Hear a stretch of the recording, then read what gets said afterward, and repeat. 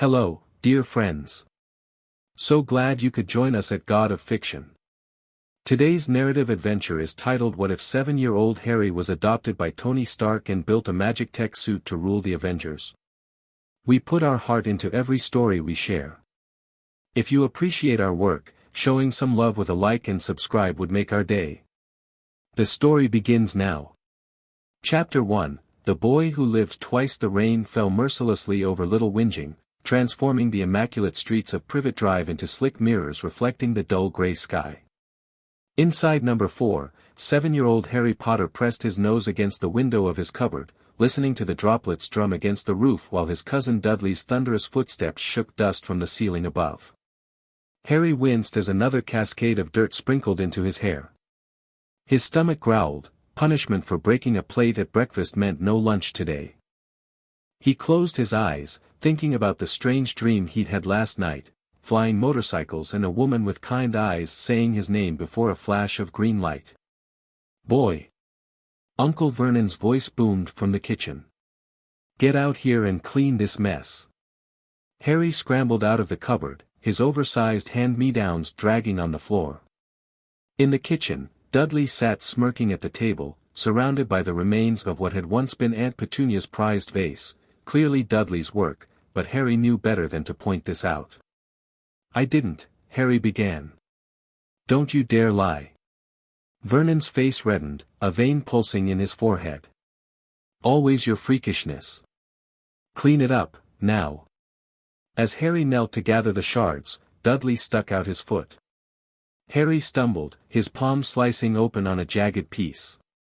Blood welled from the cut, and with it came the familiar feeling, like electricity running through his veins, building pressure behind his eyes. "No," Harry whispered, trying to contain it. "Not now. Too late." The remaining fragments of the vase trembled, then shot upward, swirling in the air like a miniature tornado. The lights flickered. The refrigerator door swung open and closed. Dudley screamed as his chair levitated 6 inches off the ground. "What are you doing?" Vernon lunged for Harry, his meaty hand closing around the boy's thin arm. The pressure in Harry's head peaked. A pulse of energy radiated outward, sending Vernon staggering back. The windows rattled in their frames. The microwave sparked and died with a whiff of ozone. Then, as suddenly as it began, everything stopped. The vase fragments clattered to the floor. Dudley's chair dropped with a thud. In the silence that followed, none of them noticed the satellite orbiting thousands of miles above shifting its focus to the anomalous energy signature emanating from suburban Surrey. "Sir, you might want to see this." Tony Stark barely looked up from the engine component he was tinkering with. "Unless it's world-ending or involves that Swedish swimsuit model I met last month, I'm busy, Jarvis." "It's neither, sir, but S.H.I.E.L.D. has flagged an unusual energy signature in Surrey, England. Director Fury is requesting your assessment." Tony sighed, setting down his tools. "What kind of energy signature are we talking about?" A holographic display materialized above his workbench, showing a suburban street and a pulsing red dot centered on one of the houses. "Unknown, sir. It doesn't match any known energy weapons, reactors, or experimental technology. The signature has elements similar to gamma radiation but with properties I cannot identify. And Fury's dumping this in my lap because..." He indicated that Dr. Banner is unavailable, and the energy pattern shows similarities to theoretical models you developed for the arc reactor. "Of course he did." Tony wiped his hands on a rag. "Fine. Pull up everything we have on this location. And tell Pepper I need the jet ready." Ms. Potts anticipated your response. "The jet is already being prepared." Tony smirked. "Am I that predictable?" "I believe Ms. Potts used the phrase reliably unreliable, sir." 18 hours later, Tony Stark stood on Privet Drive, dressed in an immaculate suit that made him stand out like an exotic bird among the drab uniformity of the suburban neighborhood. He glanced down at the handheld scanner, then back at the utterly ordinary house before him. "Jarvis, are you sure this is the place?" It looks more like a setting for a midlife crisis than a secret energy experiment. Quite certain, sir. The residual signature is strongest at this location. Number 4, Privet Drive. Tony approached the door and knocked. A thin, horse-faced woman answered, her eyes narrowing with suspicion. "We don't buy anything door to door," she said tersely. Tony flashed his most charming smile. "Good thing I'm not selling." Tony Stark. He extended his hand, which she didn't take. "I'm conducting some environmental surveys in the area. Mind if I ask a few questions?" Stark. The American weapons manufacturer. Her expression soured further. "Vernon won't want, Petunia." "Who's at the door?" A large man appeared behind her, his mustache twitching with annoyance.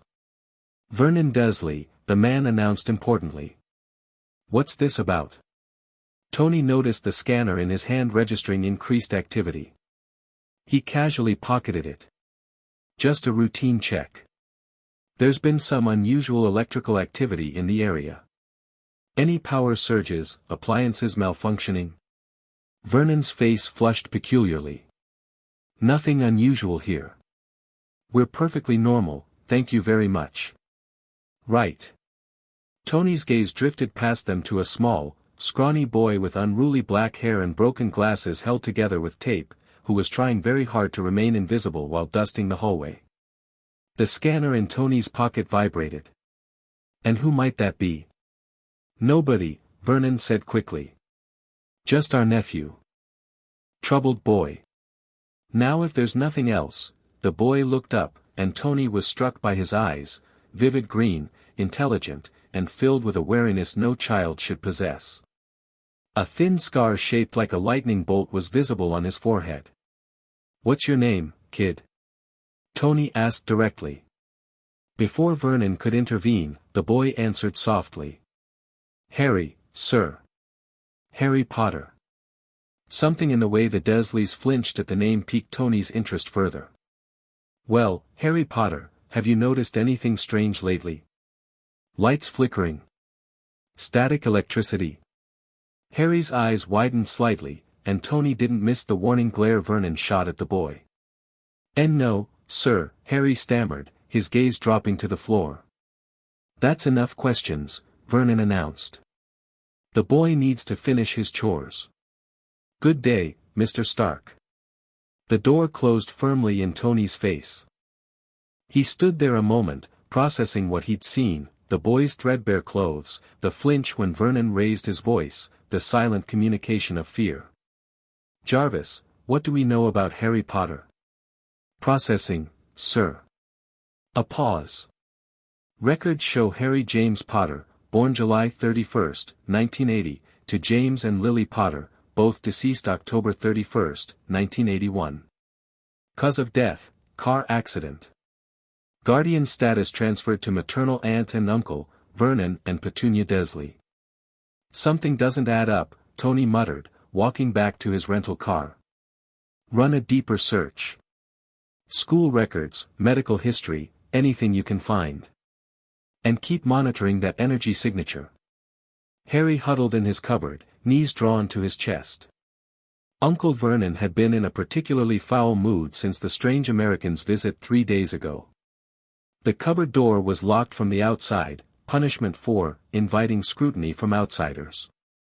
He traced the lightning scar on his forehead, thinking about Mr. Stark's questions.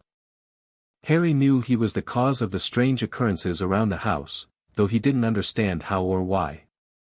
Things just happened when he was scared or angry.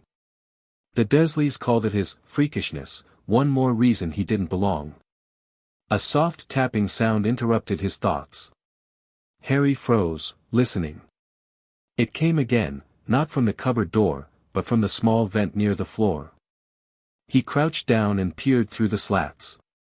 2 metallic objects, each the size of a large spider, were positioned outside the vent. As Harry watched, one extended a thin appendage through the slats, a tiny light blinking at its end. "Hello?" Harry whispered. Voice recognition confirmed, came a crisp, accented voice from the device. Hello, Mr. Potter. I am Jarvis, an artificial intelligence assistant to Tony Stark. Mr. Stark has sent me, or rather, these remote drones, to communicate with you. Harry's eyes widened. Like a robot? A real robot? In a manner of speaking. Mr. Stark is concerned about your well-being and the unusual energy readings emanating from this residence. Are you being mistreated, Mr. Potter? Harry hesitated. The Dursleys had made it clear that complaining to outsiders would only make things worse. Yet something about the little robot and the man who sent it made Harry want to trust them. I'm fine, he said automatically, then added, the cupboard is a bit small, though. Cupboard?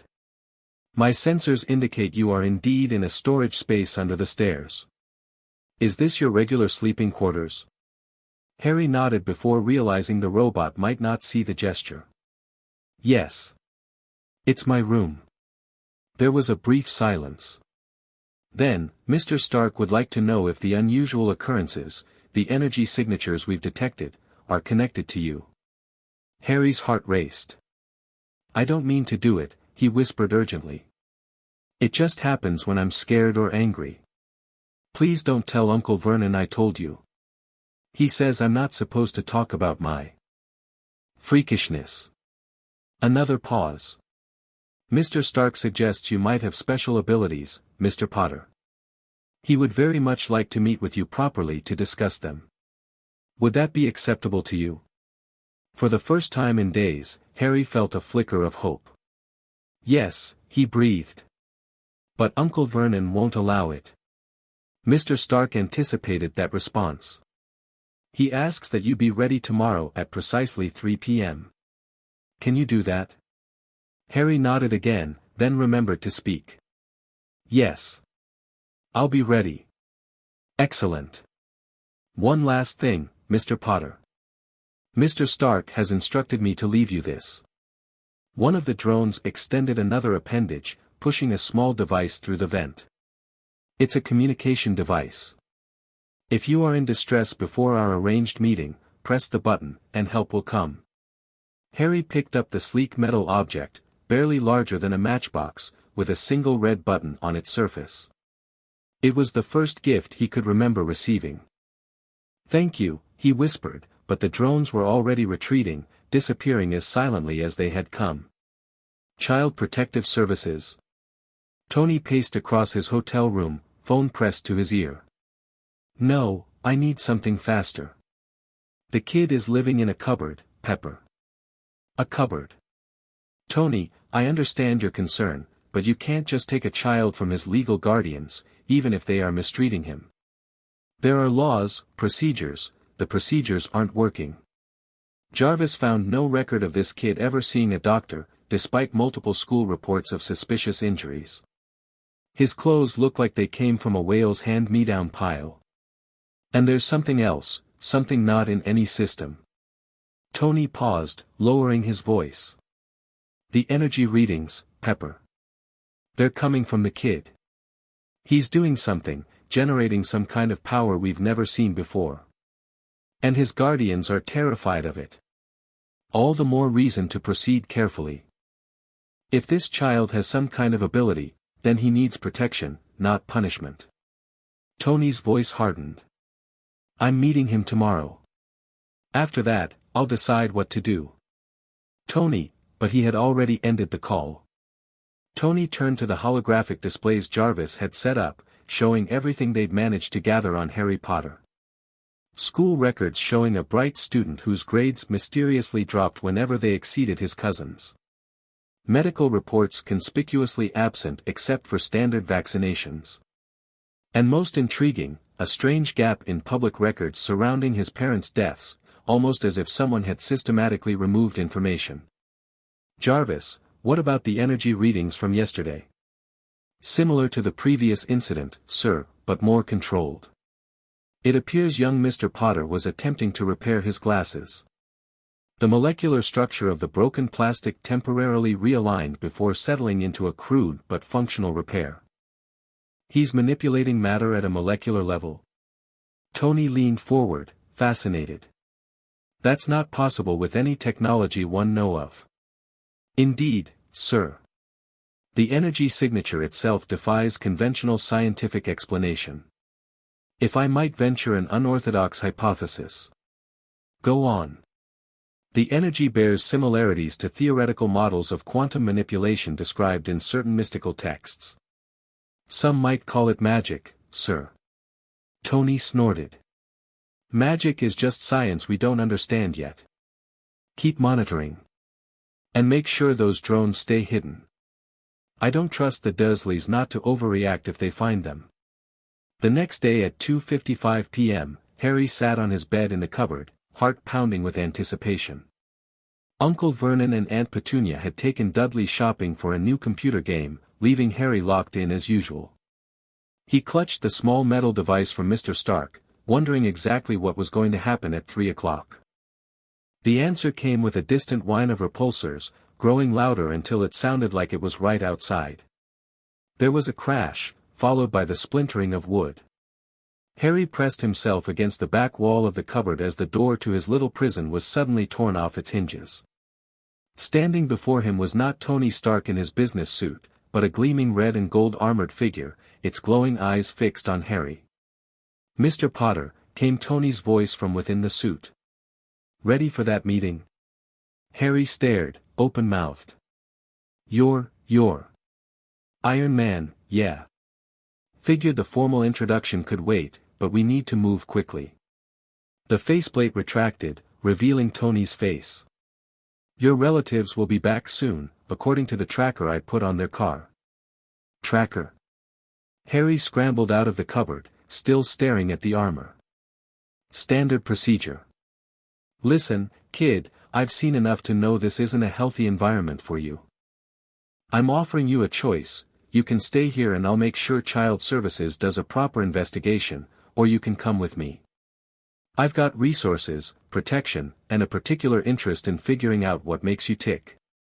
Harry blinked. You want me to go with you? To America? Got a lab in New York that would blow your mind.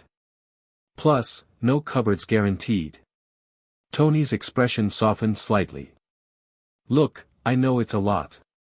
But sometimes you've got to take a leap of. He was cut off by the sound of a car pulling into the driveway. Decision time, kid. Harry thought of the cupboard, the hand-me-downs, the constant reminders that he was unwanted. Then he looked at the armored man before him, offering something no one ever had, a choice. I want to go with you, he said firmly. Tony grinned. Good choice. Grab anything important, make it quick. Harry needed only seconds to gather his few possessions, the broken toy soldiers he'd salvaged from Dudley's trash, a tattered paperback book, and a baby blanket with his initials that was his only link to his parents. Everything fit into a small school bag. The front door opened. Vernon Dursley's voice boomed, "What the bloody hell happened to our door?" Tony's faceplate snapped back into place. Hold on tight, Mr. Potter. First flight's always the most memorable. Harry barely had time to wrap his arms around the armored neck before Tony blasted through the already damaged front doorway, coming face to face with the astonished Dursleys. Mr. Dursley, Tony's amplified voice announced. Consider this an unofficial removal of your nephew from your care. Official paperwork to follow. Vernon's face purpled with rage. You can't do this. We're his legal guardians. This is kidnapping. Actually, it's a citizen's rescue from documented abuse.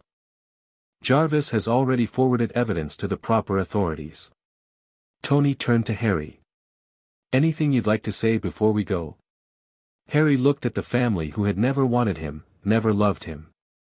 He thought of 1,000 angry words, but in the end, only one thing seemed important. My name is Harry, he said quietly. Not boy. Not freak. Harry. Then Tony activated his repulsors, and they shot into the sky, leaving the Dursleys gaping on their perfectly normal driveway. The flight was both terrifying and exhilarating. Harry clung to the armor, the wind whipping his untidy hair, watching Surrey shrink beneath them until it was nothing but a patchwork of streets and houses. They landed at a private airfield where a sleek jet waited, its engines already running. First time flying? Tony asked as he set Harry down, the armor retracting into a compact case. First time everything, Harry replied, trying to smooth his wind-tangled hair. Inside the jet, Harry's eyes widened at the luxury, leather seats, gleaming wood panels, and technology unlike anything he'd seen before. A red-haired woman in an impeccable suit greeted them with an expression that mixed concern and exasperation. "This is the child?" she asked, studying Harry with kind eyes. "Harry Potter, meet Pepper Potts, the actual adult in the room," Tony said. "Pepper, Harry's going to be staying with us while we sort things out." "Hello, ma'am," Harry said politely, suddenly aware of his oversized clothes and taped glasses. Pepper's expression softened. "Hello, Harry. Are you hungry? We have food on board." Harry nodded cautiously, still not quite believing this wasn't an elaborate dream. As the jet took off, Harry experienced his first proper meal in days, a sandwich that he didn't have to prepare himself, juice that wasn't watered down, and chocolate that he didn't have to watch Dudley devour. While he ate, Tony and Pepper spoke in hushed tones that occasionally rose when Pepper said things like international custody laws and diplomatic nightmare. Finally, Tony came to sit across from Harry. "So, about these things that happen around you. The energy. Want to tell me more?" Harry hesitated, the old fear of discussing his freakishness still strong. "It's okay," Tony assured him. "Whatever it is, I'm not afraid of it. I'm curious. There's a difference." Slowly, Harry began to explain, the vanishing glass at the zoo, reappearing on a school roof when running from Dudley, his hair growing back overnight after Aunt Petunia cut it horribly. As he spoke, Tony's expression grew increasingly fascinated. "Can you control it? Make it happen when you want?" Harry shook his head. "Not really. It just happens when I'm scared or angry. Sometimes I can feel it building up, like pressure inside me." Tony leaned forward. "What if I told you I could help you understand it? Maybe even control it?" "You can. Kid, I build impossible things for breakfast. Whatever this is, energy manipulation, matter reconfiguration, subatomic quantum effects, we can figure it out. Science can explain everything, even the stuff that looks like magic." For the first time in his life, Harry felt a spark of hope that his difference might not be a curse but something valuable, something that made someone like Tony Stark interested in him. "What happens now?" he asked.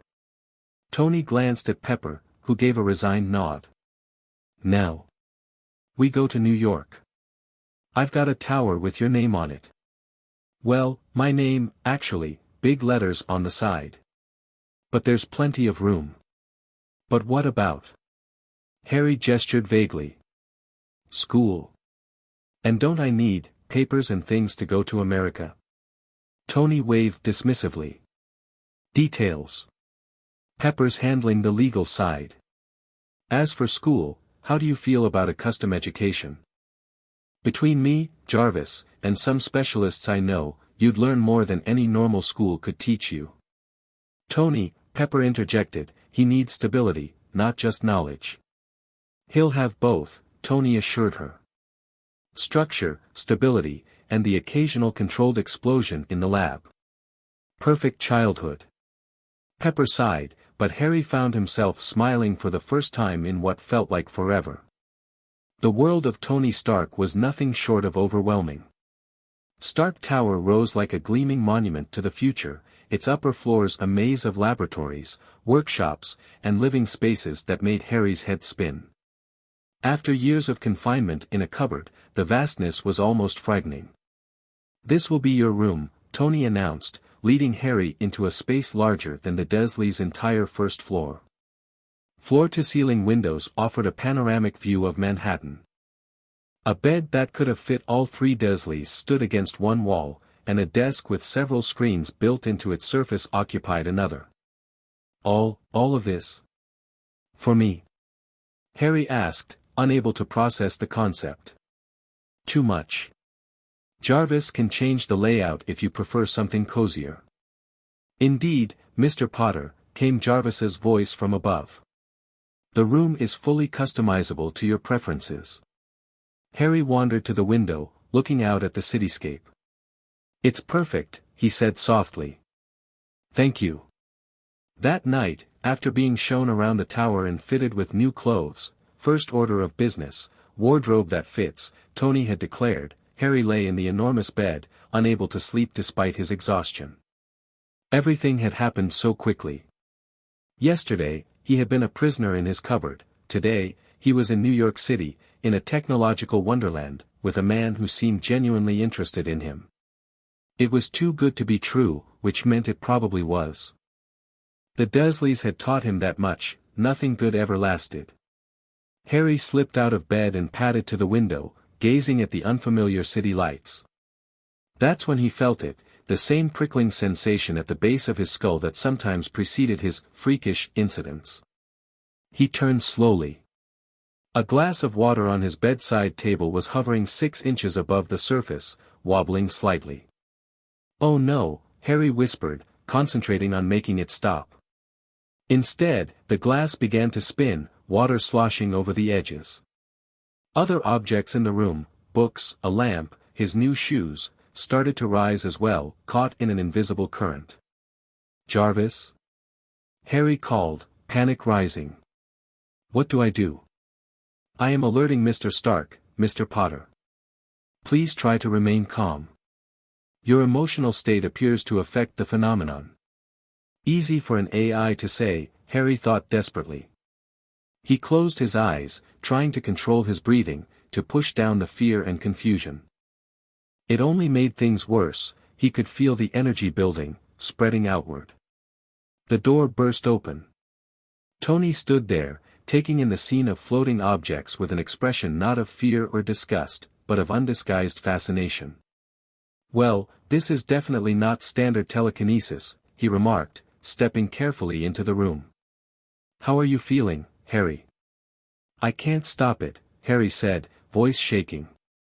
I'm trying, but, don't try to force it down, Tony advised, moving closer. That's like putting a lid on a boiling pot. Instead, try directing it.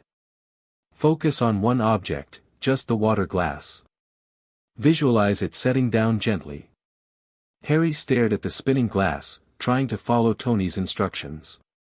To his surprise, the glass slowed its rotation, then began to descend. That's it, Tony encouraged. You're not fighting it, you're working with it.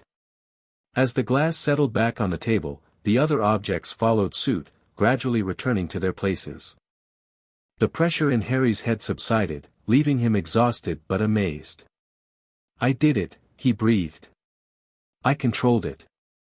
First step, Tony agreed, sitting on the edge of the bed. Tomorrow we start figuring out exactly what it is.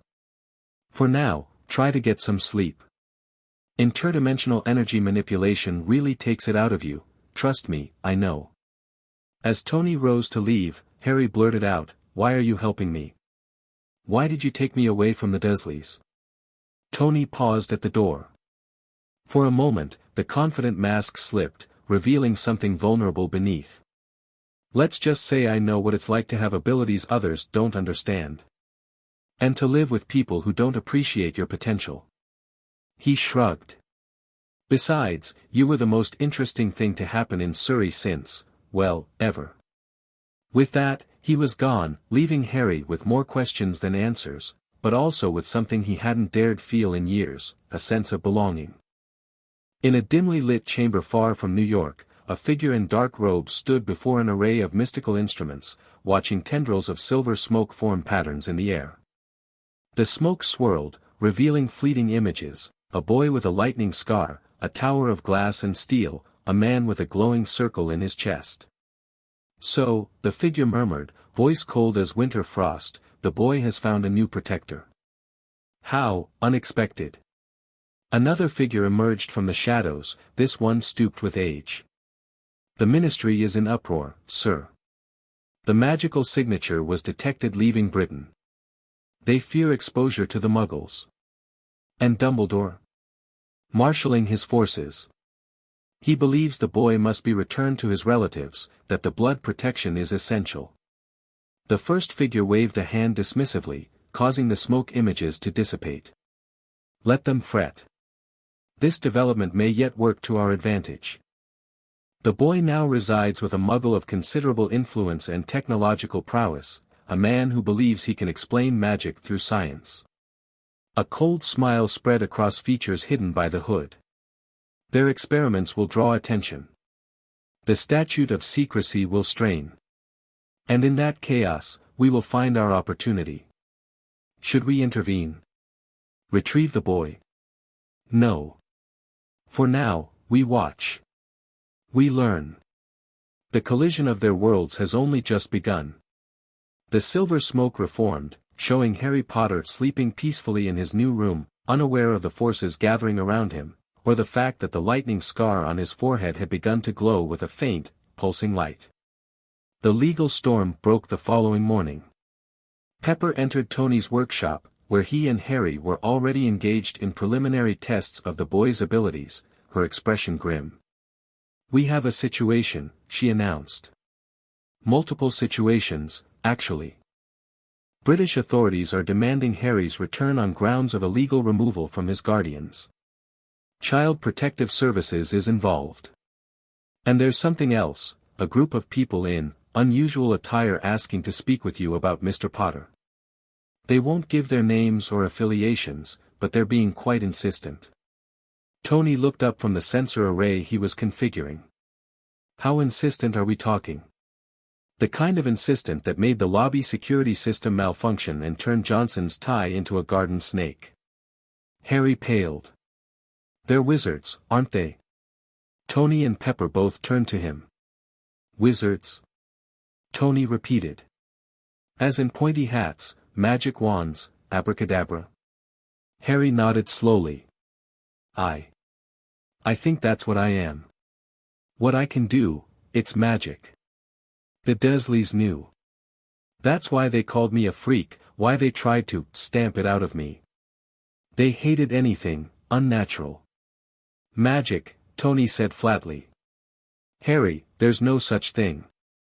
What you're doing is manipulating energy in ways we don't fully understand yet, but, sir," Jarvis interrupted, "the individuals in the lobby have bypassed standard security measures and are now ascending in the private elevator." Tony swore under his breath. "Lock down the workshop. Pepper, get Harry to the panic room. I'll handle our uninvited guests." "No," Harry said suddenly, with a firmness that surprised even himself. "If they're wizards, they're here for me. I want to hear what they have to say." Tony studied him for a moment, then nodded. "Stay behind me. First sign of trouble, you run." "Clear." "Clear," Harry agreed. They met the delegation in the penthouse living room, three figures who couldn't have looked more out of place in Stark Tower if they tried. An elderly man with a sweeping silver beard and half-moon spectacles, dressed in what appeared to be purple robes spangled with silver stars. A severe-looking woman in emerald green, her hair pulled into a tight bun. And a tall, sallow-faced man in black, whose cold eyes fixed immediately on Harry. "Mr. Stark," the elderly man greeted him, "I am Albus Dumbledore, headmaster of Hogwarts School of Witchcraft and Wizardry. These are my colleagues, Professors McGonagall and Snape." He peered at Harry over his spectacles, his blue eyes twinkling. "And this must be young Harry Potter. It is good to see you well, my boy. You know me?" Harry asked, stepping slightly out of Tony's shadow. "Indeed I do. I knew your parents. They were remarkable wizards, both of them." Dumbledore's gaze shifted to Tony. "Mr. Stark, I understand you acted with the best of intentions in removing Harry from his relative's home. However, there are complexities to this situation of which you cannot be aware." "Try me," Tony challenged. "Because from where I stand, I removed a child from demonstrable abuse and neglect. What complexity justifies leaving him in a cupboard?" Dumbledore's expression faltered slightly. "A cupboard?" "His bedroom. 4 feet by 6 feet, under the stairs. Locks on the outside. Inadequate ventilation. Shall I continue? The woman, McGonagall, inhaled sharply. Albus, you assured me the boy would be safe and well cared for. The blood wards required his residence with family, Dumbledore said heavily. Lily's sacrifice created a protection that lives on in her sister's blood, keeping Harry safe from those who would do him harm. Safe from who, exactly? Tony demanded. Because the only people I saw harming him were the ones you left him with. Harry listened to the adults arguing about him, a familiar feeling of helplessness creeping over him. The dark-robed man, Snape, hadn't spoken, but his gaze hadn't left Harry, studying him with an unsettling intensity. You have your mother's eyes, Snape said suddenly, his voice barely above a whisper. The room fell silent. Harry stared at the man. You knew my mother too. A complex emotion crossed Snape's face before it shuddered again. I did. Before she was murdered by the Dark Lord. Murdered? Harry's voice cracked. But Aunt Petunia said they died in a car crash. A car crash? McGonagall looked outraged. A car crash kill Lily and James Potter? How dare they? Perhaps, Dumbledore interjected gently, we should all sit down. There is much to explain, and Mr. Stark deserves to understand the situation he has involved himself in. Over the next hour, Harry's world shifted on its axis yet again. He learned about Hogwarts and the wizarding world hidden alongside the Muggle one. About Voldemort, the dark wizard who had murdered his parents and tried to kill him, only to be mysteriously defeated, leaving Harry with nothing but a lightning-shaped scar. About the blood protection that had kept him safe at the Dursleys, despite their treatment of him. Tony listened in uncharacteristic silence, his expression growing more thoughtful with each revelation. When Dumbledore finished, he leaned forward. Let me make sure I understand this correctly. Harry's a wizard. His parents were killed by a wizard terrorist who apparently died trying to kill Harry, except you're not convinced he's actually dead. You left Harry with abusive relatives because of a magical protection tied to his mother's blood. And now you want to take him back there, despite knowing how they've treated him. The protection is not merely against Voldemort, Dumbledore explained. It shields Harry from all who bear the dark mark, who would seek vengeance for their master's fall. And does it shield him from starvation? From being locked in a cupboard? From being treated like a servant instead of a child? Tony's voice grew harder with each question. Harry felt a surge of gratitude toward Tony, who had known him for barely 2 days yet was fighting for him with more passion than anyone ever had. There may be another solution, McGonagall suggested tentatively. If Mr. Stark is willing to provide a home for Harry, perhaps we could establish additional magical protections here. It would not be as powerful as the blood wards, but with proper enchantments. Dumbledore stroked his beard thoughtfully. It is unprecedented. But perhaps, with certain conditions. I'm listening, Tony said. Harry must return to Privet Drive for at least 2 weeks each summer to renew the blood protection. He must attend Hogwarts when he turns 11, as his name has been down since birth. And you, Mr. Stark, must agree to certain restrictions regarding magical secrecy. The Statute of Secrecy is our most sacred law. The exposure of magic to the broader Muggle world would have catastrophic consequences. And if I refuse these conditions? Then we would be forced to obliviate you, remove all memory of magic and of Harry, and return him to his relatives, Snape stated coldly. Tony's eyes narrowed dangerously. Try it, and you'll find my security systems respond poorly to magical intrusion. Jarvis is already recording this entire conversation and is programmed to release it worldwide if anything happens to my memories or if Harry is removed against his will. The tension in the room crackled like electricity. Harry felt the familiar pressure building behind his eyes, his magic responding to his distress. A nearby vase began to vibrate. Stop, he said firmly, standing up. Everyone turned to look at him. This is my life, you're all deciding.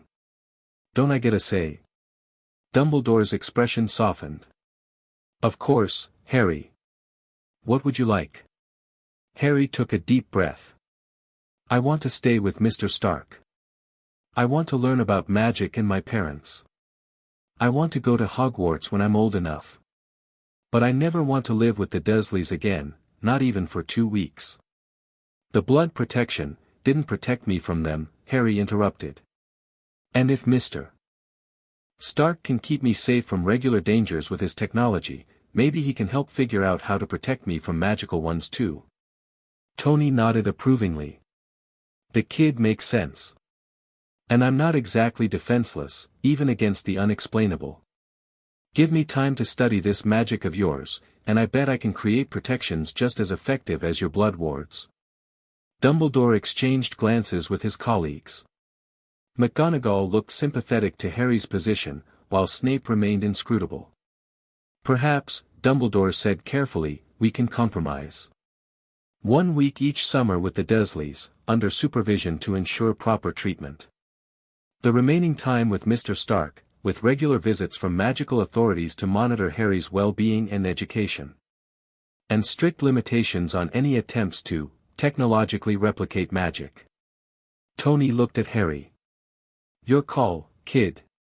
Harry considered, then nodded slowly. I can handle 1 week a year if I have to. But I want Mr. Stark to be able to visit, and I want to learn about magic now, not just when I go to Hogwarts. That can be arranged, McGonagall said before Dumbledore could respond. I would be willing to provide basic magical education during regular visits, enough to prepare you for Hogwarts without breaking underage magic restrictions. Then we have an agreement, Tony declared, standing and offering his hand to Dumbledore. Harry stays with me, learns about both worlds, and gets proper treatment all around.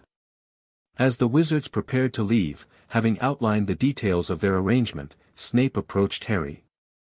Potter, he said stiffly, your mother was exceptional at potions, a magical science of sorts. Perhaps you inherited her aptitude. Do not waste it. It wasn't exactly warm, but Harry sensed it was the closest thing to approval he was likely to get from the severe man. After the wizards departed, in a distinctly non-technological manner involving a fireplace and green flames, Tony turned to Harry. So. Magic. Real. That's going to take some recalibration of my worldview. Harry looked up anxiously. Are you disappointed? That it's not science after all? Tony laughed. Kid, I just watched 3 people disappear through green fire in my fireplace. That's not disappointing, that's a whole new frontier. Besides, he added with a gleam in his eye, who says magic and science can't work together? In fact, I'm already thinking of some experiments. The next few weeks were a whirlwind of discovery and adjustment. Tony set up a specialized lab for studying Harry's magical abilities, equipped with every sensor and measuring device he could devise. Professor McGonagall visited twice weekly, providing structured lessons on magical theory and supervised practice with a training wand. The trace won't activate until you receive your official wand at 11, she explained, but it's important you learn proper technique now. Harry proved a quick study, especially when Tony translated magical concepts into scientific terms he could understand. His first successful controlled spell, making a feather float with a swish and flick of his training wand, had sent Tony into a frenzy of data collection and theorizing. The energy signature is similar to what Jarvis detected during your accidental magic incidents, but more focused, more efficient, Tony observed, reviewing the readings. It's like you're tapping into some kind of ambient energy field and channeling it through specific patterns of motion and sound. Professor McGonagall calls it intent, Harry pointed out. She says the words and movements help focus your magical intent. Programmable quantum manipulation through focused consciousness, Tony mused. Incredible. If we could replicate even a fraction of this. But despite Tony's enthusiasm for understanding magic through science, Harry noticed a certain frustration growing as weeks passed. The magic consistently defied complete scientific explanation, measurements would contradict each other, experiments couldn't be perfectly replicated, and certain fundamental principles seemed to be violated without consequence. It's like trying to apply Newtonian physics to quantum mechanics, Tony complained one evening after a particularly unproductive session. The rules keep changing depending on how closely you look. Meanwhile, Harry was experiencing his own adjustments. Living with Tony was nothing like living with the Dursleys. There were no chores, no punishments, no cupboard. Instead, there was Jarvis always ready to help, robots whirring around the tower, and Tony himself, brilliant, distracted, sometimes forgetting to eat or sleep when caught up in a project, but never, ever forgetting Harry. There were challenges too. Nightmares plagued Harry, memories of the Dursleys mixed with new fears of being sent back, along with flashes of green light and high, cold laughter that left him shaking. Tony, no stranger to nightmares himself, would often find Harry in the kitchen at 3 a.m., both of them seeking solace in midnight snacks. "Want to talk about it?" Tony asked during one such encounter, sliding a mug of hot chocolate across the counter. Harry wrapped his hands around the warm mug.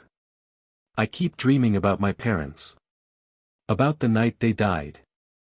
I see the green light, Professor McGonagall says it was the killing curse, and I hear him laughing." Tony's expression darkened. "Voldemort?" Harry nodded. "But that's not the scariest part. The scariest part is that sometimes, in the dream, I feel connected to him. Like there's something of him inside me." He touched his scar unconsciously. Tony was silent for a moment, then reached across the counter to gently move Harry's hand away from the scar. "Has McGonagall or Dumbledore ever examined that scar magically?" "I don't think so." "Why?" "Because every time you use magic, especially strong emotions, that scar lights up. Jarvis has recorded it. And the energy signature, it's slightly different from your usual magical output. Almost like there's an echo." Harry felt cold despite the hot chocolate. "What does that mean?" "I don't know yet," Tony admitted. "But we're going to find out." 3 months after Harry came to live at Stark Tower, their relative peace was shattered by an unexpected visitor.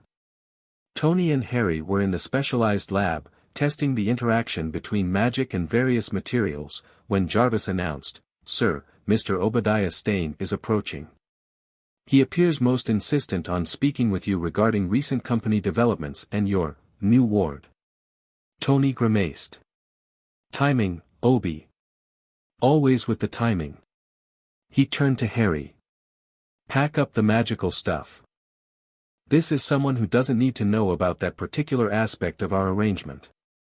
Harry quickly helped conceal the more obvious magical items, the training wand, the books from McGonagall, the enchanted objects they'd been experimenting with. Just as they finished, the lab doors slid open to admit a large, bald man with a neatly trimmed beard, dressed in an expensive suit. "Tony." Stane boomed, arms spread wide. 3 months of near radio silence, and I find you playing mad scientist with a child. The board is getting restless, especially after that stunt with the weapons division. "Obi," Tony greeted him with a strained smile. "This is Harry Potter, my ward. Harry, meet Obadiah Stane, Stark Industries COO and my father's old friend." Stane's calculating gaze fell on Harry, who suddenly felt as though he were being assessed for market value. "So this is the boy wonder I've been hearing about. The British orphan you've inexplicably adopted." "Legal guardianship, not adoption," Tony corrected. "And it's not inexplicable. Harry's a genius with unique perspectives on energy manipulation. We've been collaborating." "Collaborating?" Stane repeated incredulously. "Tony, he's what, 8? 7, Harry corrected quietly. Stane chuckled, but the sound held no warmth. 7. And already Tony Stark's lab partner. "Tell me, Harry, what special talents do you have that caught Tony's attention?" Harry felt a warning prickle at the base of his skull, the feeling that preceded accidental magic. Something about Stane felt wrong. "I'm good at seeing problems differently," Harry said carefully. Mr. Stark says I have an intuitive understanding of energy. Is that right? Stain looked skeptical. And that's worth halting production on 3 major defense contracts. The company's fine, Obi, Tony interjected. The arc reactor developments alone are keeping the stock price up. And I've been working, just not on weapons. The board doesn't share your sudden humanitarian streak, Stain said, his jovial mask slipping slightly. They're starting to question your focus, especially with these rumors about your new, domestic arrangement. The conversation continued in that vein, Stain pushing for a return to weapons development, Tony deflecting, with occasional pointed glances at Harry that suggested he was the reason for Tony's redirection. Throughout, Harry sat quietly, observing the undercurrents of the exchange with the keen perception of a child who had learned early to read adults' moods for his own safety. When Stain finally left, with promises to continue this discussion later, Tony slumped into a chair. That went about as well as expected, he muttered. He doesn't like me, Harry observed. Obi doesn't like anything that diverts attention from the company's core business, meaning weapons. Tony ran a hand through his hair. Don't take it personally. But Harry couldn't shake the feeling that there was more to Stain's hostility than business concerns. The way the man had looked at him, calculating, cold, almost, hungry. Mr. Stark? Harry asked hesitantly. What happens to me if something happens to you? If the board makes you step down, or if you... He couldn't finish the thought, but Tony understood. He moved to crouch before Harry, looking him directly in the eye. Listen to me. Nothing is going to happen to me, and even if it did, I've taken precautions. You're in my will. Pepper has guardianship instructions. And there's a trust fund with your name on it that would make your wizard friend's eyes pop out. You're not going back to those people, Harry. Not ever. The conviction in Tony's voice loosened the knot of anxiety in Harry's chest. But that night, his nightmares took a new form, Stain's calculating eyes, his father's cold laugh, and a sense of dread that no amount of reassurance could quite dispel. 1 week later, Harry was awakened in the middle of the night by Jarvis's urgent voice. Mr. Potter, your presence is required in the medical bay immediately. Mr. Stark has been injured. Harry bolted upright, heart hammering. What happened? Is he okay? Mr. Stark was attacked while testing a new prototype. His injuries are severe but not life-threatening. He is asking for you. Harry ran through the tower in his pajamas, bare feet slapping against the cool floor. In the medical bay, he found Tony lying on a bed, his shirt cut away to reveal bruising across his chest and a bandaged wound on his shoulder. Hey, kid, Tony greeted him, voice strained but attempting lightness. Sorry for the midnight drama. What happened? Harry demanded, moving to Tony's bedside.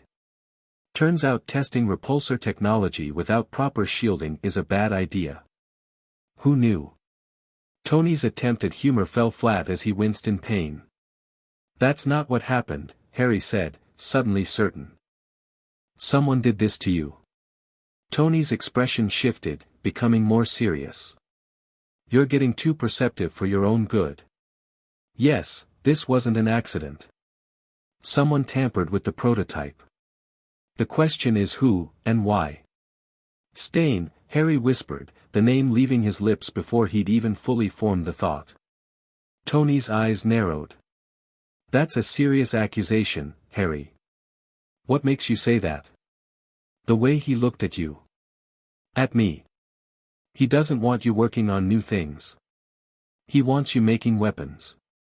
Harry hesitated, then added, and when he was here, I felt something.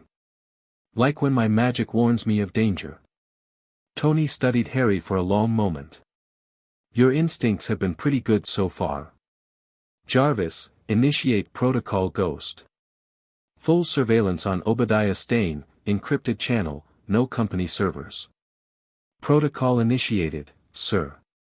Tony turned back to Harry. This stays between us for now.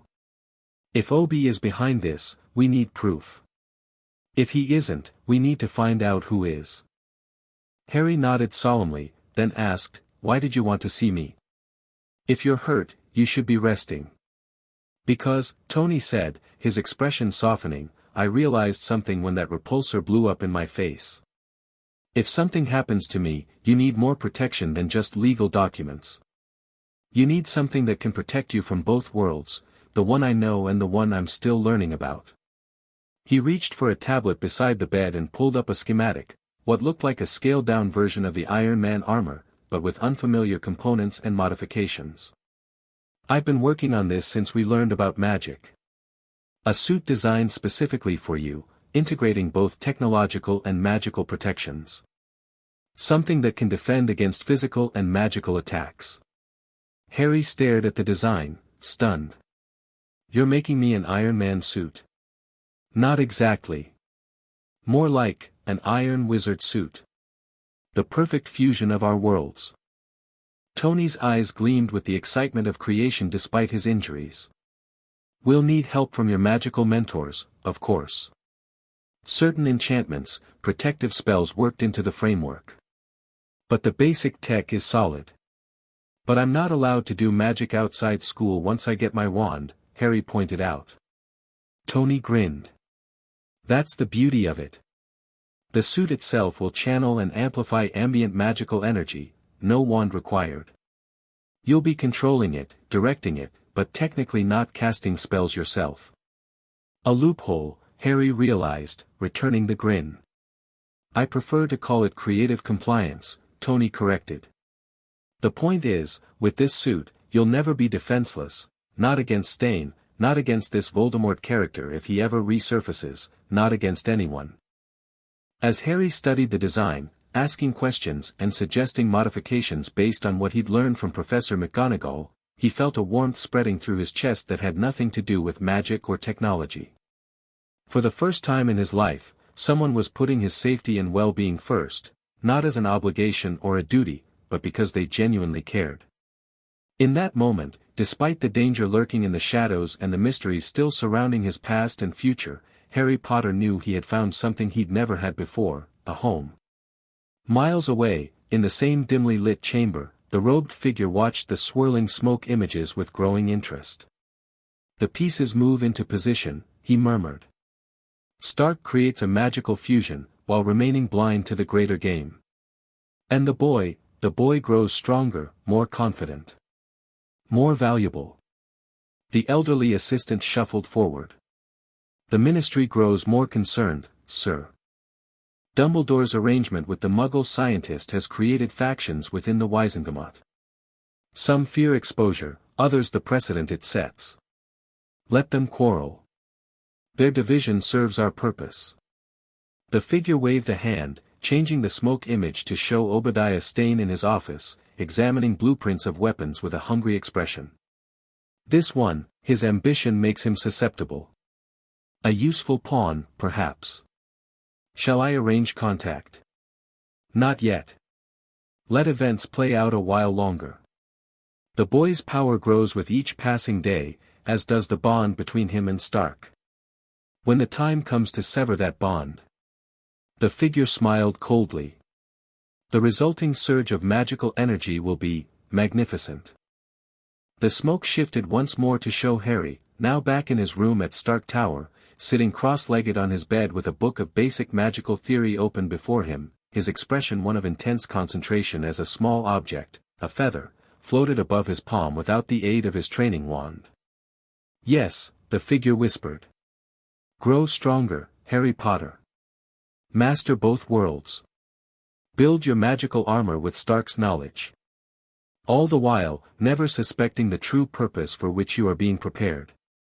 The smoke dispersed, leaving only shadows and the soft, sinister chuckle that lingered in the darkness like a promise of things to come.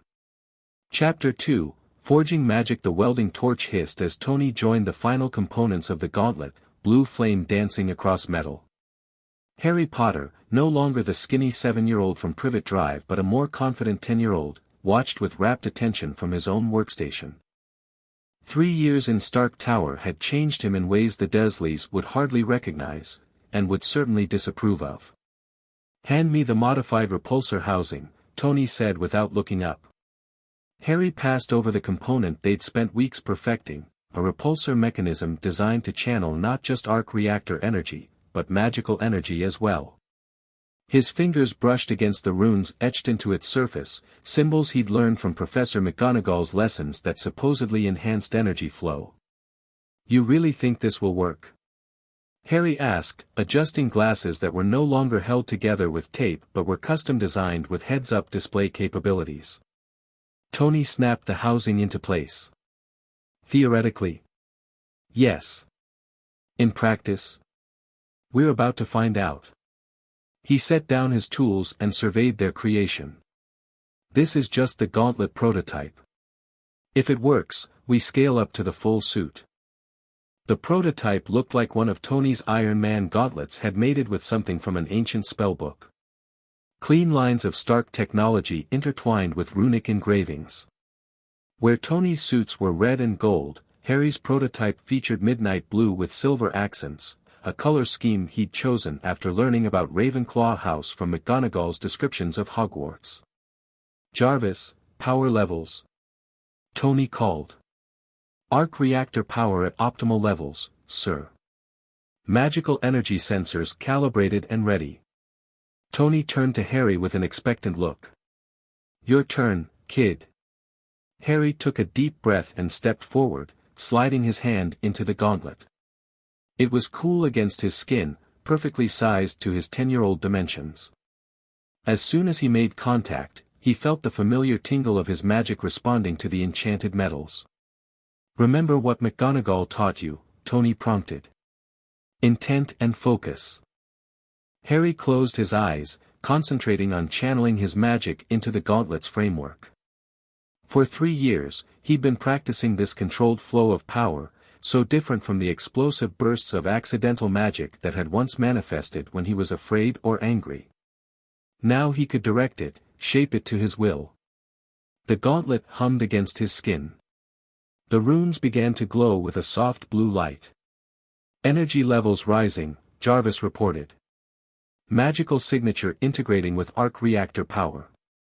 Harry opened his eyes and aimed his palm at the test target, a simple metal plate across the lab. In his mind, he formed the intent, Protego. Shield. He triggered the repulsor mechanism with a flick of his fingers, just as Tony had taught him. A blast of energy, not quite the standard repulsor beam, but something bluer, more fluid, shot from his palm and struck the target. Instead of damaging it, the energy spread across its surface, forming a shimmering, translucent barrier. Holy shit, Tony breathed. It worked. The magical shield manifested through technological delivery. Harry stared at his handiwork, a grin spreading across his face. We did it. The shield held for nearly 30 seconds before dissolving. Harry lowered the gauntlet, feeling the familiar drain that came with focused magical exertion. 3 years of practice had built his stamina, but complex magic still taxed him. Tony was already reviewing the data streaming across his screens. Incredible. The energy signature is completely unique, neither purely magical nor purely technological. It's a true hybrid. He looked up at Harry with undisguised pride. You know what this means? We've created an entirely new branch of science. Technomagic. Magitech. Whatever we call it, it's revolutionary. Harry flexed his fingers in the gauntlet, feeling the potential literally at his fingertips. And it's just the beginning, right? Just the beginning, Tony confirmed. Next, sir, Jarvis interrupted, Professor McGonagall has arrived for Harry's scheduled lesson. Tony checked his watch and winced. Right. Magic lessons. Almost forgot. He gave Harry a conspiratorial look. Maybe don't lead with "we've been fusing magic and technology today." The good professor still twitches when I call magic quantifiable energy manipulation. Harry grinned and carefully removed the gauntlet, setting it in its specialized containment unit. I won't tell if you won't. Professor McGonagall's sharp eyes missed nothing as she observed Harry practicing the levitation charm with his training wand, a special allowance Dumbledore had authorized given Harry's unique living situation. "Your form has improved considerably, Mr. Potter," she noted as Harry successfully floated a book across the room and gently set it on a shelf. "Though your technique remains unconventional." Harry knew what she meant. Most young wizards learn to visualize magic as something mystical, almost alive. Harry, influenced by Tony's scientific approach, tended to think of it more as an energy field he was manipulating with precise calculations. "Is unconventional bad?" he asked. McGonagall's lips twitched in what might have been the ghost of a smile. "Not necessarily. Your mother had quite an unconventional approach to charms work. She would often question why spells functioned as they did, not simply accepting that they worked." As always, Harry soaked up any mention of his parents like a desert absorbing rain. "What about my dad?" James Potter was naturally gifted, though his talents often led him toward mischief. This time her expression was decidedly less approving. "His transfiguration work was exceptional, however." Harry nodded, filing away these scraps of information about his parents.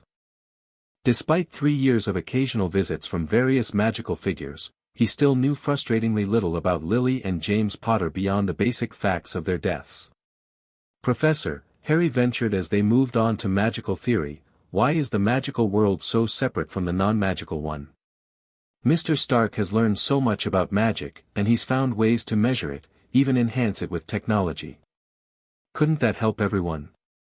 McGonagall's expression grew serious. "The statute of secrecy exists for good reason, Mr. Potter. History is filled with examples of what happens when Muggles discover magic: witch hunts, persecution, attempts to control magical power for destructive ends." She eyed him carefully. "While Mr. Stark has proven himself trustworthy, the same cannot be said for all Muggles, particularly those in positions of power." "But that was hundreds of years ago," Harry argued. "People are more scientific now, more understanding." "Are they?" McGonagall raised an eyebrow. "Consider how governments might react to discovering individuals with abilities they cannot control or regulate. Or corporations that would exploit magic for profit without understanding its deeper nature." Harry thought of Obadiah Stane and fell silent. Though Tony had never proven his suspicions about Stane's involvement in the accident 3 years ago, the man remained a cold presence in Tony's corporate life, and increasingly vocal about his disapproval of Tony's guardianship of Harry. "The separation protects both worlds, Mr. Potter," McGonagall continued more gently. "Though I admit, your situation has made me question certain assumptions about the divide." After McGonagall left, Harry returned to the workshop, mulling over her words. Tony was bent over the gauntlet prototype, making adjustments based on their earlier test. "How was school with Professor Bun in her hair?" Tony asked without looking up. "She still thinks you're a bad influence," Harry replied, dropping into his chair. "Says you're turning magic into engineering." "Highest compliment she could give me," Tony quipped, then glanced up at Harry's troubled expression. "What's really bothering you, kid?" Harry sighed. "She talked about why the magical world stays hidden. Made it sound like if they didn't, people would either hunt them down or try to use them as weapons." Tony set down his tools, giving Harry his full attention, a rare occurrence in the middle of a project. "She's not entirely wrong. People fear what they don't understand, and governments have a nasty habit of weaponizing anything powerful." He tapped his chest where the arc reactor glowed beneath his shirt. "Trust me on that one." "So you agree with her? That magic and technology should stay separate?" "I didn't say that." Tony leaned back. "Look, every revolutionary idea faces resistance. Electricity was once considered dangerous black magic. Nuclear power was only a weapon before it became an energy source. The question isn't whether these worlds should come together, it's how to do it responsibly." Harry considered this. "And that's what we're doing with the suit. Being responsible. We're trying to be. We're creating protection, not destruction. A shield before a sword. Tony's eyes took on the intensity they always did when he was truly serious. And we're not releasing anything to the world until we're certain it won't be misused. That's the difference between invention and innovation, thinking about the consequences. Harry nodded, feeling somewhat reassured. Then Tony clapped his hands together, breaking the solemn moment. Enough philosophy. The gauntlet tests were promising, but we need to make adjustments to the energy containment system. Ready to get back to work? Harry's response was to pull up his own workstation and dive back into their shared project, the perfect distraction from weightier concerns about worlds colliding. 2 days later, Harry stood on the roof of Stark Tower with Tony, both of them surveying the New York skyline. The modified gauntlet encased Harry's right hand, its runes glowing faintly in the early morning light. Remember, Tony instructed, start small. Just the shield projection at first. Once you're comfortable with that, we'll try the directional repulsor. Harry nodded, focusing on the feeling of his magic flowing into the gauntlet. After the initial success in the lab, they'd made several refinements to improve energy efficiency and control. Now it was time for a more open-air test. Harry extended his arm and concentrated on the shield spell, Protego. The gauntlet hummed, then projected a shimmering half-dome of energy in front of him, larger than the one in the lab. Perfect, Tony said, checking readings on his tablet. Energy signature is stable. Try maintaining it while I test its strength. Tony picked up a tennis ball launcher they'd brought to the roof and fired several balls at the shield. They bounced off harmlessly, the shield rippling slightly at each impact but holding firm. Now try the offensive capability, Tony suggested after Harry had successfully maintained the shield for over a minute. Harry relaxed the shield and shifted his focus to the repulsor function. This was trickier, it required him to balance the technological aspect of the repulsor with his magical intent. He aimed at a target drone hovering 20 feet away and fired. The blast was more powerful than he'd intended. The blue-tinged energy beam struck the drone and sent it spiraling wildly before it stabilized. Whoa, Harry breathed. That was stronger than in the lab. Outdoor environment means fewer electromagnetic constraints, Tony theorized. Plus, you're getting better at channeling your magic. Try again, but dial back the intensity about 20%. Harry fired again, this time with more restraint. The beam hit the drone with precision, stunning its systems momentarily without sending it flying. Now you're getting it, Tony praised. Control is more important than raw power. Anyone can make a big explosion, but finesse, that's the mark of true mastery. They continued practicing for another hour, Harry growing more comfortable with the gauntlet's capabilities. By the end, he could switch between shield and repulsor functions with barely a thought, and had even managed to create a focused beam that could cut through the target board Tony set up. As they packed up their equipment, Tony casually mentioned, "I've got a meeting with the Avengers tomorrow. Thought you might want to come along." Harry's head snapped up. Seriously? All of them?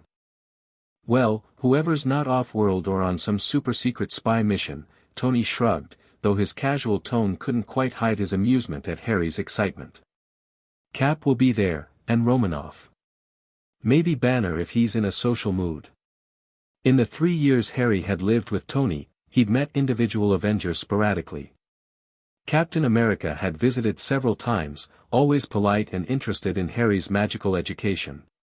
Black Widow had appeared occasionally, silent as a shadow until she'd surprise Harry with an impromptu self-defense lesson. But he'd never attended an actual Avengers meeting.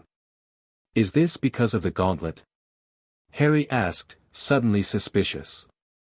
Are you showing me off? Tony had the grace to look slightly abashed. Not showing off. Introducing a potential future asset. There's a difference. I'm 10, Tony. And already creating tech magic hybrid devices that could revolutionize defensive capabilities. Tony rested a hand on Harry's shoulder.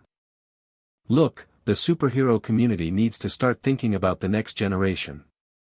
You're not the only gifted kid out there, just the one lucky enough to live with me.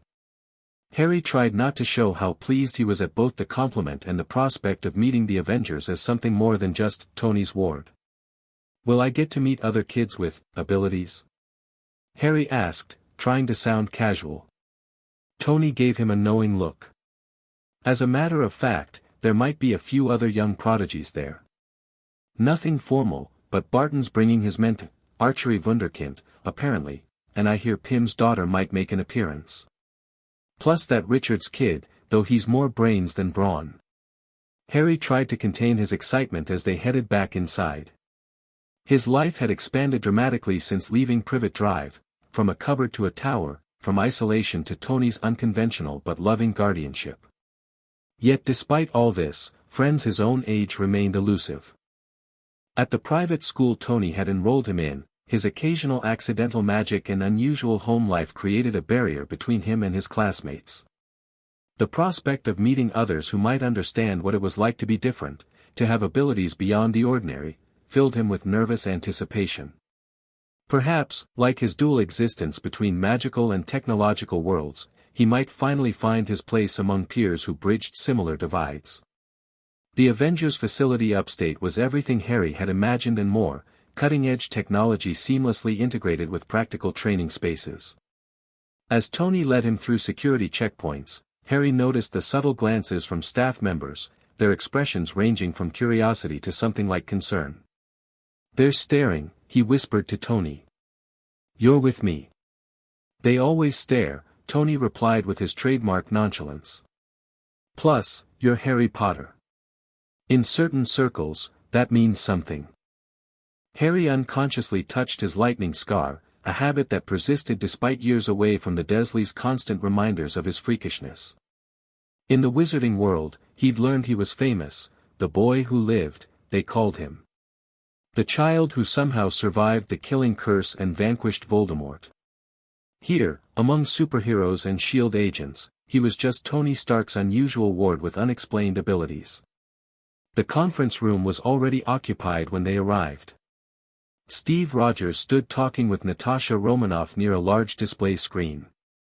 Bruce Banner sat quietly at the table, reviewing data on a tablet. Clint Barton was perched, there really was no other word for it, on a chair in the corner, beside a teenage boy with a serious expression who was fiddling with what looked like a collapsible bow.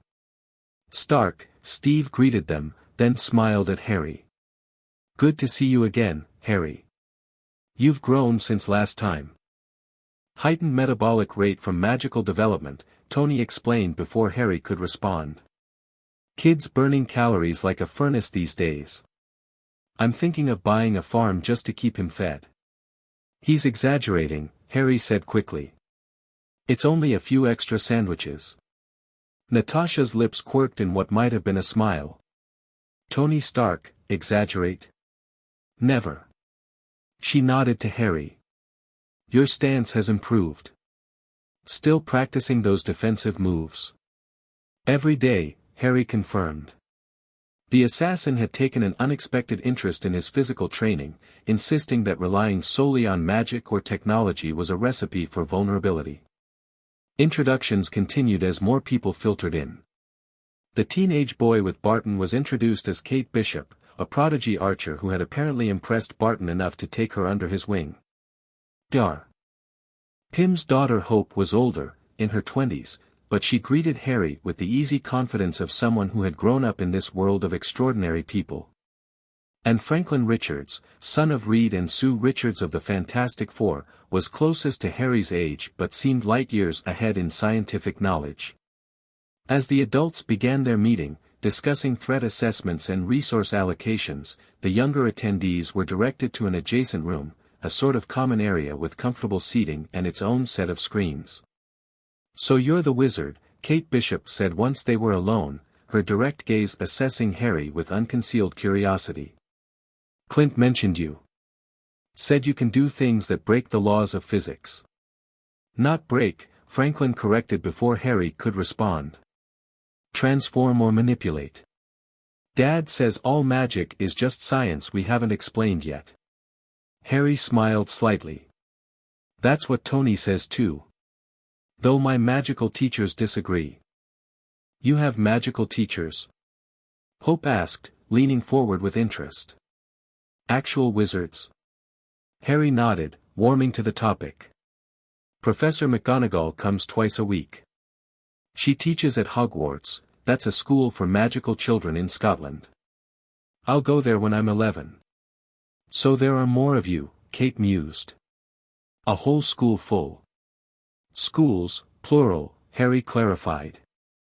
Hogwarts is just the one in Britain.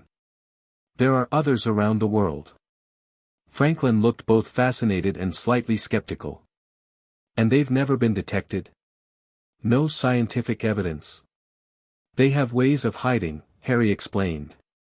Enchantments that make non-magical people, muggles, they call them, unable to see magical places or remember them if they stumble across them. Mind control, Hope said flatly, her expression darkening. That's ethically problematic. Harry hadn't considered it that way before. It's not exactly controlling minds. More like, suggesting that there's nothing interesting to see.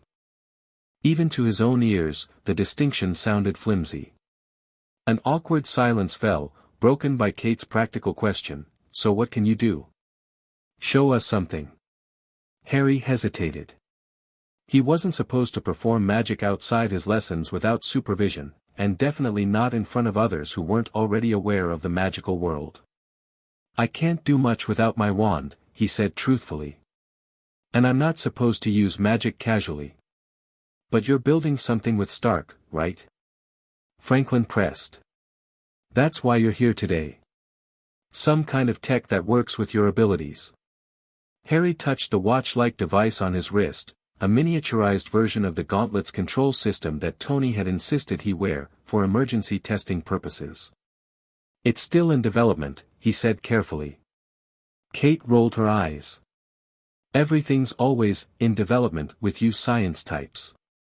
Come on, Potter. We've all got skills. She produced a coin from her pocket and flicked it across the room, where it ricocheted off 3 different surfaces before landing precisely on the edge of a table. Your turn. The challenge in her eyes stirred something in Harry, the same competitive spirit that had emerged during his time with Tony, who turned everything from breakfast to bedtime into a friendly contest. Before he could overthink it, Harry activated the miniaturized gauntlet. The device expanded from his wristband, metallic components flowing over his hand until the familiar blue and silver gauntlet encased it. The others stepped back, expressions ranging from surprise to delight. Nanotechnology? Franklin asked, immediately honing in on the technological aspect. Partially, Harry admitted. But watch this. He focused his intent on the coin Kate had thrown, extending his palm toward it. With a whispered, Wingardium Leviosa, the first charm he'd mastered with McGonagall, he channeled his magic through the gauntlet. The coin rose slowly into the air, then began to orbit Harry's hand in a controlled pattern. Telekinesis? Hope suggested. Not exactly, Harry explained, maintaining his concentration. It's a levitation charm, but channeled through technology that amplifies and focuses the magical energy.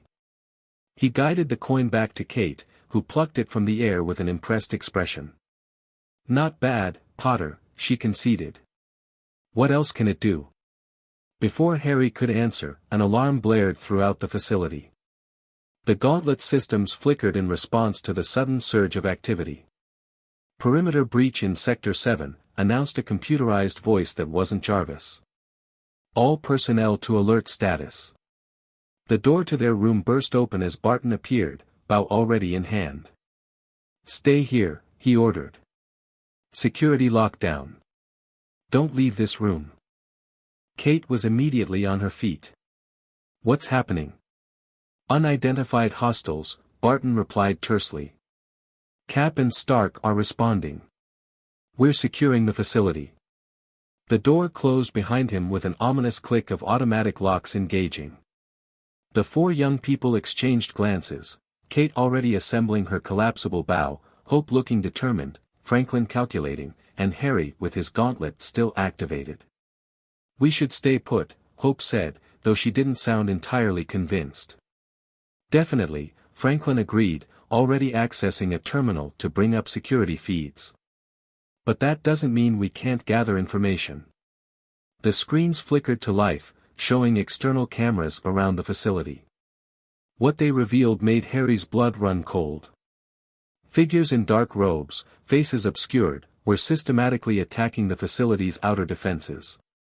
But they weren't using any weapons Harry recognized. Instead, jets of colored light shot from wands clutched in their hands. "Those are wizards," Harry breathed. "Dark wizards." Tony Stark had faced many enemies in his time as Iron Man, terrorists, rival weapons manufacturers, enhanced individuals with grudges.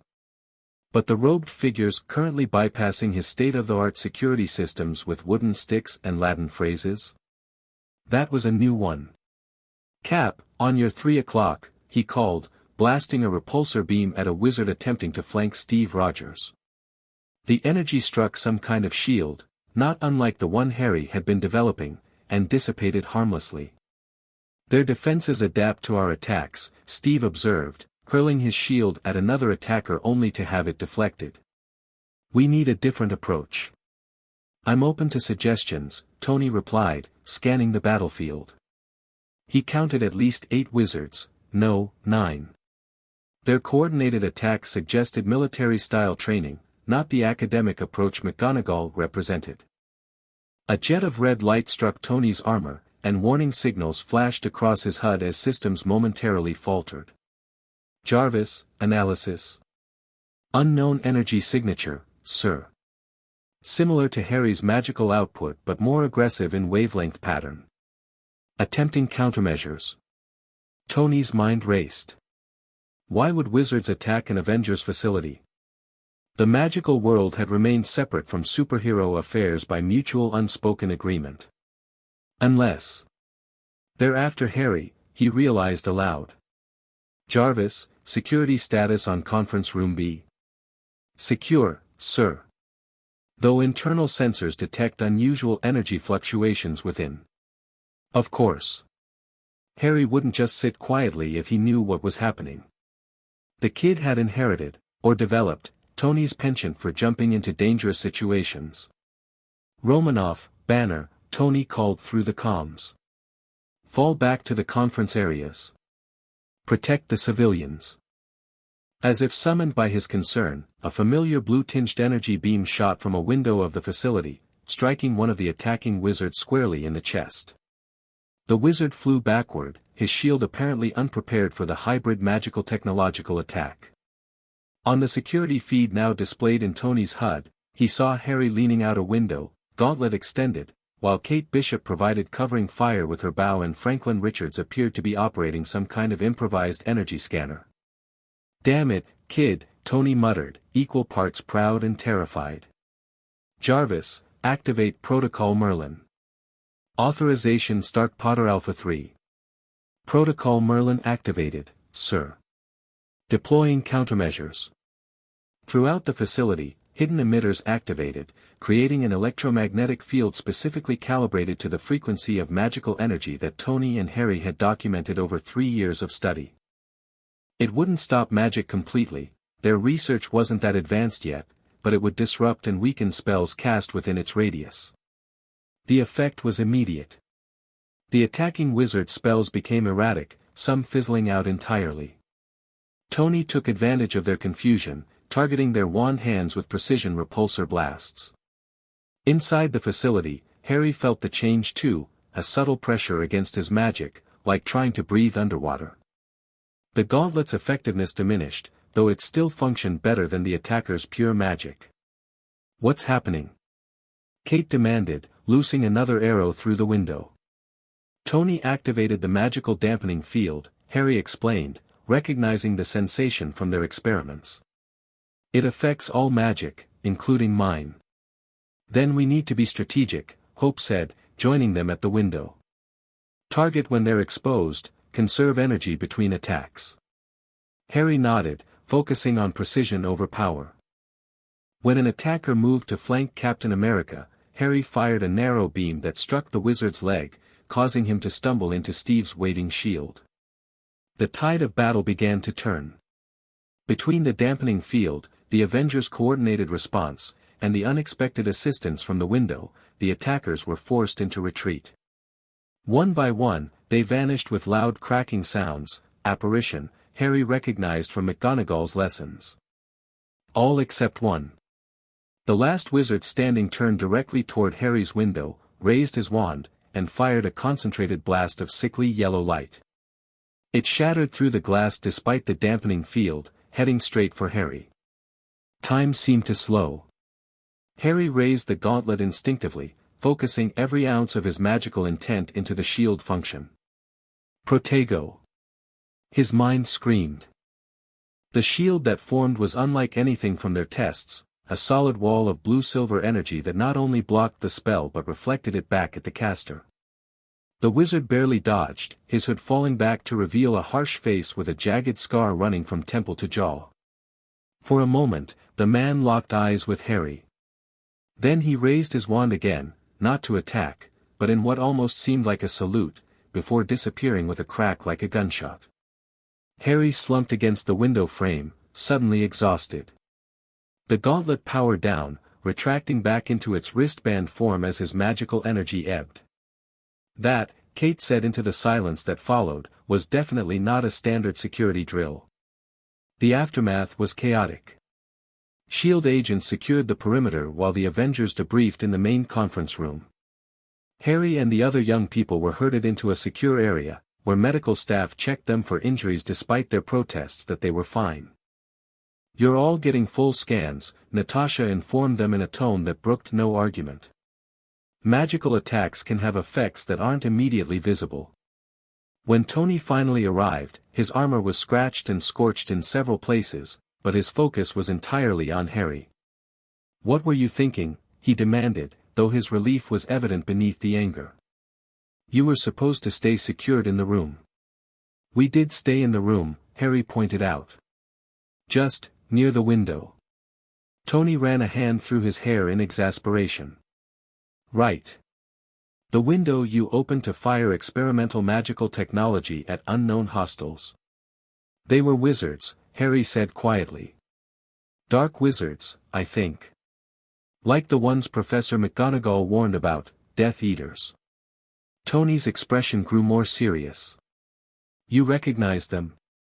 Harry shook his head. "Not specifically. But their robes, their attack style, it matches the descriptions in the magical history books I've been reading." "And they came here, to an Avengers facility," Tony mused. "Not to the magical communities, not to a wizard target. Here." The implication hung in the air between them, they had come for Harry. Later, after the others had been debriefed and sent home with enhanced security details, Tony and Harry sat alone in one of the facility's labs. The damaged gauntlet lay between them on a workbench. "You overloaded the containment systems," Tony observed, examining the scorched runes and warped metal. "But the spell reflection capability was impressive. Way beyond our current design parameters." "It was instinct," Harry admitted. "I just needed it to work, more than anything I've ever needed before." Tony nodded thoughtfully. Magical intent amplified by survival instinct, channeled through technology designed to focus that intent. He looked up at Harry. "Your best innovation yet, kid." Despite the circumstances, Harry felt a flush of pride at the praise. "We need to contact Dumbledore," Tony continued, his expression turning grave. "If Death Eaters are active again, the magical authorities need to know. And we need to understand why they targeted you specifically." Harry's fingers unconsciously traced his scar. "Maybe they've always been active, just hiding. Professor McGonagall said some of Voldemort's followers escaped justice by claiming they were under mind control. The Imperious Curse," Tony recalled from their magical education sessions. "Convenient excuse. What happens now?" Harry asked. Tony was silent for a moment, his expression unreadable. Then he said, "Now we accelerate. The gauntlet was a good start, but we need the full suit operational sooner than planned. And your magical education needs to intensify. No more basic theory and controlled exercises. You need practical defense training. McGonagall won't like that, Harry pointed out. I'm not supposed to learn combat magic until I'm older. McGonagall wasn't there today, Tony countered. She didn't see wizards attacking an Avengers facility. And she definitely didn't see you holding your own against them with half-finished tech and 3 years of basic magical education. His eyes met Harry's with unusual intensity. The rules just changed, kid. We need to adapt. Harry nodded, understanding the gravity of the situation. The attack had shattered the careful balance they'd maintained between his two worlds. Whatever came next would require him to be more than just Tony Stark's ward or the boy who lived. He would need to become something new, something that bridged both his identities. As if reading his thoughts, Tony added, "We're not just building a suit anymore, Harry. We're forging a new path, one that neither the Avengers nor the Wizards have seen before. The question is, are you ready for what that means?" Harry thought of the Dark Wizard salute before disappearing, not a gesture of defeat, but almost of recognition.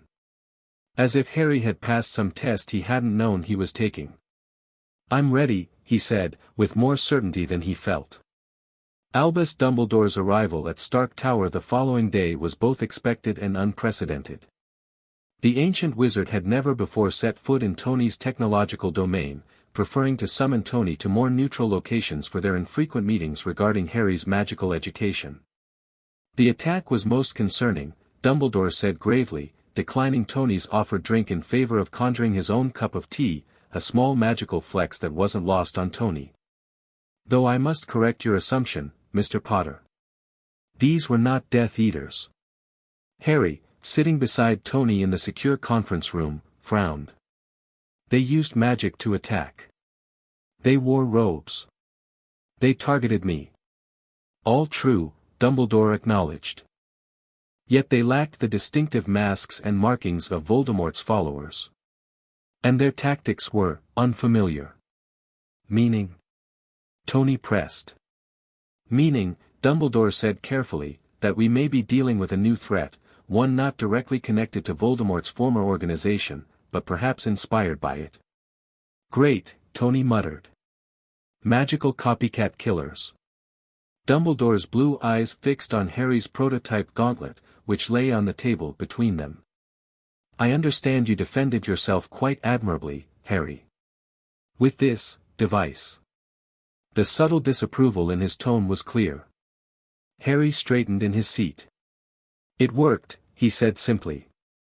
"When one of them attacked me directly, the gauntlet reflected the spell back at him." "A remarkable achievement," Dumbledore conceded. "Though one that raises certain concerns within the magical community." Tony leaned forward. "What kind of concerns?" "The integration of Muggle technology with magical power has historically been discouraged, Mr. Stark. Not merely out of tradition, but because such hybridization can produce unpredictable results, potentially dangerous ones. More dangerous than dark wizards attacking a child?" Tony challenged. Dumbledore sighed. "I understand your protective instincts, Mr. Stark. They do you credit. But consider the broader implications. Harry is developing capabilities that circumvent established magical restrictions designed to protect both young wizards and the larger world." "I'm not using it to break rules," Harry interjected. "Just to defend myself." "For now, perhaps," Dumbledore said gently. "But power has a way of suggesting its own applications. And your device, ingenious though it may be, represents a concerning trend toward viewing magic as merely another energy source to be harnessed, rather than a responsibility to be honored." Tony's patience visibly thinned. "With all due respect, Headmaster, your traditional approach didn't stop those wizards from attacking my facility. Harry's concerning trend did." Before Dumbledore could respond, Harry spoke up again. "The wizard who targeted me specifically, he had a scar on his face. Here." He traced a line from his temple down his cheek. "He looked right at me before he disappeared. Like he knew me." Dumbledore's expression shifted subtly. "Did he indeed?" "That is," most interesting. You recognize the description, Tony observed. Perhaps. Dumbledore steepled his fingers. There was a duelist some years ago, uncommonly talented, but with controversial views on the integration of magical and non-magical society. He disappeared after a particularly public disagreement with the ministry. His name was Adalbert Crane. What kind of controversial views? Harry asked. He believed the statute of secrecy was outdated, that wizards should reveal themselves to the Muggle world, not to live alongside them as equals, but to guide them. To rule them, for their own good. Dumbledore's gaze grew distant. A familiar philosophy to those who study magical history. It rarely ends well. And you think this Crane is behind the attack? Tony pressed. I cannot be certain. But if it is him, his interest in Harry, and in your technological integration with magic, represents a significant concern. Dumbledore focused on Harry again. It suggests he sees your work as either a validation of his philosophy or a threat to it. Harry absorbed this, feeling the weight of yet another adult's expectations and fears being placed on his shoulders. Since learning he was a wizard, it seemed his every action was scrutinized for its potential impact on worlds he was only beginning to understand. What do you suggest, then? Tony asked, his tone making it clear he wasn't simply going to follow Dumbledore's direction. Caution, Dumbledore replied simply. I will alert the Ministry and the Order to increase vigilance. As for Harry's education, perhaps it would be prudent to accelerate certain aspects, particularly defensive magic, as you suggested. He turned to Harry. Professor McGonagall will adjust your curriculum accordingly. And I will arrange for occasional lessons with another instructor, one particularly skilled in defense against the dark arts. Tony didn't look entirely satisfied, but he nodded. And the tech integration? Dumbledore smiled thinly. I cannot stop you, Mr. Stark, nor would I try. Your guardianship of Harry was established with the understanding that you would continue your work. I merely ask that you proceed with awareness of the potential consequences, both magical and political. After Dumbledore departed, again via the fireplace, much to Jarvis's apparent consternation, Tony turned to Harry. Well, that was suitably cryptic and unhelpful, he remarked. He's worried, Harry said, surprising himself with the insight. Not just about me or the suit. About something bigger. Tony studied him. What makes you say that? Harry shrugged, struggling to articulate the feeling. The way he looked when I described the wizard with the scar. Like he recognized something worse than just a person. An ideology, Tony supplied. He's seen this movie before. Exactly. Harry hesitated, then asked, are we doing the wrong thing? With the suit, with combining magic and technology? Tony was quiet for a long moment, a rarity that underscored the seriousness of the question. I don't know, he finally admitted. That's the thing about innovation, kid. You don't always know if you're changing the world for better or worse until after you've done it. He met Harry's gaze directly. But I do know this, giving up on discovery because you're afraid of the outcome isn't the answer. Understanding the risks, being responsible with what you create, that's the best we can do. Harry nodded, though his doubts remained. The memory of the scarred wizard's salute still disturbed him, the recognition in those eyes, as if Harry had unknowingly aligned himself with something larger and darker than he understood. We'll be careful, Tony promised, reading his expression. And we'll be prepared. Speaking of which, he tapped his tablet, bringing up the latest schematics for what they'd been calling the Mark I Magic Tech suit. After yesterday's field test, I've got some ideas for improvements. Harry leaned forward, allowing himself to be drawn back into the familiar territory of design and innovation, the place where, despite all the complications of his dual existence, he felt most at home. The weeks following the attack brought changes to Harry's already unusual routine. Professor McGonagall's lessons took on a more practical focus, with an emphasis on defensive spells and magical awareness. To Harry's surprise, she made no further comment on his gauntlet, though he occasionally caught her eyeing it with a mixture of concern and reluctant curiosity. Tony increased security at the tower, incorporating both technological measures and magical wards provided by Dumbledore. The workshop where they developed the suit gained additional protections, becoming a sealed environment that even Jarvis monitored with enhanced protocols.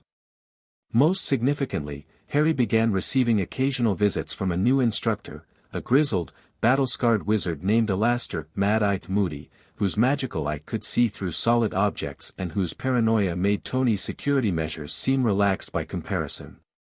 Constant vigilance became a familiar refrain as Moody drilled Harry on detecting magical threats and responding to unexpected attacks.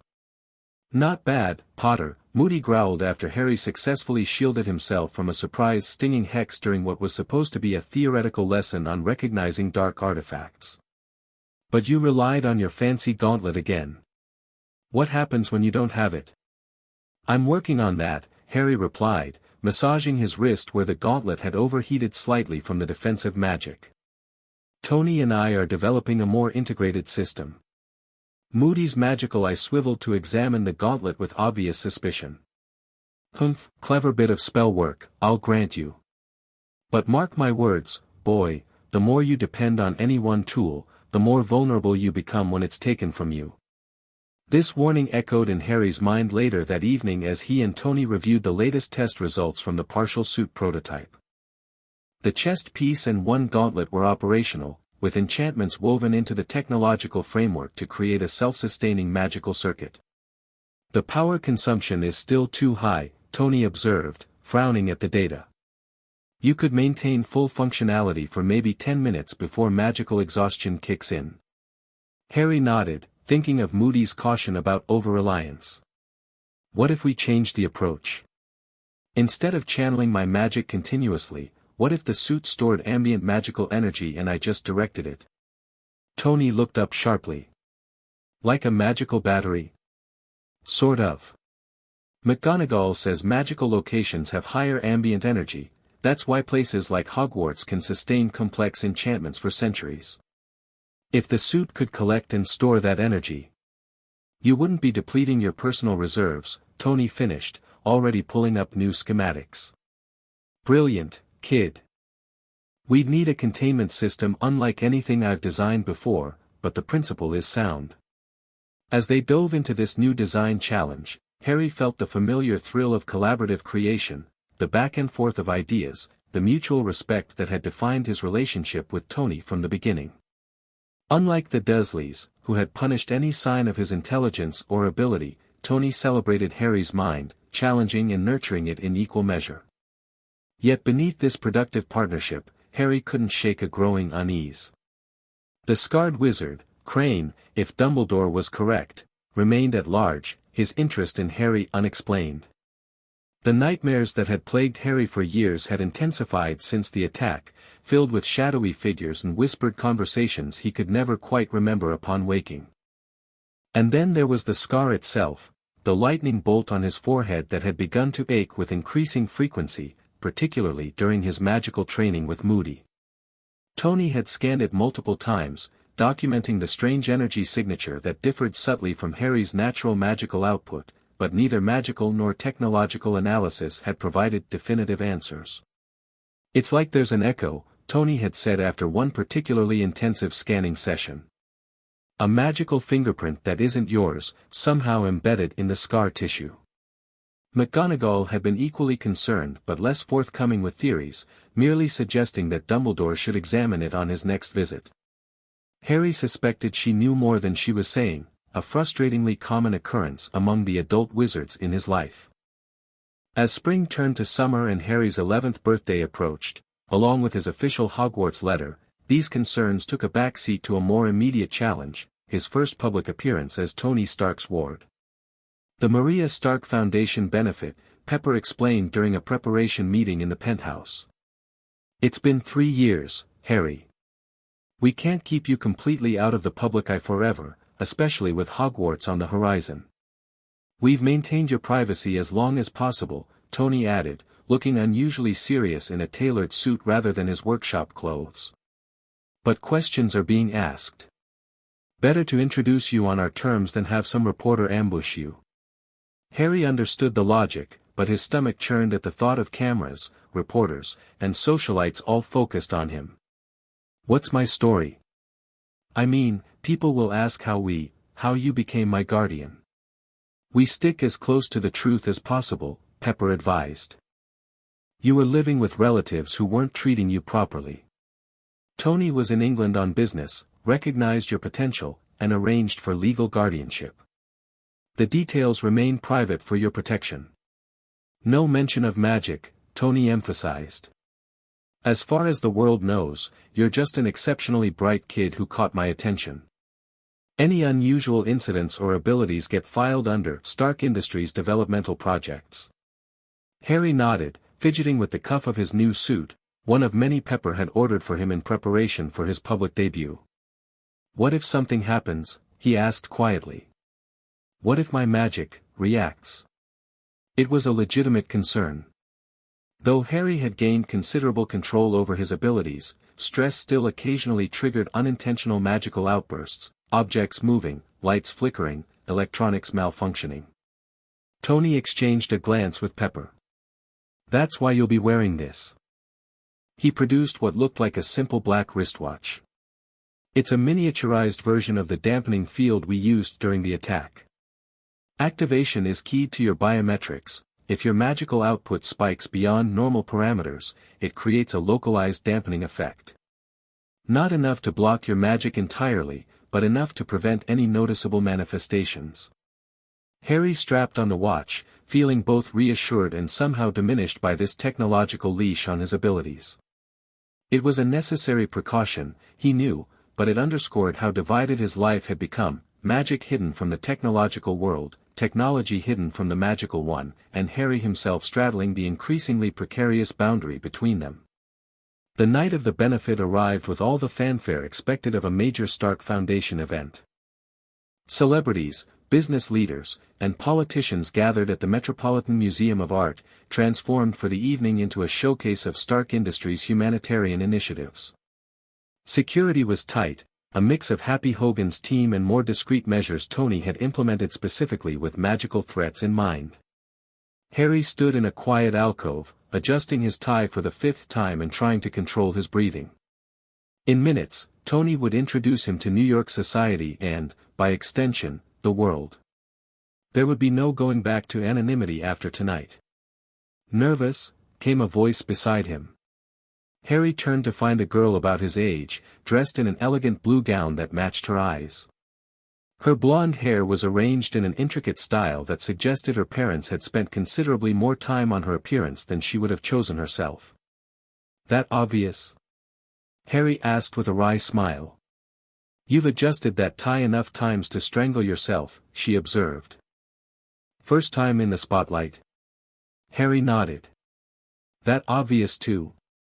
I've been doing these things since I was 6, she said with a slight eye roll.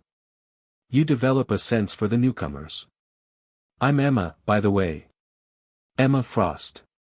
Harry Potter, he replied, accepting her offered hand. I know, Emma said simply. Everyone here knows.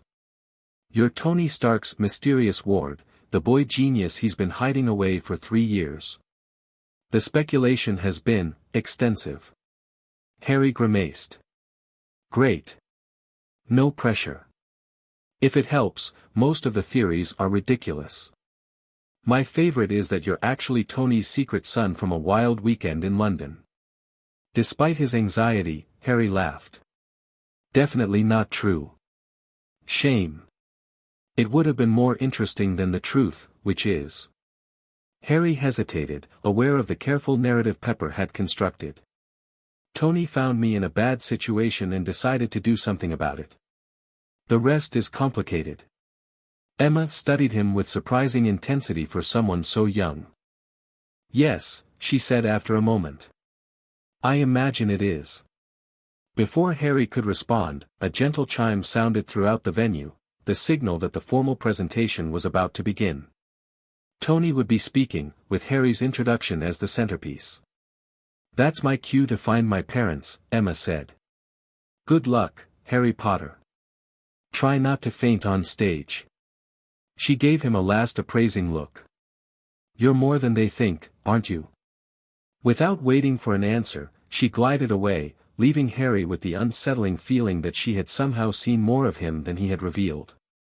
He touched his dampening watch, reassuring himself it was active, then made his way toward the stage where Tony was already addressing the crowd. Remarkable breakthroughs in clean energy and medical technology, Tony was saying as Harry reached the wings.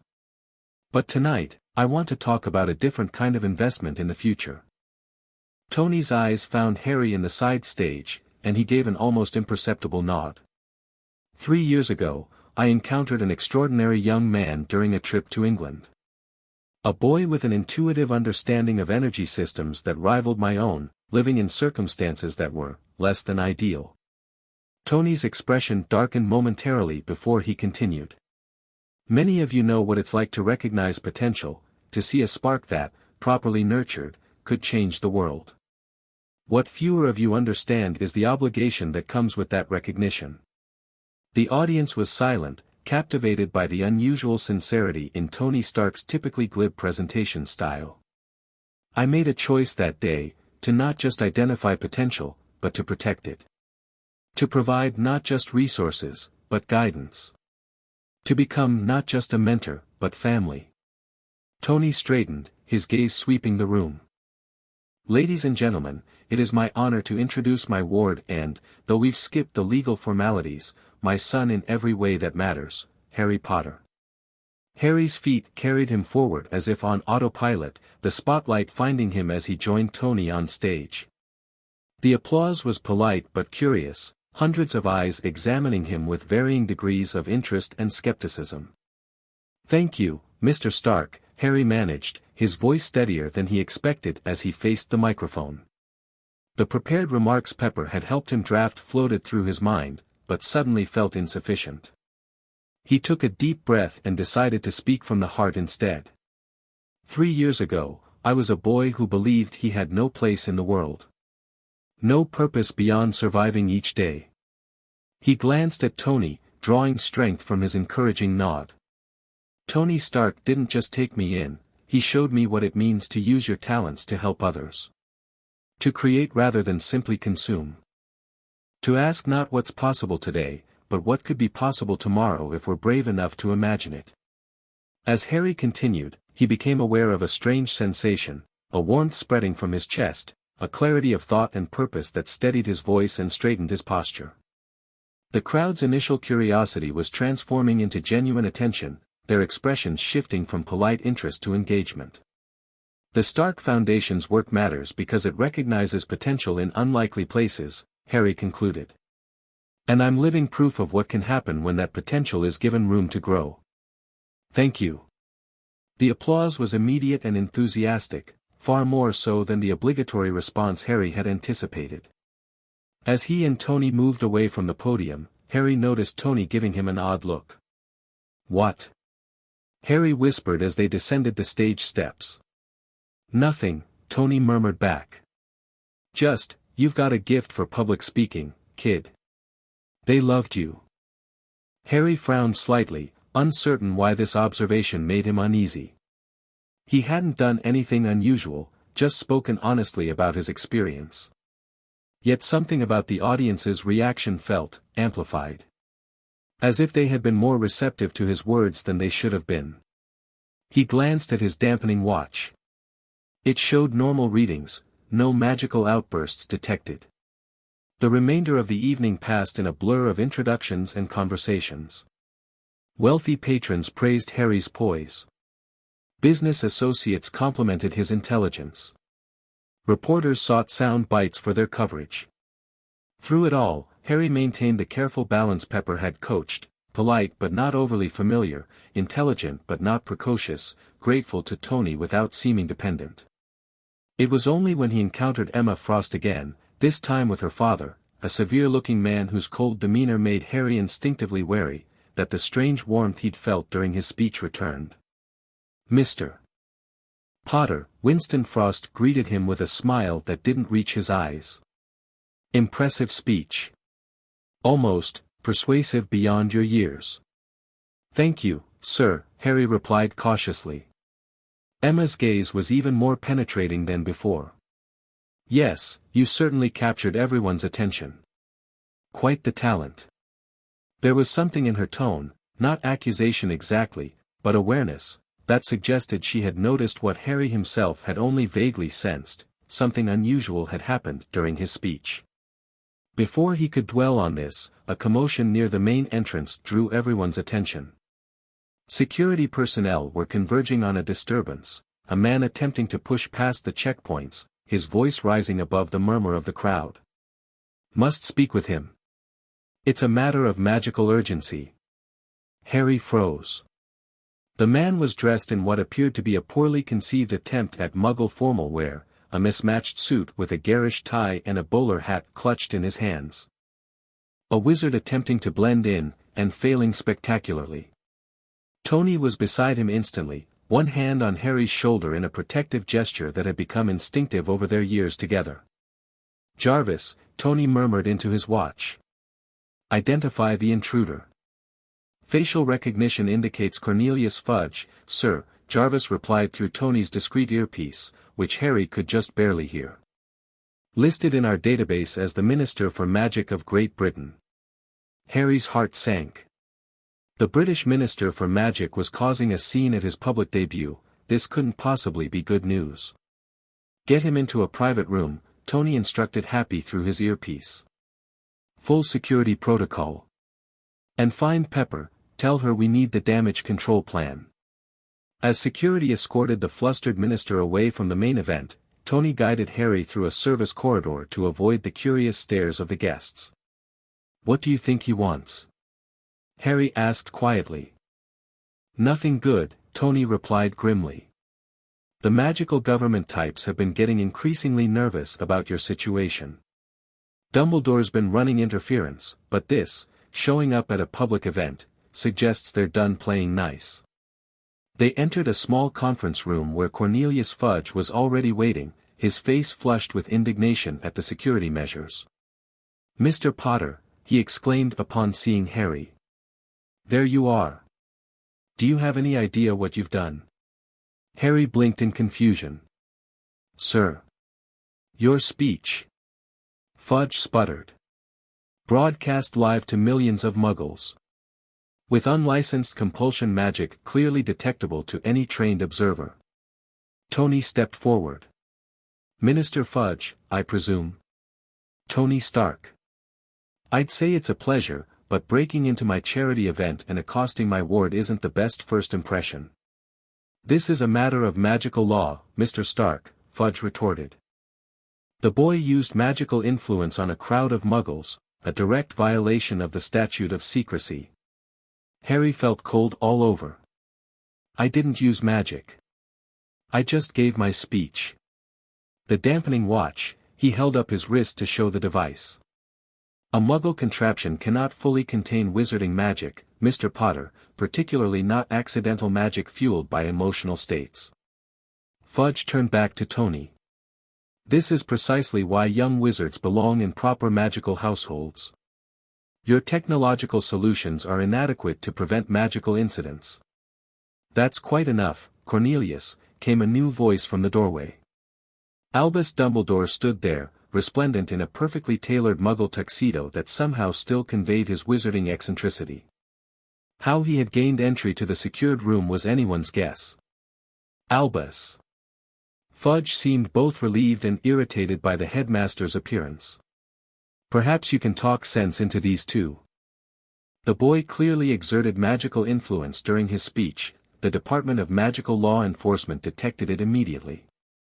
"I reviewed the broadcast myself before coming," Dumbledore said calmly. What occurred was indeed accidental magic, but of a most subtle and harmless variety. Young Harry's genuine emotion simply enhanced the receptiveness of his audience, a phenomenon documented in many young wizards with natural charisma. "But the statute was not meaningfully breached," Dumbledore interrupted firmly. "No one in that audience is aware that magic was used. They simply found a young man's heartfelt words particularly moving." Fudge sputtered, "That's not the point. The point is that this arrangement, he gestured between Harry and Tony, is proving unworkable. The ministry has been patient, but incidents are accumulating. The enchanted technology, the magical experimentation, and now this public display. Minister, Tony interjected, his voice dangerously controlled, let me be clear. Harry is my ward. His legal guardianship was established through both your channels and mine. Any attempt to change that would involve an international incident you're not prepared to handle. Harry watched this exchange with growing alarm. The tension between his worlds, which had been building since the attack at the Avengers facility, was reaching a breaking point, with him at the center. Perhaps, Dumbledore suggested, we should discuss this at a more appropriate time and venue. The charity event continues, and Mr. Potter's absence will soon be noted. Fudge looked like he wanted to argue further, but eventually nodded stiffly. This conversation is not over, Mr. Stark. The Wizengamot will be reviewing the situation. He turned to Harry, his expression softening slightly. Mr. Potter, your Hogwarts letter will arrive shortly. I trust you are still planning to attend? Yes, sir, Harry confirmed. Though the thought of leaving Tony and New York for months at a time still filled him with anxiety, he had never questioned that he would attend the magical school where his parents had studied. Good. At least there we can ensure proper magical supervision. With that parting shot, Fudge departed, escorted by security to ensure he left the building without further incident. Dumbledore remained, his blue eyes twinkling with what might have been amusement. An eventful evening, Mr. Potter. I didn't mean to use magic, Harry said quickly. I didn't even realize I was doing it. Of course not, Dumbledore assured him. What happened tonight was the natural magic of a gifted young wizard whose emotions momentarily amplified his connection with others. Not unlike your mother's talent for charms, Lily could infuse her spellwork with such genuine feeling that even the simplest charms became extraordinarily effective. Harry absorbed this new piece of information about his mother hungrily. The minister's concerns, while clumsily expressed, are not entirely without merit, Dumbledore continued. As your magic grows stronger, particularly in these formative months before you receive formal wand training, such incidents may become more frequent or pronounced. Tony's expression was thoughtful. The dampening watch should have prevented any magical output. If it didn't. He glanced at Harry. We might need to recalibrate our understanding of how your magic manifests. Indeed, Dumbledore agreed. Magic driven by deep emotion often finds ways to express itself despite barriers. He turned to leave, then paused. Oh, and Mr. Potter, while I cannot officially condone the magical technological integration you and Mr. Stark have been pursuing, I must admit a certain curiosity about your progress. Perhaps during your next Hogwarts holiday, you might offer a demonstration of your innovations. With that surprisingly supportive statement, Dumbledore departed, leaving Tony and Harry to exchange startled looks. Did Dumbledore just give us his blessing to continue the suit project? Harry asked incredulously. Not explicitly, Tony replied with a growing smile. But I think he just told us that as long as we keep it under the radar, he's willing to look the other way, maybe even help. Harry's spirits lifted slightly. Perhaps the divide between his worlds wasn't as insurmountable as it had seemed moments before. We should get back to the party, Tony said, checking his watch. Disappearing for too long will only fuel the speculation. Ready to face the wolves again? Harry nodded, though a question still nagged at him. Tony, what if the minister is right? What if I can't control my magic properly until I go to Hogwarts? Tony placed both hands on Harry's shoulders, looking him directly in the eyes. Listen to me. What happened tonight wasn't a failure, it was data. Now we know that emotional magic can bypass our current dampening technology. So we adapt. We improve. That's what we do, right? Right, Harry agreed, drawing strength from Tony's unwavering confidence. Besides, Tony added with a wink as they headed back to the main event, if your magical incident was making people like you more, we should probably bottle that effect. Could come in handy the next time I have to testify before Congress. Harry laughed despite himself, grateful once again for Tony's ability to find humor even in the most tense situations. Yet as they rejoined the gala, his mind returned to Emma Frost's penetrating gaze and her father's pointed comment. Had they somehow recognized what was happening? And if so, what did that mean? Questions for another day, Harry decided as he slipped back into his role of polite, promising protégé. Tonight had been his official introduction to Tony's world. Soon, his Hogwarts letter would arrive, marking his formal entry into the magical one. The challenge of balancing both was only beginning. True to Fudge's word, Harry's Hogwarts letter arrived the very next morning, delivered not by Owl, as was apparently traditional, but by Professor McGonagall herself. We thought a more personal touch was appropriate, given the circumstances, she explained as she handed Harry the heavy parchment envelope with its green ink and wax seal. Harry broke the seal carefully, savoring this moment he had been anticipating for 3 years. Inside was the formal acceptance letter and a list of required supplies that made Tony raise his eyebrows. Pewter cauldrons? Quills and parchment? Do you people not believe in technological progress at all? He asked McGonagall. Magical education requires traditional tools, Mr. Stark, she replied primly. Many modern devices simply do not function properly in highly magical environments such as Hogwarts. Challenge accepted, Tony muttered, earning him a stern look from the professor. Harry will need to visit Diagon Alley for his supplies, McGonagall continued. I would be happy to escort him, as is customary for Muggle-raised students. I'm going too, Tony said immediately. No offense, Professor, but Harry's first major outing in the wizarding world isn't happening without me. McGonagall looked like she might object, then seemed to reconsider. Very well. It may actually be beneficial to have you present, Mr. Stark. There will undoubtedly be attention when Harry enters Diagon Alley. Because of who I am? Harry asked. The boy who lived. Precisely. Your status in our world is significant, Mr. Potter. You have been shielded from much of it due to your unusual living arrangements, but once you step into Diagon Alley, that protection will end. Harry exchanged a glance with Tony. They had discussed this aspect of his wizarding fame, the almost mythic status attributed to him for surviving Voldemort's attack as a baby. It was one thing to know about it abstractly, another to contemplate facing it directly. When should we go? Harry asked. I suggest next week, McGonagall replied. The initial rush of students will have subsided, offering slightly more privacy.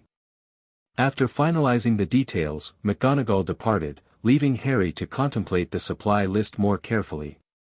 When he reached the item, one wand, his heart beat faster with anticipation. A real wand of his own, not just the training wand he'd been using for lessons. This is really happening, he said quietly. I'm going to Hogwarts. Tony's expression was complex, pride and excitement mixed with something like apprehension. Big step, kid. You'll be away from the tower for months at a time. All right, Harry promised immediately. And I'll come back for holidays. You better. Tony attempted a light tone, though the effort was visible. Who else is going to help me refine the suit design? Speaking of which, he pulled up a schematic on his tablet. I've been working on modifications to make it Hogwarts compatible. Harry leaned forward, momentarily distracted from thoughts of his impending departure. I thought electronics don't work at Hogwarts. Conventional electronics, sure. But we're building something that integrates magic and technology, remember? If we design the systems to run primarily on magical energy, with the tech components serving as conduits rather than processors. As Tony outlined his latest innovations, Harry felt a surge of gratitude for his guardian's unflagging support. While the wizarding world seemed intent on keeping Harry firmly within its traditional boundaries, Tony was determined to help him bridge both worlds, to be neither just a wizard nor just a technologist, but something new. Something unique. Yet even as they worked on these plans, Harry couldn't shake the lingering unease from the night before. the strange warmth that had flowed through him during his speech, the way the audience had responded so enthusiastically, Emma Frost's knowing look. If his magic could influence people without his conscious intent, what did that mean for his future? For his responsibility to control abilities he was only beginning to understand. And lurking beneath these immediate concerns was the persistent mystery of the scarred wizard, Adalbert Crane, whose interest in Harry remained unexplained. The attack at the Avengers facility had been just a glimpse of the threat he represented, a threat connected somehow to Harry's unique position between magical and technological worlds. As his 11th birthday approached and with it his formal entry into wizarding society, Harry couldn't escape the feeling that larger forces were gathering around him, forces that saw him not as Harry Potter, ward of Tony Stark, but as a symbol or instrument in conflicts he had yet to fully comprehend. Diagon Alley was a sensory overload, a hidden magical marketplace in the heart of London, vibrant with colors, sounds, and magical energy unlike anything Harry had experienced in New York. Tony, disguised with a baseball cap and sunglasses to avoid attracting Muggle attention, looked like a kid in a candy store despite his attempts to maintain a sophisticated facade. Technically fascinating, he muttered as they passed a shop selling self-stirring cauldrons. Perpetual motion without visible power source. The energy conservation implications alone. McGonagall, who led their small group with dignified purpose, shot Tony a look that clearly communicated her hope that he wouldn't start dismantling magical artifacts in the middle of the street. "Our first stop should be Gringotts," she announced. "Mr. Potter will need to access his vault for school supplies." "Vault?" Harry questioned. "I have a vault. Your parents left you a trust fund," McGonagall explained. "Didn't Mr. Stark explain this?" Tony looked equally surprised. "This is the first I'm hearing about magical bank accounts. Harry's educational expenses are covered by the trust one established." McGonagall's expression softened slightly. "James and Lily Potter provided for their son's future, Mr. Stark. While your financial support is commendable, Harry should also have access to his magical inheritance." The Wizarding Bank was an imposing marble building staffed by goblins, actual goblins, whose suspicious eyes followed Tony's every movement as if expecting him to hack their security systems at any moment. After a wild cart ride to his vault, Harry stood speechless before piles of gold, silver, and bronze coins. "This is all mine," he whispered.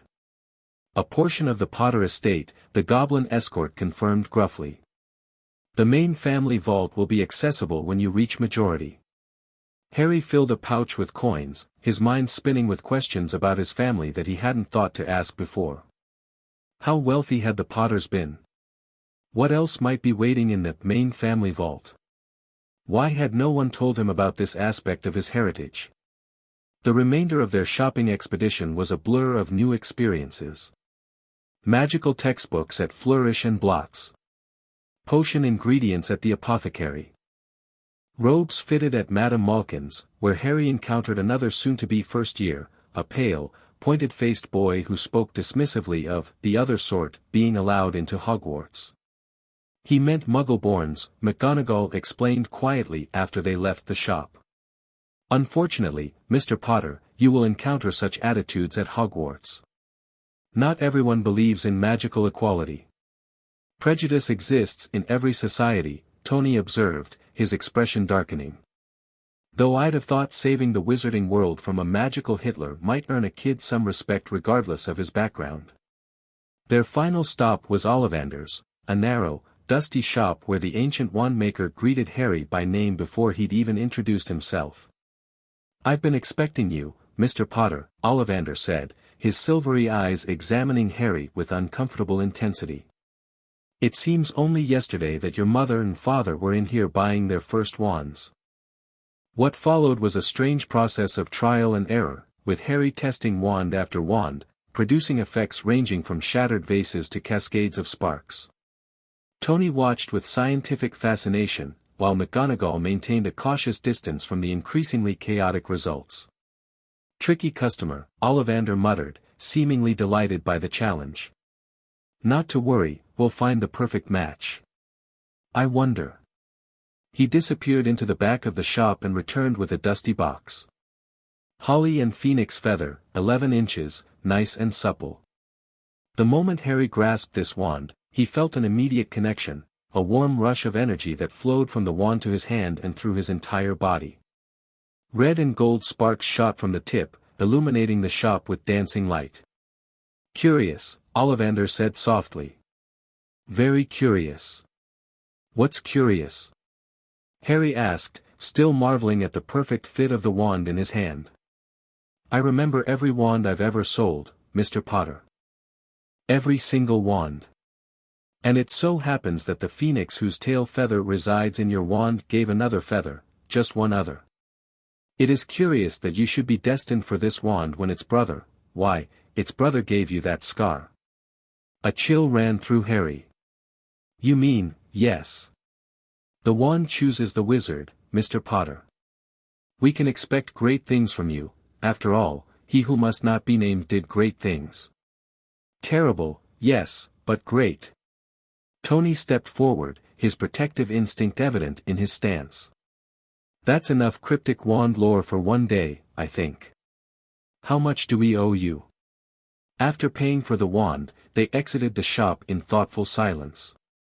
Harry kept glancing at the wand box in his hands, unsettled by Ollivander's revelation. "Professor," he finally asked, "does it mean something? That my wand is connected to Voldemort's?" McGonagall flinched slightly at the name. "Wand lore is a complex and somewhat mysterious branch of magic, Mr. Potter. A shared core component may indicate a connection, but does not determine destiny. In engineering terms," Tony added, seeing Harry's continued unease, "it's like having processors from the same manufacturing batch. They share specifications, but what they create depends entirely on the user and programming." Harry nodded, somewhat reassured by this technological metaphor. Yet the coincidence, or perhaps not coincidence, added another layer to the already complex web of connections between himself and the dark wizard who had murdered his parents. Their final stop before leaving Diagon Alley was unexpected: Magical Menagerie, a cramped, noisy shop filled with magical creatures of all descriptions. "Hogwarts students are permitted to bring an owl, a cat, or a toad," McGonagall explained. "Many find a familiar to be a valuable companion during their school years." "Do I need one?" Harry asked, eyeing the various animals with mixed curiosity and trepidation. "It is not required," McGonagall replied. "Merely traditional." Tony was already exploring the shop with undisguised interest. "What about this one?" he called, pointing to a snowy owl who was regarding him with imperious amber eyes. "Looks smart. Probably good for delivering your letters home." Harry approached the cage cautiously. The owl fixed him with an intelligent stare that seemed to assess his worthiness. "She's been here for months," the shop assistant commented. "Very particular about who she'll go with. Bit of an attitude, that one." As Harry extended a tentative finger toward the cage, the owl leaned forward and nipped it gently, not a bite, but not quite affectionate either. More like, acknowledgement. "I think she likes you," Tony observed. "I think she's deciding whether to tolerate me," Harry corrected, but he was smiling. There was something appealing about the owl's independent spirit. "I'll take her," he decided. With his new companion, whom he would later name Hedwig after a historical which mentioned in one of his textbooks, Harry completed his preparation for Hogwarts. As they left Diagon Alley, returning to the Muggle world where Tony's private jet waited to take them back to New York, Harry felt the weight of his dual existence more keenly than ever. In one hand, he carried a wand, the traditional tool of magical focus, with its unsettling connection to his past. In the other, the miniaturized control module for his magical technological gauntlet, the innovative bridge to his future. Both represented power and possibility. Both came with responsibilities and risks he was only beginning to understand. "Penny for your thoughts, kid?" Tony asked as they boarded the jet. Harry gazed out the window at London falling away beneath them. "Just wondering where I really belong," he admitted. "The magical world feels both familiar and strange." But so does going back to the Muggle world now. Tony was quiet for a moment. Then he said, maybe you don't have to choose. Maybe the point isn't belonging fully to either world, but creating your own path between them. The words resonated with Harry, offering a perspective he hadn't considered. Not wizard or Muggle, not magical or technological, but something uniquely his own. A bridge rather than a divide. As the jet carried them back to New York for his final weeks before departing for Hogwarts, Harry resolved to embrace this idea, to forge his own identity rather than conforming to either world's expectations. The magical tech suit would be more than just protection, it would be a symbol of this integrated path. Little did he know that forces were already moving to challenge this resolution, forces that saw his potential unification of worlds not as progress, but as threat. In the darkened study of an unplottable manor, Adalbert Crane examined the reports from his sources in both magical and Muggle communities. Newspaper clippings from the Daily Prophet documented increasing ministry concern about the Potter situation. Surveillance photos from the Stark benefit showed Harry on stage, the subtle glow of accidental magic visible only to trained eyes. Most interesting, though, was the schematic spread before him, a partial blueprint of the magical technological integration Harry and Stark were developing, obtained through means that had cost several of his followers dearly. "It's as I predicted," Crane murmured to his assembled lieutenants. "The boy bridges worlds naturally. His magic seeks technological expression, his scientific understanding enhances magical potential. He is the proof of concept we've awaited." "The ministry grows nervous," observed a witch whose face was obscured by shadow. "Minister Fudge's spectacle at the Muggle event has accelerated their concerns." "Let them fret," Crane replied dismissively. "Their fear serves our purpose. The more they try to force Potter into traditional wizarding constraints, the more he will resist, seeking balance through his innovations." "And Stark?" asked another figure, a man whose accent suggested Eastern European origins. "He remains protective. Our attempt to acquire the boy at the Avengers facility failed." Crane's scarred face twisted in a cold smile. "Stark is a variable, yes, but one I've accounted for. His technological genius makes him useful for now, fueling the boy's development. When the time comes to separate them." He traced a finger along the schematic. "We'll have leverage Stark cannot resist." "The boy leaves for Hogwarts soon," the witch pointed out. "Under Dumbledore's watchful eye." "A necessary phase," Crane acknowledged. "Potter must develop his magical foundation properly. Traditional education before innovation, it's the same path I followed." He rose from his chair, moving to a large map mounted on the wall. It showed not geographical boundaries, but magical ley lines, currents of natural magical energy flowing around the globe. Several points were marked with glowing pins. "Our work continues while the boy studies. The collection sites are operational. By the time Potter completes his first year at Hogwarts, we'll be ready to approach him directly, to show him the true potential of the path he's already chosen." Crane turned back to his followers, his eyes gleaming with fervent purpose. "The statute of secrecy has outlived its usefulness. The division between magical and Muggle worlds serves neither. Potter and Stark have glimpsed the possibility of integration, but only through our guidance will they understand its full implications." He tapped the blueprint with one long finger. "This suit is merely the beginning. Imagine magical transportation systems replacing inefficient Muggle methods. Enchanted medical technologies curing diseases that resist both magical and scientific solutions. Defensive systems that protect against threats from beyond our world." His voice grew more impassioned. "For too long, wizards have hidden, squandering their gifts while Muggles stumbled forward through technological trial and error. For too long, we've allowed ancient fears to justify our isolation. Potter represents the possibility of a new order, one where magic guides technological development for the greater good." The assembled followers nodded in agreement, their expressions reflecting the same zealous certainty. None questioned the darker implications of Crane's vision, the subtle shift from integration to domination, from coexistence to control. For now, we observe, Crane concluded. We gather our strength. And when the moment is right, when the boy faces the limitations of Dumbledore's traditional path. His scarred face curved into a smile that held no warmth.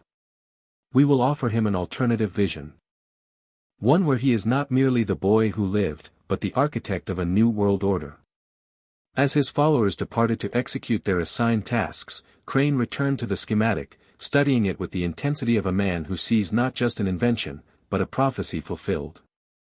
In Harry Potter's magical technological hybrid, he recognized the vindication of his own long-derided theories, and the key to implementing his vision of wizarding supremacy under the guise of benevolent integration. Soon, Harry Potter, he murmured to the empty room.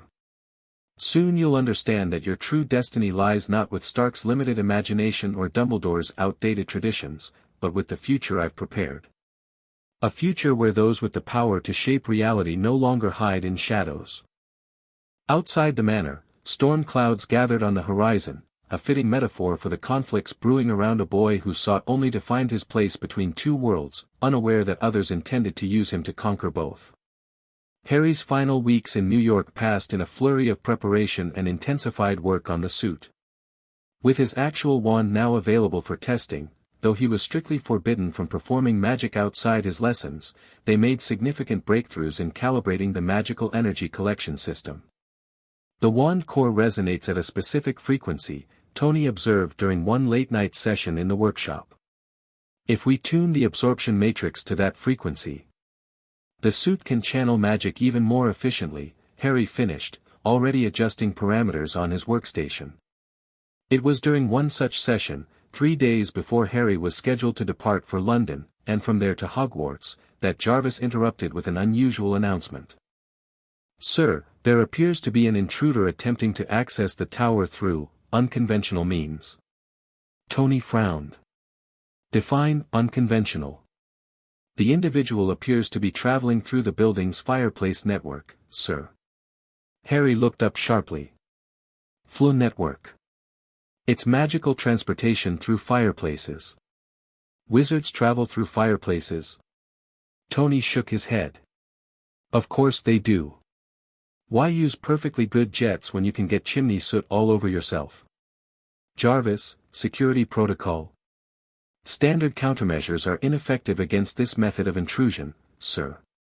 However, the magical dampening field is active and appears to be causing the intruder some difficulty in completing the transit. Tony was already moving toward the elevator. Lock down the workshop. Harry, stay here until I determine who's playing Santa Claus in August. But, Harry began. No arguments. If it's friendly, I'll bring them down. If not, the workshop has the best magical and technological protections in the tower. Harry reluctantly remained behind, though he activated his gauntlet and kept it ready as he watched the security feeds. The cameras showed Tony, accompanied by 2 security team members, approaching the main fireplace in the penthouse just as green flames erupted from the grate. A figure stumbled out, a tall, thin man with flaming red hair, wearing what appeared to be hastily assembled Muggle clothing over wizard robes. He looked disoriented, as if the journey had been more difficult than expected. "Mr. Stark," the man said, brushing soot from his sleeves. "Arthur Weasley, Ministry of Magic, Department of Misuse of Muggle Artifacts. Terribly sorry about the unannounced visit, but it's rather urgent." Tony motioned for security to stand down, though they remained alert. "Most people use the front door, Mr. Weasley. Or at least call ahead." "Yes, well, circumstances required expedience," Arthur explained, looking around the penthouse with poorly concealed fascination. "Is Harry available?" "I'm afraid this concerns him directly." Harry, watching from the workshop, saw Tony's guarded expression and made a decision. "Jarvis, tell Tony I'm coming up." "Mr. Potter, sir has specifically instructed, override Potter Alpha 7, Harry countered, using the emergency protocol Tony had established for situations where Harry's judgment might supersede safety concerns. "If this is about me, I should be there." When Harry arrived in the penthouse, Arthur Weasley's face lit up with genuine warmth. "Harry Potter." An honor, truly. I knew your parents, not well, mind you, but enough to say what wonderful people they were. Harry's caution softened at this unprompted mention of his parents. Thank you, Mr. Weasley. What brings you here so urgently? Arthur's expression grew serious. I'm afraid there's been a development at the ministry. After the incident at your public appearance, certain factions have been pushing for reconsideration of your guardianship arrangement. Tony stepped closer to Harry, his posture protective. We've been through this. The guardianship is legally binding in both worlds. It was, Arthur agreed grimly. However, the Wizengamot has enacted an emergency provision of the International Statute of Secrecy that allows for intervention when a magical child situation poses clear and present risk of exposure. That's ridiculous, Harry protested. One accidental magical incident at a speech hardly constitutes. It's not just that, I'm afraid, Arthur interrupted gently. There's been a leak, information about your magical technological experiments. Someone provided the Department of Magical Law Enforcement with partial schematics of what you're building. Harry and Tony exchanged alarmed glances. Their work on the suit had been conducted under the strictest security protocols. What kind of leak? Tony demanded. Who has access to our designs? That's unclear, Arthur admitted. But the evidence was compelling enough for the minister to sign an order requiring Harry to be placed under magical supervision until his departure for Hogwarts. Meaning what, exactly? Harry asked, a knot forming in his stomach. Meaning, Arthur said apologetically, that you're to come with me immediately to stay with my family until term begins. The Burrow, our home, has been approved as a suitable magical household for temporary placement. Tony's expression darkened. That's not happening. Harry stays here. Arthur sighed. Mr. Stark, I'm sympathetic to your position. That's why I came personally rather than allowing the Magical Law Enforcement Squad to handle this. I have 7 children of my own, I understand your protective instincts. But if Harry doesn't come voluntarily, they'll send Aurors with a binding magical enforcement order. And if we resist? Tony challenged. Then they could potentially revoke Harry's Hogwarts acceptance, Arthur said quietly. The Ministry is taking this very seriously, Mr. Stark. They believe, rightly or wrongly, that the technological integration with magic poses a fundamental threat to magical secrecy. Harry felt as though the floor were dropping away beneath him. After years of preparation, the prospect of losing his place at Hogwarts was unthinkable. Yet the thought of being suddenly separated from Tony, from the tower that had become his home, was equally devastating. How long? He asked, his voice smaller than he intended. Just until September 1st, Arthur assured him. 3 days. Then you'll board the Hogwarts Express with my children. Ron's starting his first year too, you'll have a friend before you even arrive. Harry looked at Tony, whose jaw was set in a hard line of barely contained fury. Tony. What should I do? The question seemed to break through Tony's anger. His expression softened as he turned to Harry, placing both hands on his shoulders. It's your call, kid, he said quietly. I'll fight this with everything I've got if that's what you want. Or. He paused, visibly struggling with the alternative. Or you go with Mr. Weasley, get a taste of life in a wizarding household before Hogwarts, and we deal with the legal battle while you're getting settled at school. Harry recognized what this was costing Tony, offering him the choice rather than insisting on protection at all costs. It was a respect for Harry's agency that the Dursleys had never shown, that even well-meaning wizards like Dumbledore often overlooked. I'll go, Harry decided finally. Just until Hogwarts starts. But we're not giving up on the suit, or on figuring out who leaked the designs.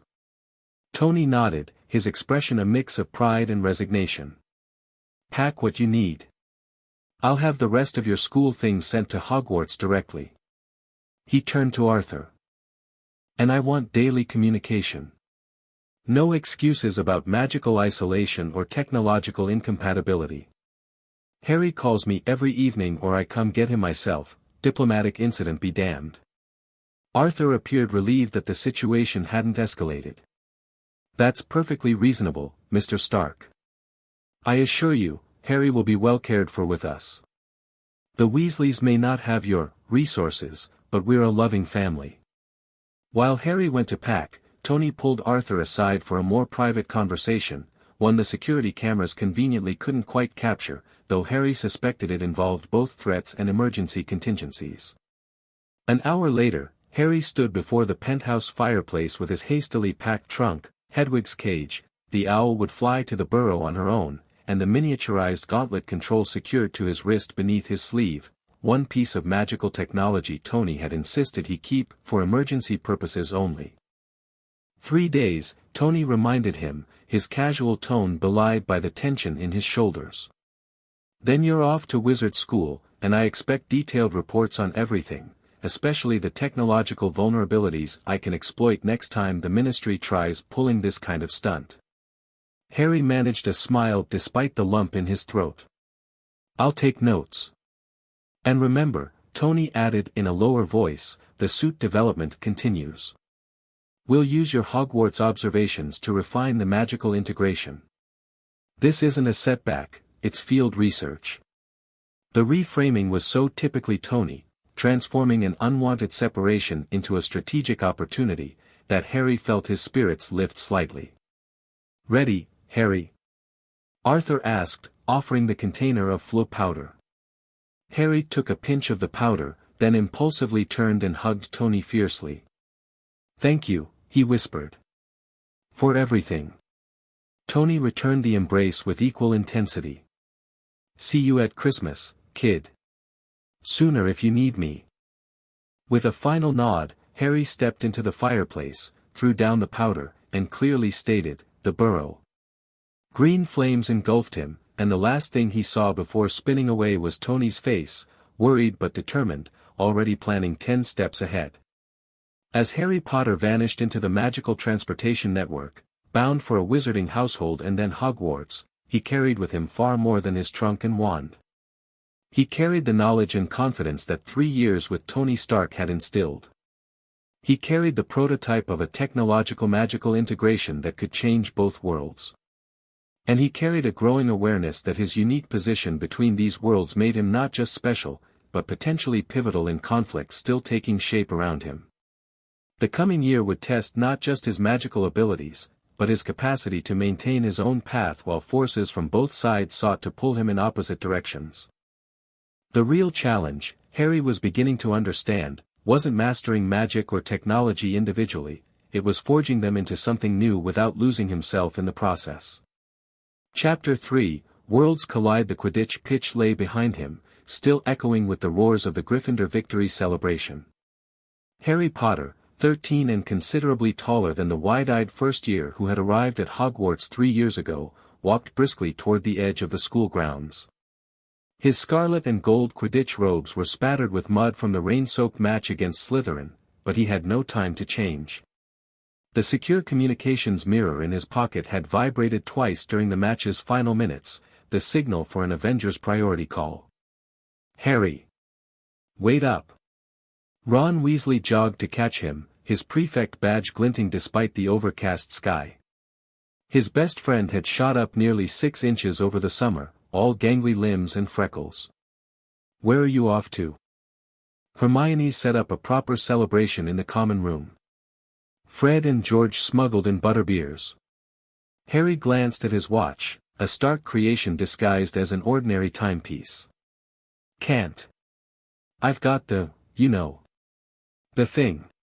Understanding dawned on Ron's face, quickly replaced by poorly concealed disappointment. Right. The weekend arrangement. He lowered his voice despite nobody being nearby. Avengers stuff. Priority call, Harry confirmed. I wouldn't miss the celebration otherwise. Course not. Ron attempted nonchalance, but the familiar tension crept into his voice. Just tell Hermione yourself, yeah. She was asking. Harry suppressed a sigh.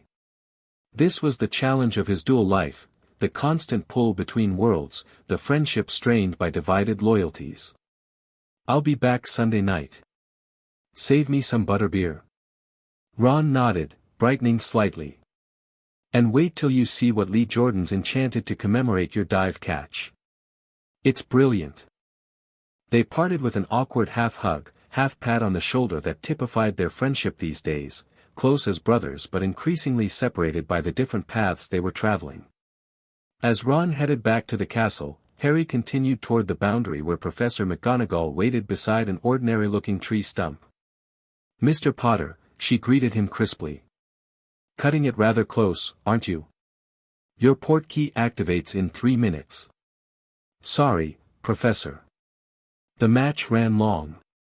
Harry tugged off his Quidditch gloves, stuffing them in his pocket beside the communications mirror. McGonagall's stern expression softened slightly. "An excellent catch, I might add. Your father would have been proud of that maneuver." Harry beamed at the rare compliment. "Thank you, Professor.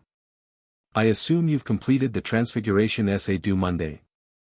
Her eyebrow arched questioningly. "Finished it Thursday night." Harry patted the enchanted bag slung across his shoulder. "And Hermione checked it." "Very good. And your project for Professor Flitwick?" "Still needs work," Harry admitted. "But I'll have time Sunday." McGonagall nodded, satisfied. The weekend arrangement that allowed Harry to split his time between Hogwarts and Avenger training had come with strict academic conditions Harry had learned to meet through ruthlessly efficient study habits that would have shocked his younger self. "Your portkey." She gestured to the tree stump. "Remember, Mr. Potter, the same rules apply as always. No unauthorized magic in the Muggle world, no technological devices returning to Hogwarts without prior screening, and absolute discretion regarding both worlds," Harry finished. "I remember, Professor." The tree stump began to glow blue. Harry placed his hand on it, feeling the familiar hook behind his navel as the magical transportation activated. The Scottish countryside dissolved around him, replaced by the dizzying tunnel of portkey travel. He landed with practiced balance in a secure chamber within the Avengers compound. The room, specially designed for magical arrivals and departures, contained the monitoring equipment Tony had developed to study portkey transportation, still attempting to quantify the energy patterns of magical travel. "Welcome back, Mr. Potter," Friday's voice greeted him. Tony's newest AI system had replaced Jarvis after the Ultron incident last year, a change Harry was still adjusting to. "Boss is waiting for you in the East Wing conference room. Priority briefing in progress." "Thanks, Friday." Harry waved his wand over his Quidditch robes, performing a quick cleaning charm to remove the worst of the mud. At 13, he was now allowed limited magic during his Avengers weekends, another hard-won concession in the complex legal arrangement governing his unique situation. As Harry hurried through the compound, he passed training areas where other young heroes were already at work. Kate Bishop, now 18 and officially Black Widow's protégé, was demonstrating knife techniques to a newer recruit. She acknowledged Harry with a quick nod as he passed. The compound had changed significantly in the 3 years since the attack by Crane's wizards.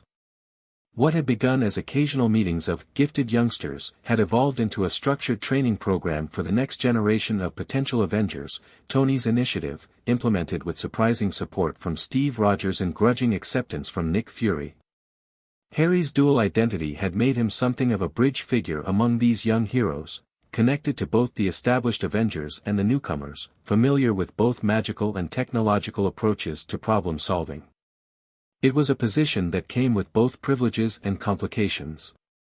In the conference room, Tony stood at the head of the table, holographic displays showing what appeared to be energy readings from multiple locations. He looked up as Harry entered, his beard now flecked with gray that hadn't been there when Harry first came to live with him. "There's our missing wizard," Tony announced. "How was the medieval broomstick game?" "We won," Harry said, sliding into his usual seat. "Sorry I'm late." "Just in time for the exciting part," Tony assured him. "Suit up after the briefing, we've got a situation that needs your specific skill set. Around the table sat an assemblage of Avengers and young trainees: Steve Rogers, looking exactly as he had when Harry first met him; Natasha Romanoff, her hair now shorter; Bruce Banner, who offered Harry a quiet smile; and several of the young heroes Harry had been training alongside during his weekend visits. As I was saying, Tony continued, the energy signatures match the pattern we've been tracking for months. Same magical technological hybridization, but with a distinct variance that suggests they're working with something new. Crane? Harry asked immediately. Tony nodded grimly. Looks like it. After 2 years of scattered sightings and minor incidents, he's making a bigger move. Multiple devices activated simultaneously across Europe. Whatever they're doing, they're scaling up. The name sent a familiar chill through Harry. Adalbert Crane, the scarred wizard who had led the attack on the Avengers facility 3 years ago, had become a persistent shadow in Harry's life. Intelligence from both magical and mundane sources painted a picture of a brilliant but dangerous visionary gathering followers for what he called the inevitable reconciliation of worlds. "What kind of devices are we talking about?" asked Franklin Richards, now 15 and developing reality manipulation powers that made even his superhero parents nervous. Tony expanded the holographic display, showing what appeared to be installations built at specific geographic locations. Something like magical collectors. They're positioned along what the wizarding types call ley lines, natural channels of magical energy that flow through the earth. They're harvesting raw magic, Harry realized, leaning forward to study the images. That's what Professor Babbling was describing in Ancient Runes last term, theoretical constructs for large-scale magical energy collection. Theoretical until now, Tony confirmed. We've identified 7 active collectors. 6 are in remote locations, mountains, forests, unpopulated areas. But the 7th. He highlighted one installation. This one's in Prague, near a populated area. And it's showing signs of instability. Steve Rogers took over. Our mission is twofold. Team Alpha, led by myself and Romanoff, will investigate the remote installations, gathering intelligence without engaging unless necessary. Team Beta, Stark, Banner in support mode only, and our specialized younger assets, will handle the Prague situation. Harry caught the implication immediately. Specialized younger assets was code for him and the team of magically gifted or magic-adjacent young heroes he'd been working with, the unofficial group they'd taken to calling the Arcane Avengers, much to Fury's annoyance. What's the timeline? Harry asked. The Prague collector is showing energy spikes that suggest potential failure within 24 hours, Tony replied. Your team drops in 90 minutes. Harry nodded, mentally calculating. Sunday night return to Hogwarts might be optimistic, depending on how this went. He'd need to send Hermione a message to cover for his potential absence from Monday classes. Questions? Steve looked around the table. Harry raised his hand. Has the Ministry of Magic been informed? This falls under their jurisdiction too. An uncomfortable silence followed. Tony and Steve exchanged glances. That's complicated, Tony finally said. Relations with the wizarding authorities have deteriorated since the sword incident. They're currently taking the position that this is an internal magical matter that doesn't warrant Avenger involvement. The sword incident, a messy confrontation 6 months ago when the newly formed Sentient World Observation and Response Department had attempted to contain a magical anomaly without consulting wizarding authorities, had widened the growing rift between magical and mundane governance structures. So we're operating without magical government sanction, Harry translated. Great. We have clearance from the UN Oversight Committee and the Czech government, Steve clarified. And Dumbledore has been informed, unofficially. That was something, at least. Dumbledore's unofficial support had become increasingly valuable as ministry politics grew more hostile to Muggle interference in magical affairs. One more thing, Tony added, his expression growing more serious. The Mark II suit is cleared for deployment if necessary. But, Harry, the same restrictions apply. No exposing magical capabilities to the general public. No using technological components in ways that violate the statute of secrecy. I know the rules, Harry replied, perhaps more tersely than intended. The Mark II suit, the culmination of 6 years of collaboration between Harry and Tony, represented the most advanced fusion of magical and mundane technology either world had seen. It was also a constant source of tension with magical authorities, who viewed it as a dangerous circumvention of restrictions on underage magic and a potential threat to magical secrecy. As the briefing concluded and the teams dispersed to prepare, Tony held Harry back. "How's the scar been?" Harry unconsciously touched the lightning bolt on his forehead. "Quiet lately. No pain since that incident during the summer." The incident had been a sudden, crippling pain that coincided with reports of dark magic detected in Albania, possibly connected to rumors of Voldemort's wraith seeking a means of return. It had been severe enough that Harry had briefly lost consciousness during training, leading to renewed scans and protective measures. Tony studied him with the penetrating gaze that had become more frequent as Harry grew older, part guardian concern, part scientific assessment. "And the other modifications to the suit are functioning properly? No adverse reactions?" "Everything's working fine," Harry assured him. "The magical core stabilization you added after the New York test has eliminated the feedback issues." Tony nodded, seemingly satisfied. "Good. Get changed and meet at the hangar in 30. Your team will want to strategize before wheels up." As Harry headed to his quarters to change and prepare, he reflected on how much had changed in the 3 years since his first train ride to Hogwarts. The wide-eyed 11-year-old discovering the wizarding world for the first time had given way to a teenager navigating increasingly complex responsibilities in both worlds. His first year at Hogwarts had been a whirlwind of discovery, friendship with Ron and Hermione, the revelation of the Philosopher's Stone hidden within the castle, and the confrontation with Quirrell and Voldemort's parasitic presence that had left Harry hospitalized for days. The prototype gauntlet he'd smuggled to school had proven crucial during that confrontation, though its use had further complicated his relationship with magical authorities. Second year had brought the Chamber of Secrets, basilisk attacks, and Harry's discovery of his Parseltongue ability, a revelation that had triggered extensive testing by both Tony and magical experts concerned about connections to Voldemort. The year had culminated in Harry and Ron's desperate rescue of Ginny Weasley from the chamber, where Harry had faced a memory of 16-year-old Tom Riddle and destroyed the diary that had possessed Ginny. That victory had come at a cost, however. Basilisk venom had nearly killed Harry despite the protective enchantments on his partial suit, necessitating a complete redesign of its defensive capabilities. Now, in his third year, the balance between his worlds grew more precarious.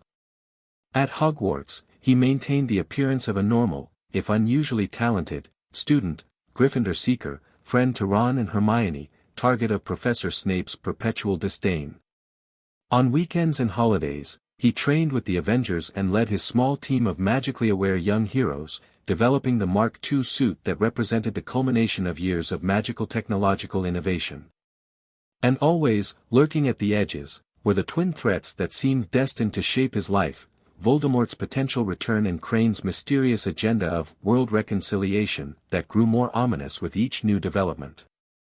In his quarters, a space designed to accommodate both his technological projects and magical studies, Harry changed quickly into the specialized undersuit required for the Mark II.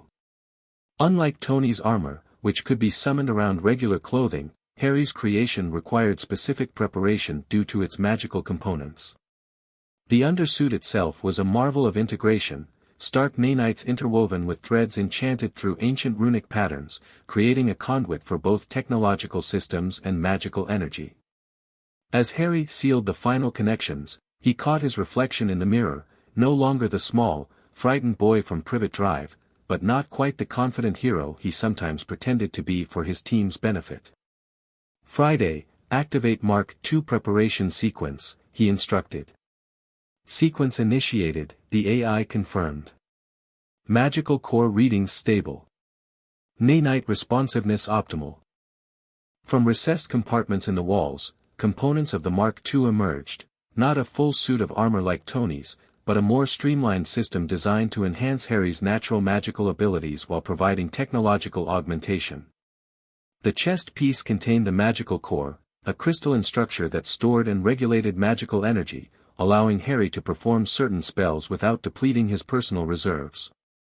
Gauntlets more advanced than his original prototype integrated with his wand movements, amplifying and directing magical effects. Boots enhanced mobility and provided flight capabilities that complemented his broomstick skills. As the components assembled around him, connecting seamlessly with the undersuit, Harry felt the familiar harmony of magic and technology resonating through his body, two types of power meant to be separate, brought together through years of careful experimentation. The final piece was the heads-up display integrated into enhanced glasses, a significant upgrade from his original prescription lenses. The display activated, showing system status, magical energy levels, and communication channels. Mark II assembly complete, Friday announced. All systems functioning within parameters. Harry flexed his fingers, feeling the gauntlets respond to his movement. Thanks, Friday. Run one final diagnostic on the magical dampers. This feature, designed to prevent magical energy from interfering with sensitive electronic systems and vice versa, was crucial for operations in environments where both types of energy might be present in unpredictable ways. It was also the component that had required the most extensive testing and refinement. Dampers functioning at 98.7% efficiency, Friday reported. Within acceptable range for deployment. Satisfied, Harry made his way to the hangar where his team would be waiting. The Arcane Avengers, as they dubbed themselves despite official discouragement of the name, had evolved from an informal training group to a specialized response unit for situations involving magical or extradimensional threats. They were already assembled when Harry arrived. Wanda Maximoff, whose powers stemmed from exposure to an infinity stone but manifested in ways remarkably similar to certain forms of magic.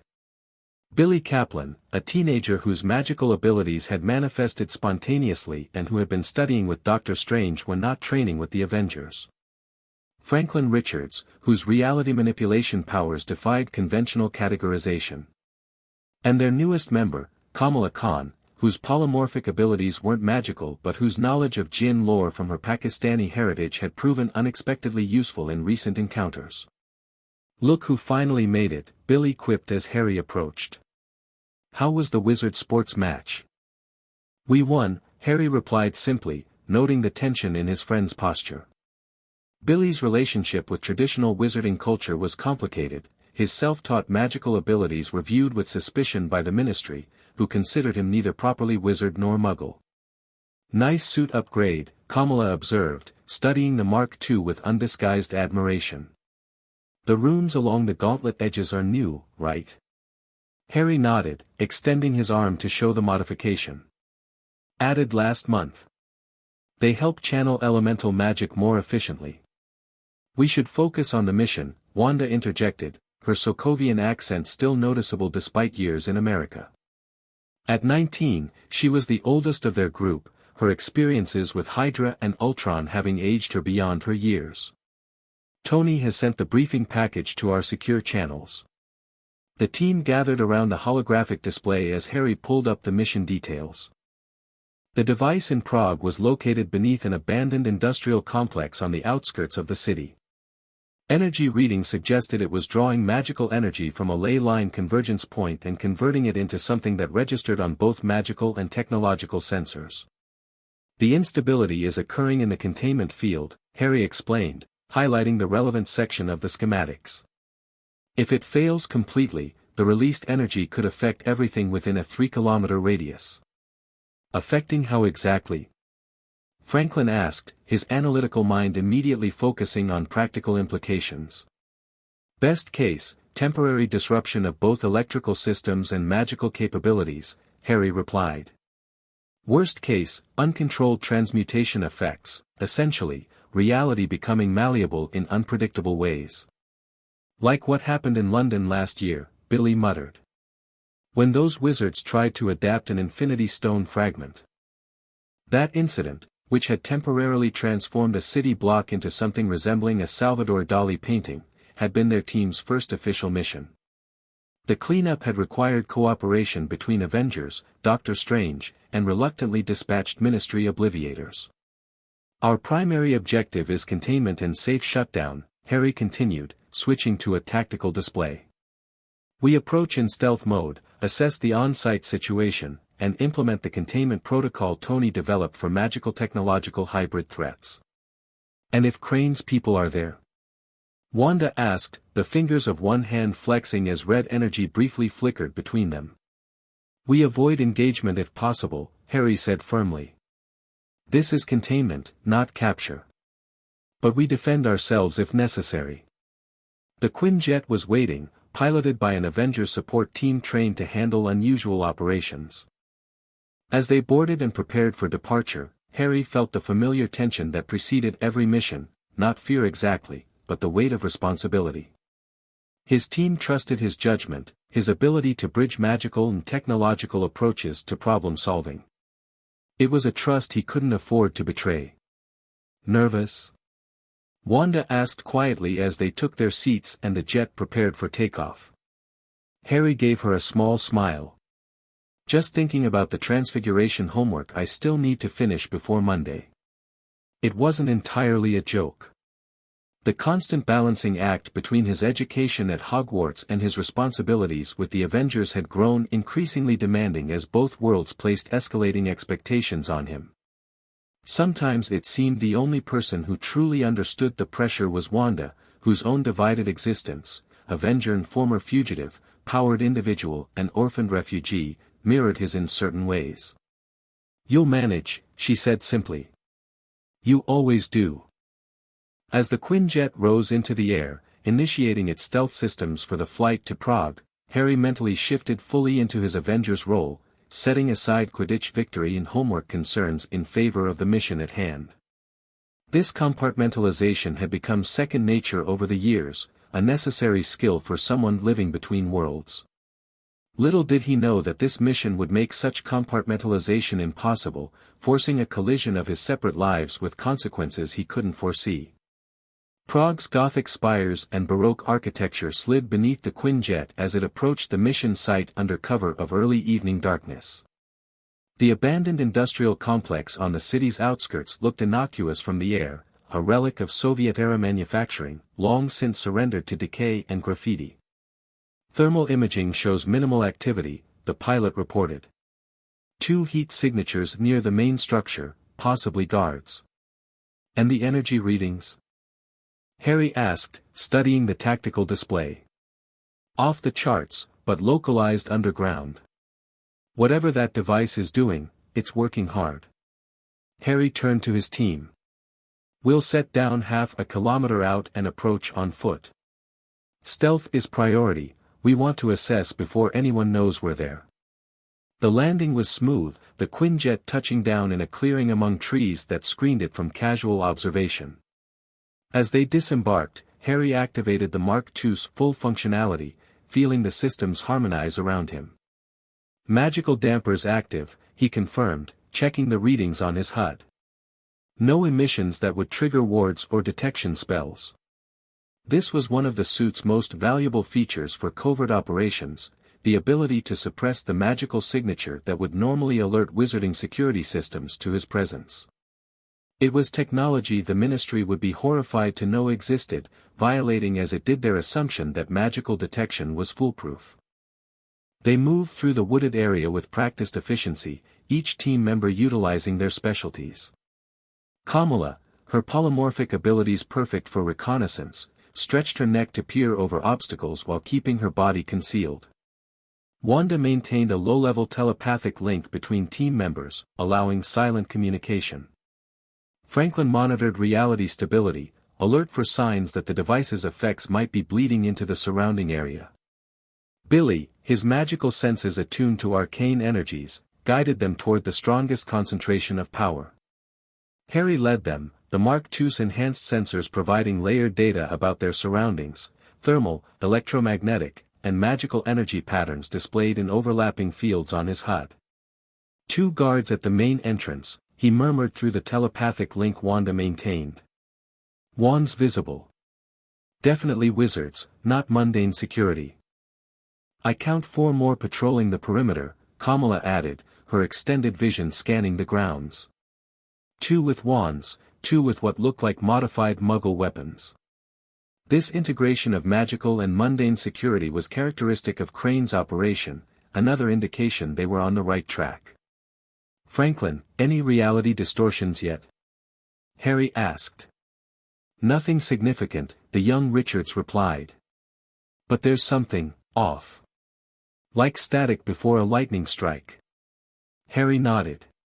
His own magical senses, enhanced by the suit, detected the same building pressure, energy accumulating without proper release. We need to get underground, he decided. Billy, can you sense any entrance points besides the main one? Billy closed his eyes briefly, his consciousness extending outward in a way he described as listening to the geometry of space. After a moment, he pointed toward a smaller structure 50 meters east of the main building. Service entrance. Less heavily warded. I can create a bypass if we can get close enough. That's our play. Harry outlined the approach. Kamala and I will create a diversion on the west side. Nothing dramatic, just enough to draw attention. Wanda and Franklin secure our exit path. Billy, you'll have 2 minutes to breach the service entrance. The plan executed smoothly at first. Harry and Kamala's controlled diversion, a series of minor noise disturbances created by the Mark II's acoustic projectors, successfully drew several guards to investigate.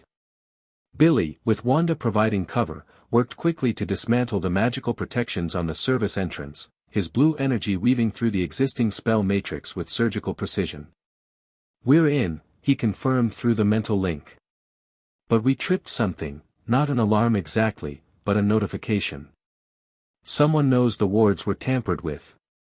Move fast, Harry directed, rejoining the group with Kamala. We need to locate the device and implement containment before reinforcements arrive. The service entrance led to a narrow utility corridor that sloped downward, the air growing noticeably cooler as they descended. The walls, concrete on the surface, gradually gave way to older stonework, suggesting they were entering structures that predated the industrial complex above. These are old, Billy murmured, running his fingers along symbols carved into the stone. Like, Prague Golem old. This wasn't built by Crane, he's repurposing something ancient. Harry's HUD displayed increasing energy readings as they proceeded deeper. The magical signature was unlike anything he'd encountered, not the focused intent of spell work, but raw, primordial energy being channeled through artificial constructs. They emerged into a vast underground chamber that might once have been a natural cave before human modification. At its center stood what could only be the collector, a complex array of crystalline structures arranged in concentric circles, interspersed with what appeared to be mundane technology, power conduits, monitoring equipment, and control interfaces.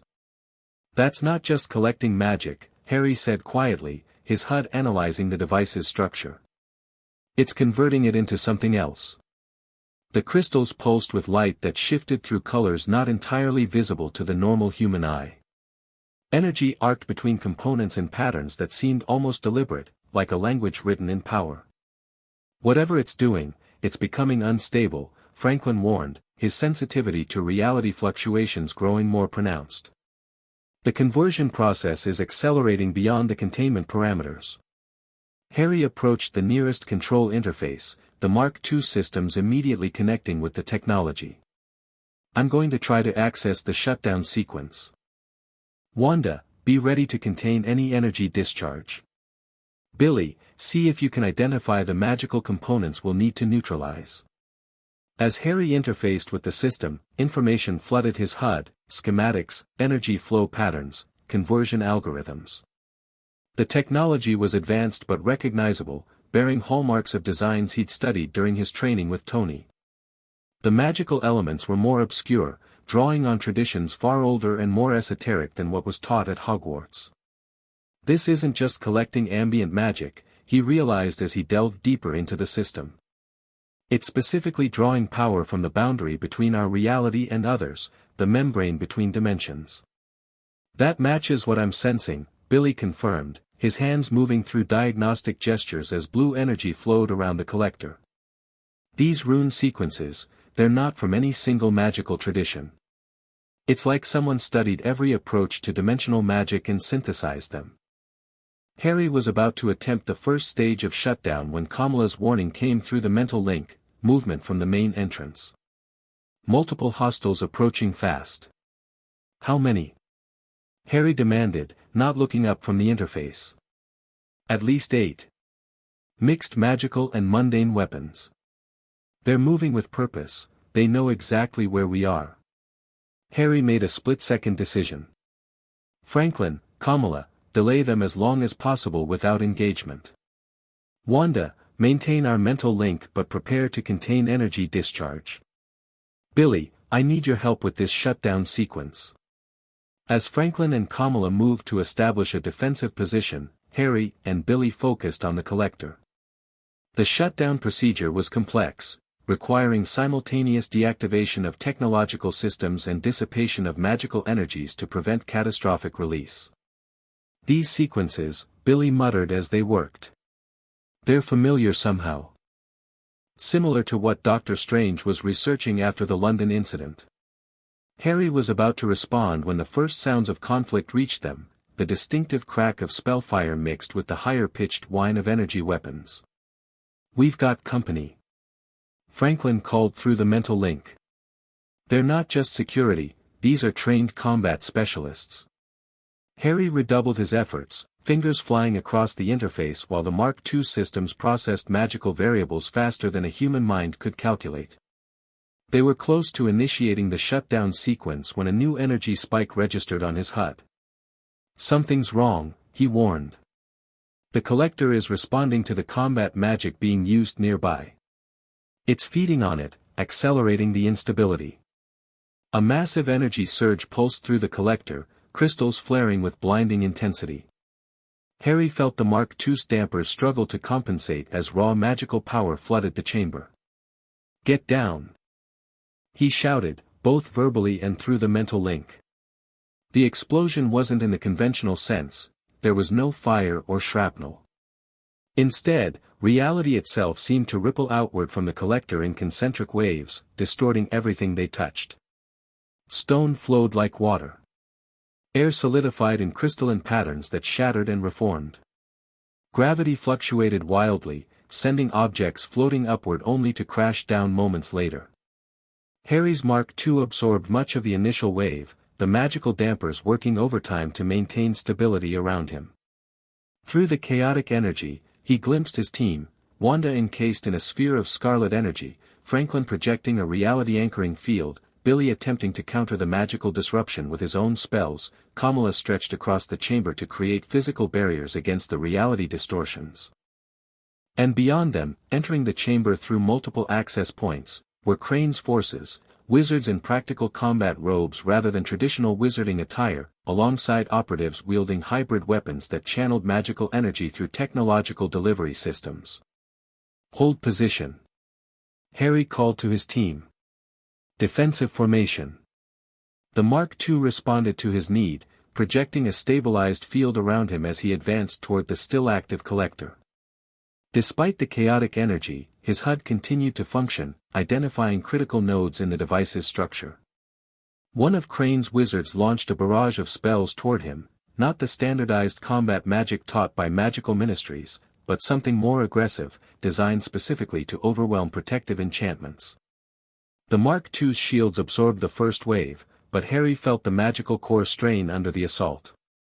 He returned fire, not with spells, but with precisely targeted repulsor blasts from his gauntlets, calibrated to disrupt the attacker's spellcasting without causing serious injury. The wizard went down, momentarily incapacitated.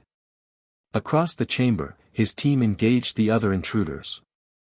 Wanda's reality-warping powers proved especially effective against the wizards, whose magical defenses weren't designed to counter her unique energy signature. Franklin maintained a zone of reality stability around them, preventing the collector's emissions from further distorting their environment. Billy engaged in direct magical combat with one of the more skilled enemy wizards, their spells colliding in explosive bursts of energy that the collector eagerly absorbed. The device is still active. Harry shouted over the cacophony. We need to complete the shutdown sequence. He fought his way back to the control interface, the Mark II automatically adapting to the fluctuating magical fields around him. As he re-engaged with the system, he noticed something that had been obscured during their initial assessment, a familiar signature in the programming, a coding style he recognized from years of collaboration. This has Stark elements, he murmured in disbelief. Some of the integration protocols, they're based on our work. Before he could process this disturbing revelation, a new voice cut through the chaos, amplified to carry over the battle noise, calm and measured despite the surrounding destruction. Harry Potter. At last we meet properly. Harry turned to see a tall figure standing near what appeared to be a previously hidden entrance to the chamber.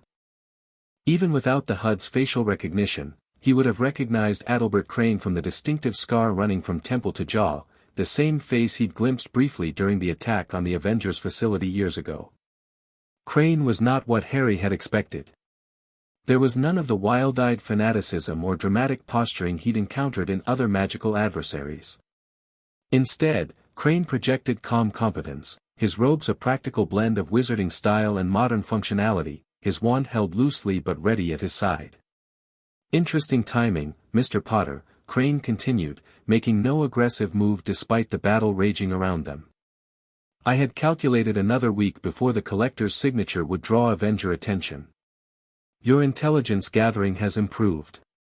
Harry maintained his position at the control interface, fingers still working to complete the shutdown sequence while he kept Crane in his field of vision. Whatever you're trying to accomplish here, it's destabilizing. The collector is going to fail catastrophically if it isn't shut down. A controlled failure, Crane corrected. The energy release is precisely the point, though I admit the timeline has accelerated unexpectedly. The casualness of this admission chilled Harry more than any threat could have. There are over 50,000 people within the affected radius. The reality distortions could kill hundreds before containment is possible. An unfortunate necessity, Crane replied, taking a step closer. Though I'm curious, did they tell you the full extent of what's at stake? Did Stark explain what these collectors are actually designed to accomplish? Harry didn't respond, focusing instead on the shutdown sequence. The Mark II systems indicated 67% completion, but the process was fighting him now, secondary protocols activating to prevent interruption. Your silence suggests not, Crane continued. A pity. I had hoped for a more informed conversation with the boy who has done more to bridge our worlds than anyone since the original separation. A blast of energy from one of the ongoing battles struck near Crane, who deflected it with a casual flick of his wand. The redirected energy was absorbed by the collector, causing another surge in its output. Reality rippled around them, stone walls briefly becoming transparent, revealing the city above. The collector isn't just gathering power, Crane explained, seemingly untroubled by the destruction around them. It's weakening the barriers that separate magical and mundane perceptions of reality. When it releases its accumulated energy, everyone within range, wizard and muggle alike, will see both worlds simultaneously. The statute of secrecy will be irreparably breached in the most public manner possible. Harry's blood ran cold as he grasped the implications. You're forcing disclosure. Using civilians as pawns. I'm ending an outdated separation that has stunted both societies, Crane countered. Your own work with Stark demonstrates the potential of integration. The suit you're wearing, a perfect synthesis of magical and technological approaches, is proof that separation is not merely unnecessary but actively harmful to progress. Harry felt a surge of anger. My work with Tony isn't about forcing change on people who aren't ready for it. We develop protections, not weapons. A semantic distinction, Crane dismissed. Every protection can become a weapon. Every innovation can be weaponized. The question is not whether integration will occur, but who will control it when it does. He gestured to the Mark II. Will it be collaborative creators like yourself? Or will it be frightened governments reacting to what they don't understand? The shutdown sequence reached 82%, but Harry's HUD flashed warnings of increasing instability. The collector was fighting the deactivation, programmed to prioritize its primary function even at the cost of structural integrity.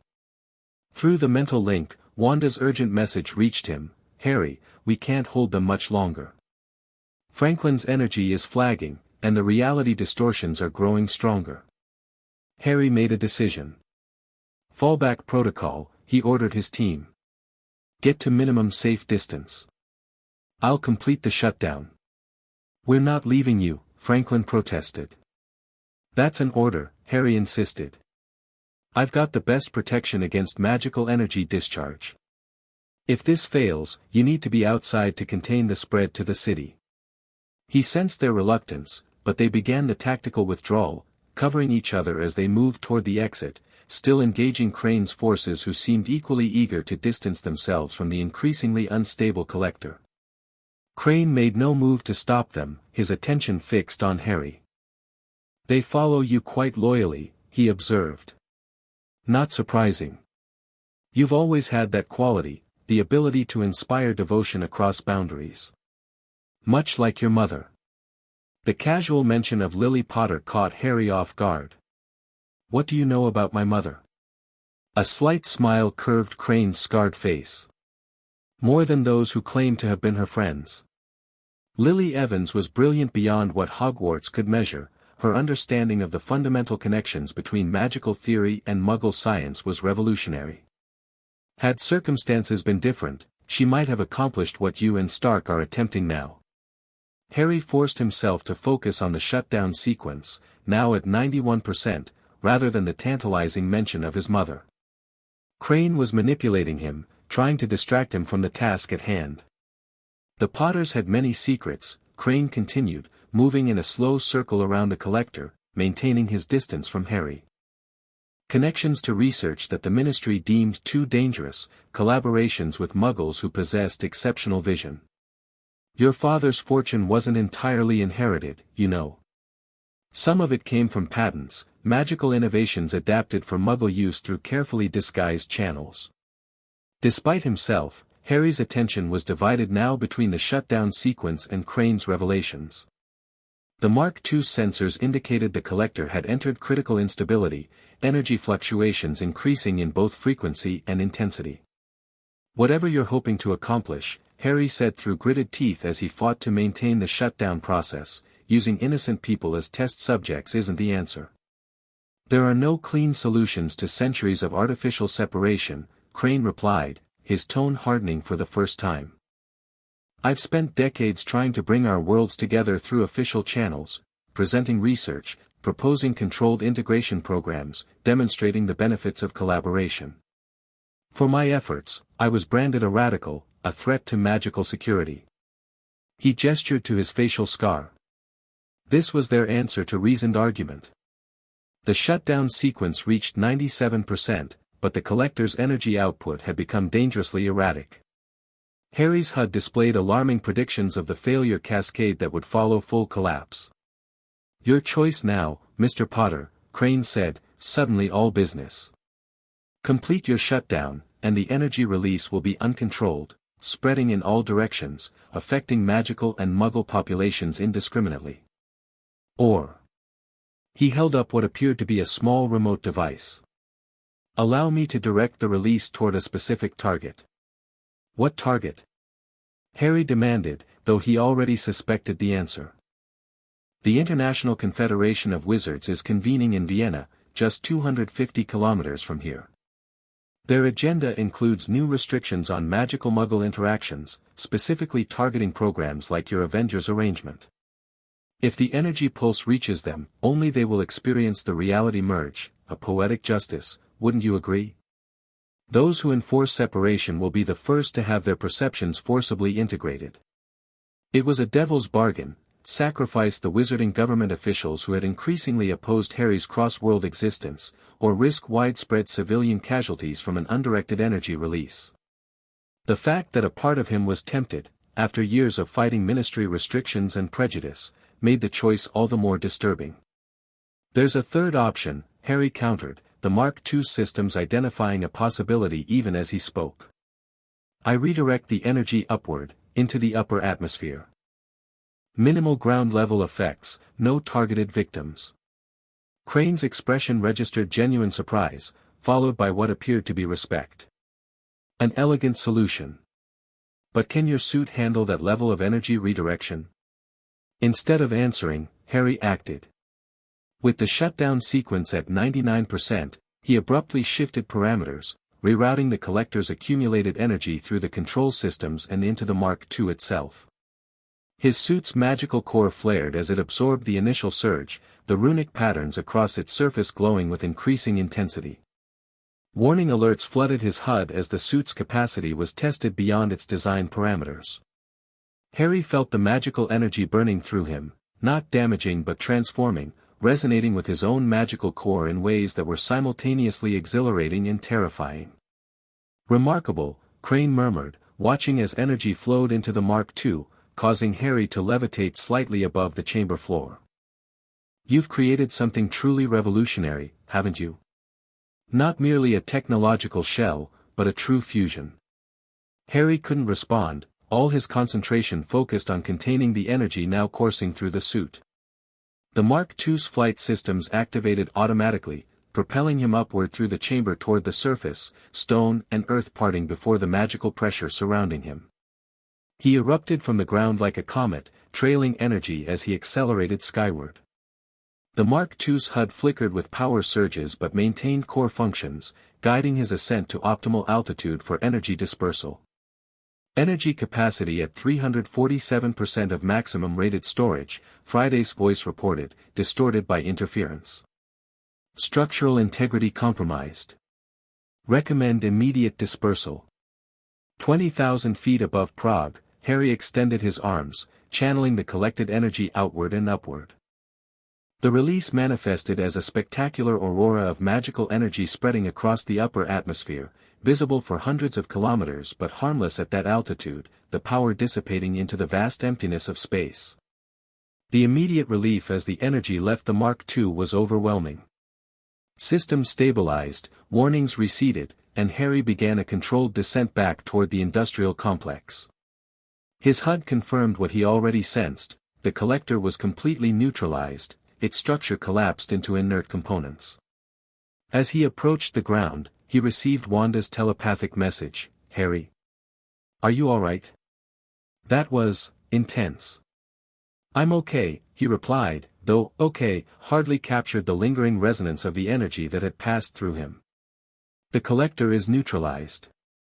Status on Crane and his people. Gone, came Franklin's frustrated response. They evacuated while we were focused on the energy release. Some kind of mass teleportation effect. Harry landed at the entrance to the underground chamber, the Mark II systems running diagnostics to assess damage. The suit had held, but barely, magical components showing stress fractures, technological systems operating at reduced efficiency after the massive power surge. His team converged on his location, their expressions a mixture of relief and concern. Wanda reached him first, her hands glowing with scarlet energy as she scanned him for injuries. "I'm really all right," he assured her, retracting the Mark II's helmet to show his face. "Though I think Tony's going to have some choice words about stress testing the suit beyond its parameters." "What happened down there?" Billy asked. "That energy release was like nothing I've ever seen, not standard magic, not anything in Doctor Strange's archives." Harry hesitated, unsure how much to share about his conversation with Crane. Before he could decide, the situation was complicated by the arrival of new participants, the distinctive crack of apparition announcing wizards materializing around the perimeter of the site. Magical law enforcement, Harry warned his team. Check ministry, by the looks of their robes. The wizards approached cautiously, wands drawn but not directly threatening. Their leader, a stern-looking witch with short gray hair, addressed them in accented English. "You have violated International Wizarding Statute 27B by performing magic in a Muggle area without proper authorization. Identify yourselves immediately." Harry stepped forward, the Mark II partially retracted to appear less threatening. I'm Harry Potter. We're operating under Avengers authority with UN sanction to contain a magical technological threat. The witch's expression shifted from stern to something more complex when she recognized him. Mr. Potter. Your unique status complicates matters. The Czech ministry was not informed of Avenger operations within our territory. There wasn't time for formal notification, Harry explained. The threat required immediate intervention to prevent civilian casualties. She studied him, then the remnants of the collector visible through the ruptured ground. This appears to be Crane's work. We've been tracking his activities across Europe. Then you know what he was attempting, Harry pressed. The collector was designed to force a breach in the statute of secrecy by merging magical and mundane perceptions. The witch nodded grimly. Crane's obsession with ending separation has grown more radical. This is the third such device we've discovered, though the first to reach activation stage. She glanced at Harry's team with obvious disapproval. However, bringing non-magical individuals into a magical security operation remains a violation of international wizarding law. Harry felt his patience thinning. After years of navigating the increasingly restrictive policies of magical governments, the hypocrisy still stung. My team is fully authorized for magical engagement under the Special Provisions Act of 2022. Their involvement prevented catastrophic energy release into a populated area. Laws change, Mr. Potter, the witch replied coldly. The Special Provisions Act is currently under review by the International Confederation. Until that review is complete, your arrangement exists in a legal gray area at best. It was the same bureaucratic obstruction Harry had encountered with increasing frequency, magical governments reacting to the growing integration of worlds with restrictive policies and legal challenges rather than cooperation. We contained the threat, Harry stated flatly. We'll provide full documentation to the appropriate authorities. Now, unless you intend to formally detain us, which would constitute a diplomatic incident, we'll be returning to our transport. A tense standoff followed, the Czech wizards clearly uncomfortable with Harry's assertion of Avenger authority but equally unwilling to risk the international complications of detaining them. Finally, the lead witch stepped aside with obvious reluctance. This incident will be reported to the International Confederation, she warned. And to your Ministry of Magic. Your status as a student at Hogwarts does not exempt you from wizarding law, Mr. Potter, regardless of your extracurricular activities. Harry acknowledged this with a nod, then led his team toward the extraction point where the Quinjet waited. As they walked, Wanda's voice came through their mental link, that was diplomatic. I'm getting tired of explaining ourselves to people who refuse to see the bigger picture, Harry replied, the frustration he'd been containing finally bleeding into his tone.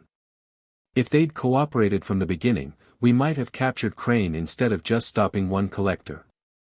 Did Crane say anything useful during your conversation? Franklin asked as they approached the Quinjet. Harry considered how to answer. Crane's revelations about his parents, particularly his mother's supposed work integrating magical theory and Muggle science, required verification before he shared them. And the disturbing claim about Stark technological principles being incorporated into the collector, that was a matter for Tony first. He confirmed what we suspected, Harry said finally.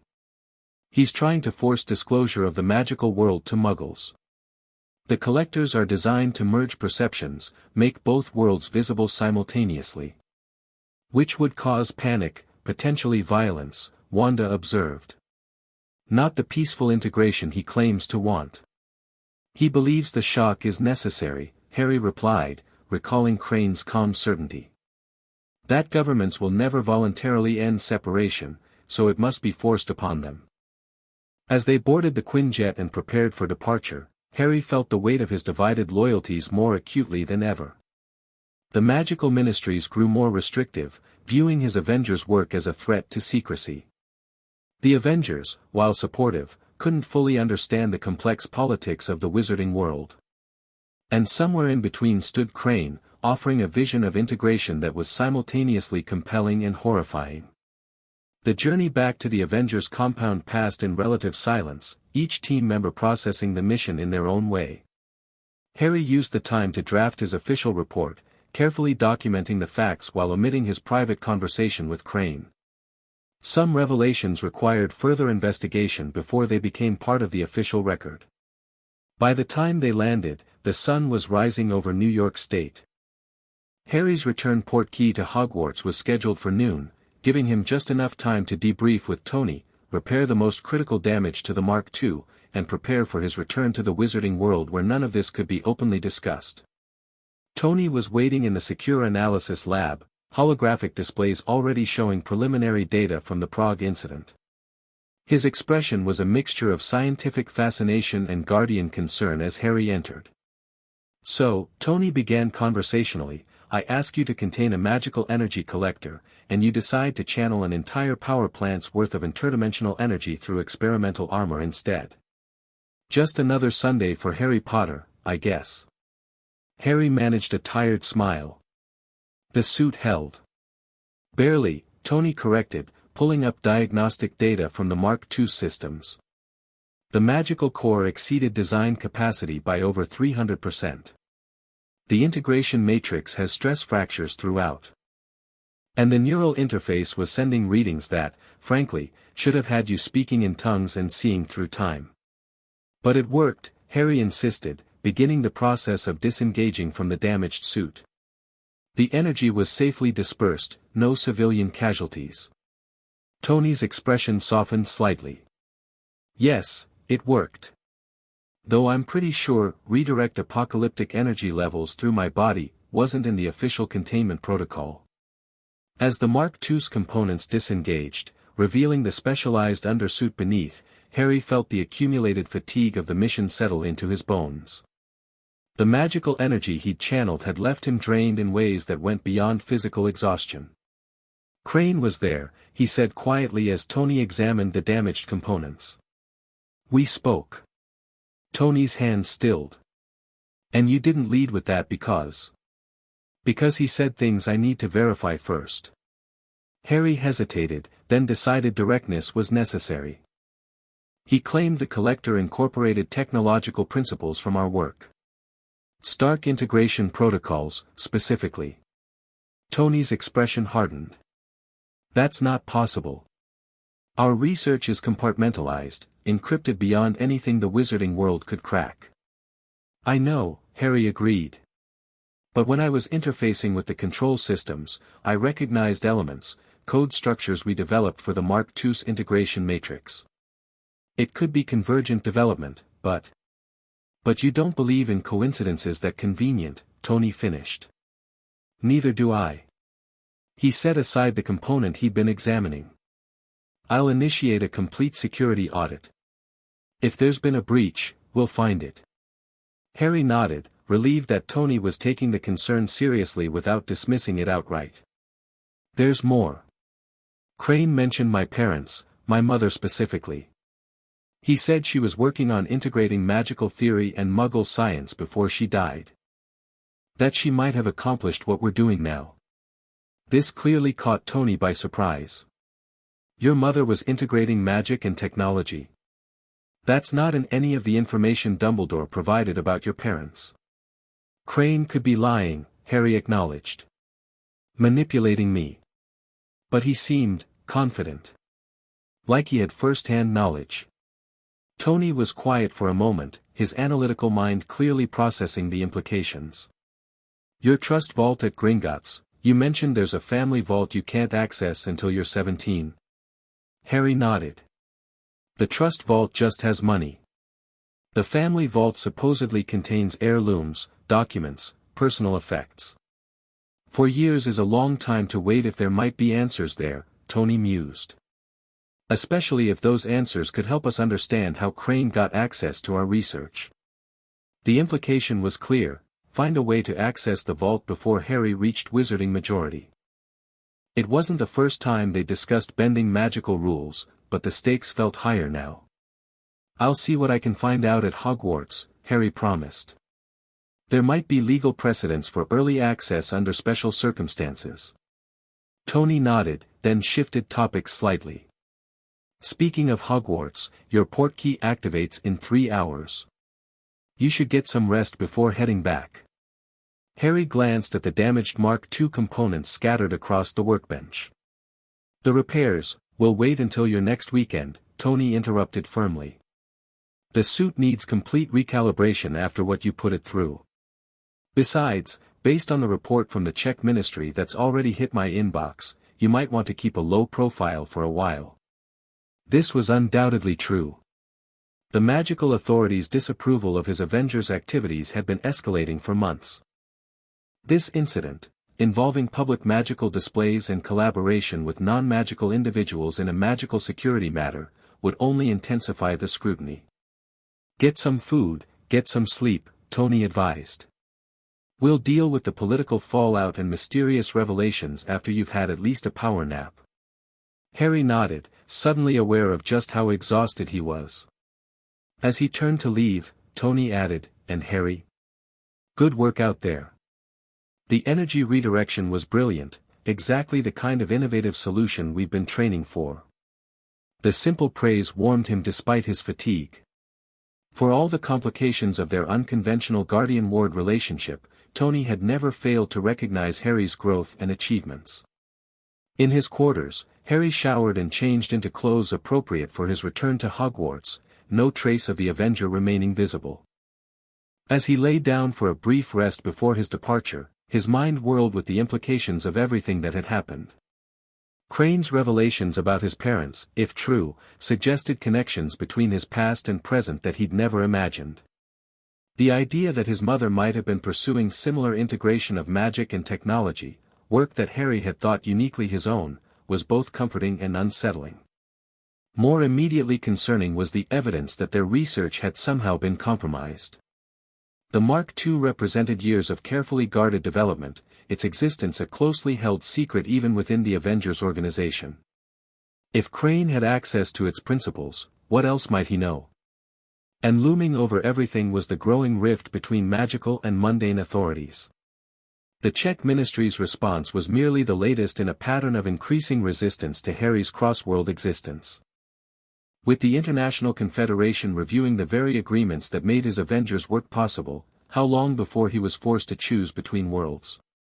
Sleep claimed him before he could resolve these questions, his dreams filled with images of energy collectors, scarred faces, and glimpses of a red-haired woman combining wand movements with scientific equations in ways that seemed both foreign and hauntingly familiar. The transition back to Hogwarts was always jarring, but never more so than after a mission. One moment Harry was saying goodbye to Tony in the secure portkey chamber at the Avengers compound, the next he was standing in Professor McGonagall's office, the warm glow of Scottish autumn sunshine streaming through leaded windows. "Welcome back, Mr. Potter," McGonagall greeted him, looking up from the essays she was grading. Her sharp eyes missed nothing, taking in his exhausted appearance despite his attempt to present a composed facade. "I trust your weekend was educational." It was their code phrase, developed over years of these transitions.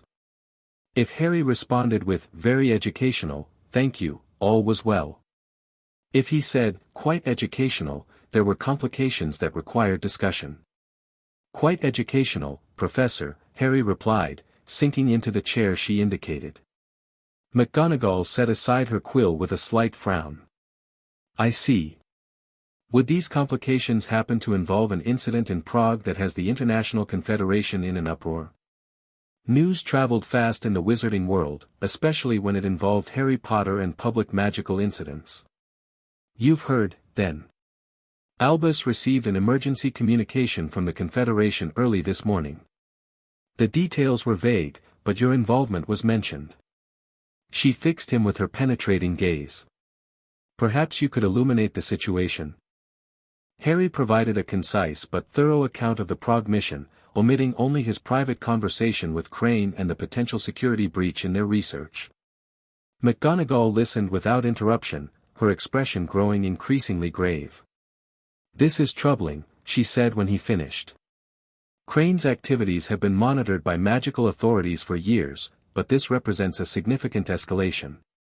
attempting to forcibly reveal the magical world to Muggles. We contained it, Harry pointed out. No exposure occurred. This time, McGonagall acknowledged. But Crane's resources appear to be growing, as is his boldness.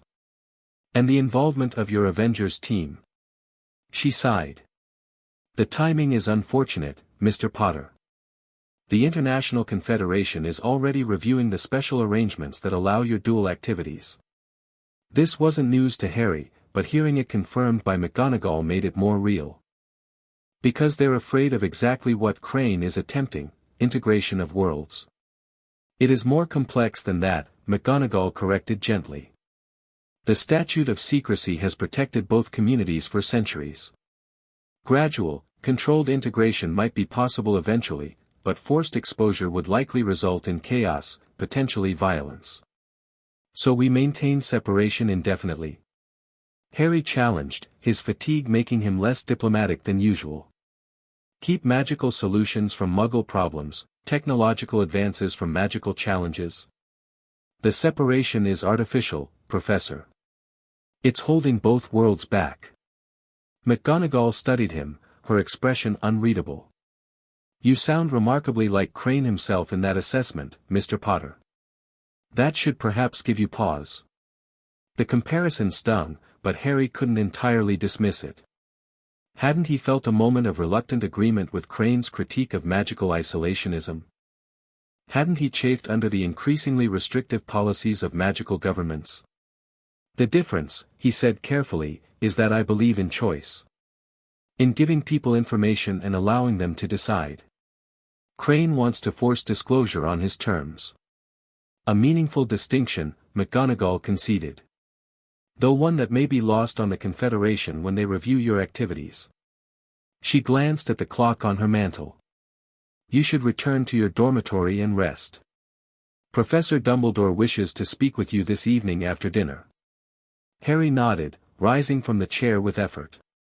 The magical energy he'd channeled through the Mark II had left him more drained than he'd initially realized. Oh, and Mr. Potter. McGonagall added as he reached the door. Miss Granger and Mr. Weasley were most concerned about your extended absence from the Quidditch celebration. I believe they are waiting in the common room. This was McGonagall's subtle way of warning him to prepare his cover story. His friends knew about his weekend arrangements with the Avengers, impossible to hide from roommates, but the details of his missions remained classified.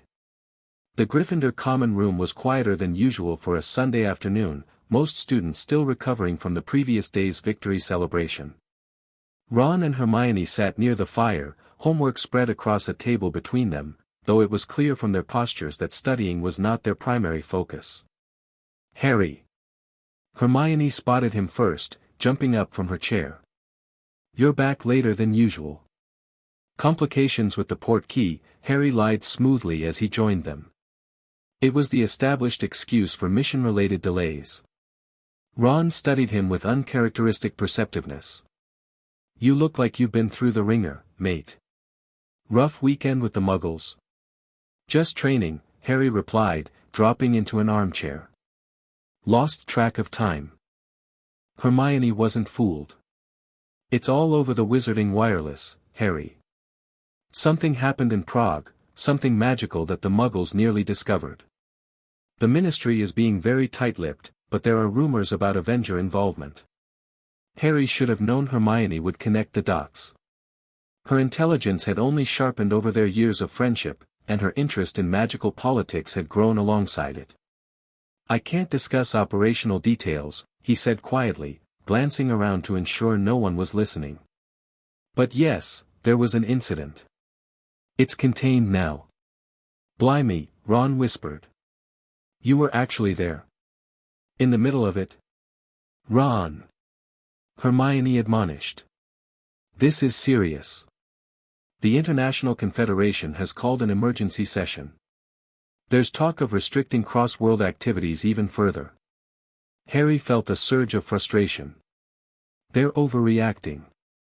We prevented exposure, not caused it. It's not just about what happened, Hermione explained, her expression concerned.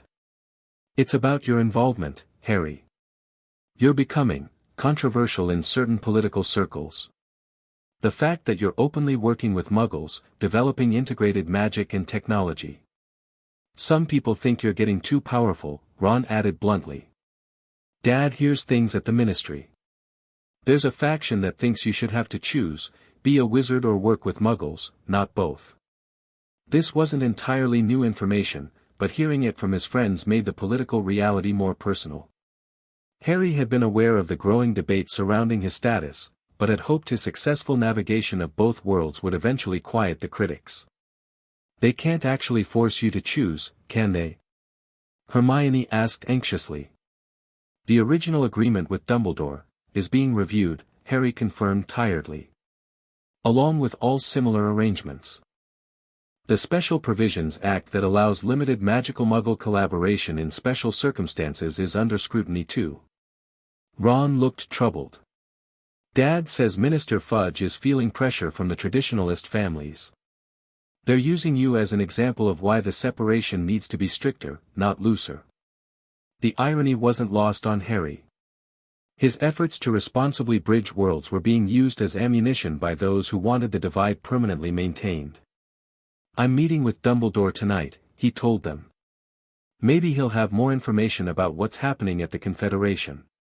Hermione reached over to squeeze his hand sympathetically. Whatever happens, we're with you, Harry. You know that, right? Yeah, mate, Ron agreed. Even if you do keep missing all the good parties for your Muggle superhero club. The attempt at humor broke some of the tension, and Harry managed a genuine smile. Whatever complications his dual existence created, these friendships remained a constant, a grounding force in the increasingly complex balancing act his life had become. Speaking of parties, Ron continued, you missed Ginny hexing Malfoy when he tried to crash our celebration. Turned his hair Gryffindor red and gold. Flitwick gave her detention but looked like he wanted to award points instead. Harry laughed, allowing himself to be drawn into the safer waters of school gossip and Quidditch analysis. For a few precious hours, he could be just another Hogwarts student celebrating a victory, the weight of colliding worlds temporarily lifted from his shoulders. But as evening approached and with it his meeting with Dumbledore, the reality of his situation reasserted itself. The Prague incident had accelerated conflicts that had been brewing for years. Whatever fragile balance he'd maintained between his worlds was in jeopardy, and with it the integration work that had become central to his identity. As he excused himself to prepare for the meeting, Harry couldn't shake the memory of Crane's words, the question is not whether integration will occur, but who will control it when it does. The scarred wizard had presented himself as fighting for the same vision Harry pursued, a world where magic and technology enhanced each other rather than existing in artificial isolation. The uncomfortable truth was that Crane's ends, if not his means, aligned disturbingly well with Harry's own hopes for the future. That alignment posed questions about his path forward that Harry wasn't sure he was ready to answer. Dumbledore's office had changed little in the 3 years Harry had been at Hogwarts. The same whirring silver instruments occupied tables and shelves, mysterious in purpose but somehow comforting in their constancy. Fawkes the Phoenix dozed on his perch, occasionally opening one bright eye to regard visitors before returning to his rest. The headmaster himself sat behind his desk, fingers steepled beneath his long white beard, blue eyes lacking their usual twinkle as Harry entered. This, more than anything, indicated the seriousness of the situation. Ah, Harry. Thank you for coming. I trust you've had sufficient time to rest after your eventful weekend. Harry took the offered seat, noting that Dumbledore had arranged for tea and sandwiches to be available. Either the headmaster anticipated a long conversation, or he'd correctly surmised that Harry had missed meals in the chaos of the past 24 hours. I'm fine, Professor, Harry assured him, accepting a cup of tea. Professor McGonagall mentioned you received word from the Confederation about Prague. Dumbledore nodded gravely. Indeed. Though the official accounts lack certain details that I suspect you might be able to provide. Like his conversation with McGonagall, Harry recounted the mission, this time including more of his interaction with Crane, though still omitting the revelations about his parents and the potential research breach. Dumbledore listened attentively, his expression growing more troubled as Harry described the collector's purpose and Crane's explicit goal of forcing magical disclosure. "Adalbert was always brilliant," Dumbledore sighed when Harry finished. "But I had hoped time might have tempered his impatience. It seems instead to have hardened into dangerous conviction." "You knew him?" Harry asked, surprised. "Many years ago," Dumbledore confirmed. "He was a promising researcher in the Department of Mysteries, specializing in the theoretical foundations of magic and its relationship to what Muggles call quantum physics. His work was groundbreaking but increasingly controversial as it suggested possibilities that many found uncomfortable. The integration of magic and technology," Harry surmised. "Among other things, yes." Adalbert believed the separation of magical and Muggle societies was not merely political but had created a fundamental metaphysical barrier, a division in how reality itself was perceived and manipulated. His theories suggested this barrier could be dissolved, allowing both communities access to the complete spectrum of possibilities. This aligned with what Harry had observed in the collector's design, not merely a device for revealing magic to Muggles, but one that fundamentally altered perception itself. "What happened to him?" Harry asked. "How did he go from ministry researcher to—" He gestured vaguely, searching for the right description. "Magical terrorist?" Dumbledore suggested mildly. The transition was gradual. As his work progressed, he became more outspoken about the need for disclosure, for reintegration of worlds. He began recruiting like-minded individuals, both magical and Muggle, to his cause. The ministry grew concerned, then alarmed. Restrictions were placed on his research.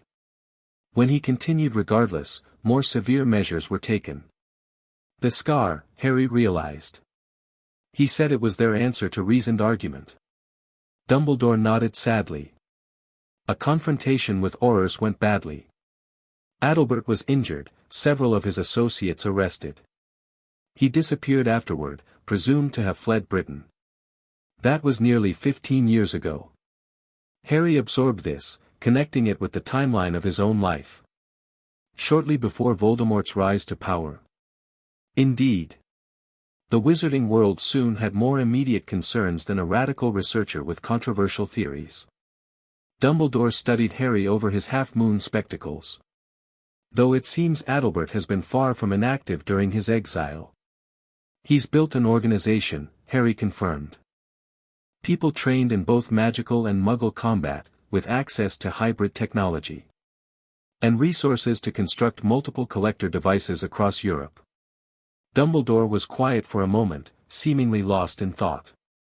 Then he said, "Harry, I must ask you directly, in your conversation with Adalbert, did you find his arguments persuasive?" The question was gently put but penetrating in its insight. Harry considered his answer carefully. "Parts of them, yes," he admitted finally. "The artificial separation does hold back progress in both worlds. The secrecy prevents collaboration that could solve problems neither world can address alone." Dumbledore nodded, not appearing surprised or disappointed by this answer. "And his methods? The forced disclosure he attempted in Prague?" "Unacceptable," Harry said firmly. "People deserve a choice about how and when worlds merge. And using civilians as test subjects for his theories crosses a line." "A crucial distinction," Dumbledore agreed. "Though one that the International Confederation may not fully appreciate in their current deliberations." Harry set down his teacup. "What exactly is happening at the Confederation, Professor? Everyone seems to be talking around it, but no one's been direct about what it means for me." Dumbledore sighed, the weight of political concerns visibly settling on his shoulders. "The Prague incident has accelerated a process that was already underway. Your unique arrangement, attending Hogwarts while maintaining active status with the Avengers, was controversial from its inception.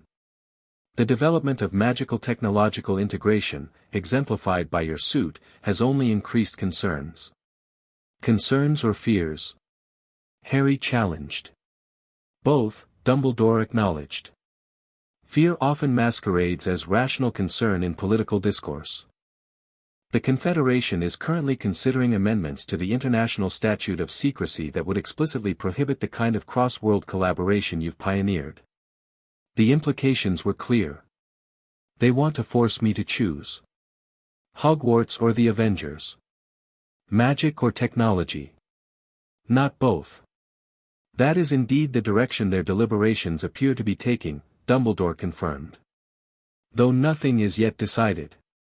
Harry felt a surge of frustration that he couldn't entirely contain. After everything I've done to respect the boundaries. To operate within the rules. The Mark II suit specifically incorporates features to preserve magical secrecy, to prevent technological interference with magical environments.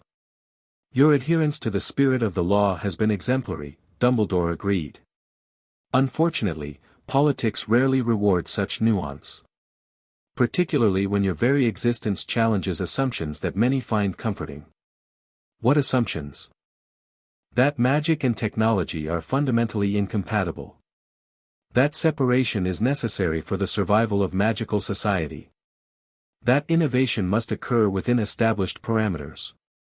Dumbledore's eyes regained some of their characteristic twinkle. You, my dear boy, represent living proof that these assumptions are false. That makes you both inspiring and threatening, depending on one's perspective. Harry absorbed this, recognizing the truth in Dumbledore's assessment. His entire life at Hogwarts had been a balancing act, excelling academically while concealing the full extent of his magical technological experimentation, maintaining normal student friendships while leading a team of young heroes on the weekends, respecting wizarding traditions while quietly subverting their limitations. What happens next? He asked finally. The Confederation will vote on the proposed amendments within the month, Dumbledore replied. If they pass, implementation will follow, though the exact timeline remains uncertain. And if I refuse to choose? If I continue as I have been? Dumbledore's expression grew more serious. Then you would be in violation of international wizarding law. The consequences could include restrictions on your magic, confiscation of any devices deemed to violate the statute, potentially even limitations on your movement between magical and muggle spaces. The severity of these potential consequences was sobering. Harry had always known his path wasn't conventional, but he hadn't fully appreciated how threatening it might appear to those invested in maintaining traditional boundaries. Is there anything that can be done? He asked. Politically, I mean. To prevent these amendments from passing? I am exerting what influence I have, Dumbledore assured him. As are others who recognize the short-sightedness of such restrictions. But the current climate is challenging. Recent events, including but not limited to Prague, have strengthened the position of those advocating stricter separation. Harry thought of the sword incident 6 months earlier, when overzealous Muggle agents had attempted to contain a magical anomaly without proper understanding or authority. That fiasco had damaged years of careful bridge building between worlds, reinforcing wizarding fears about Muggle interference in magical affairs. It seems convenient, Harry observed. These incidents that push our worlds further apart, just as Crane is trying to force them together. Dumbledore's eyebrows rose slightly. An insightful observation. You suspect manipulation behind seemingly unrelated events. It's what I would do, Harry admitted. If I wanted to create conditions for a specific outcome. Escalate tensions, force polarization, eliminate the middle ground. Indeed. Dumbledore looked troubled. A concerning possibility that warrants investigation. A thought occurred to Harry, connected to Crane's revelations about his parents. Professor, what do you know about my mother's work before she died? Was she involved in research about the relationship between magic and Muggle science? If the question surprised Dumbledore, he didn't show it. Lily was exceptionally talented in both charms and potions, disciplines that require precise understanding of magical theory. After Hogwarts, she did pursue independent research, though the specifics were not widely shared due to the war. But was she specifically looking at connections between magical theory and Muggle scientific principles? Harry pressed. Dumbledore studied him with renewed intensity. What prompts this line of questioning, Harry? Harry hesitated, then decided honesty was necessary. Crane mentioned my mother. Said her understanding of connections between magical theory and Muggle science was revolutionary. That she might have accomplished what Tony and I are attempting now if circumstances had been different. Something flickered in Dumbledore's expression, recognition, perhaps, or confirmation of a suspicion. Adalbert would have known Lily's work, yes. They moved in similar research circles before his exile. And your mother was indeed exploring theoretical frameworks that bridged magical and Muggle understanding of fundamental forces. This confirmation sent a surge of emotion through Harry, pride in his mother's pioneering work, frustration that this connection to his own interests had been kept from him, and a growing suspicion about what else might have been withheld. "Why wasn't I told this?" he asked, unable to keep a note of accusation from his voice. "All these years working on magical technological integration, and no one thought to mention my mother was researching the same thing?" Dumbledore sighed deeply. "An oversight for which I bear responsibility. In the aftermath of your parents' deaths, many details of their lives were set aside. The focus was on your safety, your well-being. As you grew and demonstrated your own interests in similar areas, perhaps I should have made the connection more explicit." It was an apology of sorts, though not an entirely satisfying one. Harry sensed there was more to the story, something Dumbledore was still holding back. "Is there anything else about my parents I should know?" he asked directly. "Anything relevant to what's happening now?" Dumbledore was silent for a long moment, clearly weighing his response. "Your parents were remarkable people, Harry, in ways that extended beyond their considerable magical talents. James's family had long been innovators, creating magical solutions that occasionally found their way into Muggle contexts through carefully disguised channels. Lily brought scientific rigor to magical exploration that was uncommon in her time.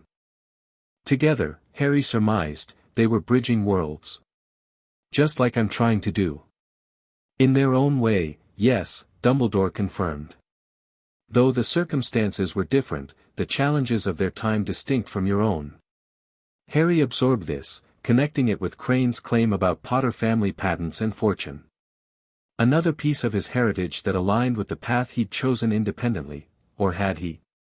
How much of his affinity for technological magical integration was inherited rather than developed? "There's more in the Potter family vault, isn't there?" he asked suddenly. "Research notes, records of their work." Dumbledore nodded slowly. "I believe so, yes. Though as you know, access to family vaults is restricted until wizarding majority at 17.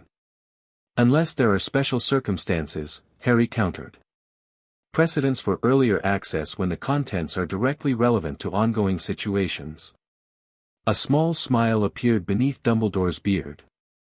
"You have been researching wizarding inheritance law, I see." "Yes, there are provisions for special access in extraordinary cases. Given recent developments, one might argue such a case exists." This was more encouraging than Harry had expected. "Would you support a petition for special access?" "I would consider it," Dumbledore replied carefully. "Though I must caution that the process involves ministry approval, which may be complicated by the current political climate." It was a diplomatic way of saying that the same authorities considering restrictions on Harry's cross-world activities were unlikely to grant him special access to potentially sensitive family information. Still, it was a starting point. Their conversation continued, shifting to more immediate concerns about Harry's academic progress and the potential impact of increased scrutiny on his Hogwarts experience. Dumbledore advised caution in the coming weeks, maintaining a lower profile while political deliberations continued, avoiding any magical technological demonstrations that might draw attention. As their meeting concluded, Dumbledore offered one final observation: "You find yourself, Harry, at the center of converging currents in our world's history. Your unique position, bridging magical and Muggle societies, connecting traditional wizardry with technological innovation, places you at a fulcrum point few others could occupy. That position comes with both opportunity and danger." "It doesn't feel like much of an opportunity at the moment," Harry admitted. "More like being caught between opposing forces." "Perhaps," Dumbledore acknowledged. But remember that while institutions may resist change, individuals often recognize its necessity. You have allies in both worlds, Harry. Friends who understand the value of your work, who share your vision of integration rather than separation. It was a reminder Harry needed, that despite the political headwinds, he wasn't alone in his belief that the artificial division between worlds needed to evolve. That others in both magical and mundane communities shared his vision, even if they weren't as visible as those demanding stricter boundaries. As he left Dumbledore's office and made his way back to Gryffindor Tower, Harry felt the weight of his position more acutely than ever. The coming weeks would test not just his diplomatic skills but his commitment to the integrated path he'd chosen. If forced to choose between worlds, could he abandon either without losing an essential part of himself? The question followed him into dreams of collectors drawing power from boundary lines, of scarred faces offering terrible choices, and of a red-haired woman writing equations that bridged worlds in ways her son was only beginning to understand. The aftermath of the Prague incident unfolded gradually over the following weeks. At Hogwarts, Harry maintained the appearance of normalcy, attending classes, participating in Quidditch practice, studying with friends in the common room. But beneath this routine facade, tensions continued to build. His weekend visits to the Avengers compound were temporarily suspended by mutual agreement between Tony and Dumbledore, a precautionary measure while political discussions continued at the International Confederation. Instead, Harry maintained contact through encrypted communications during approved Hogsmeade visits, where the village's proximity to Muggle areas allowed technological devices to function with minor modifications.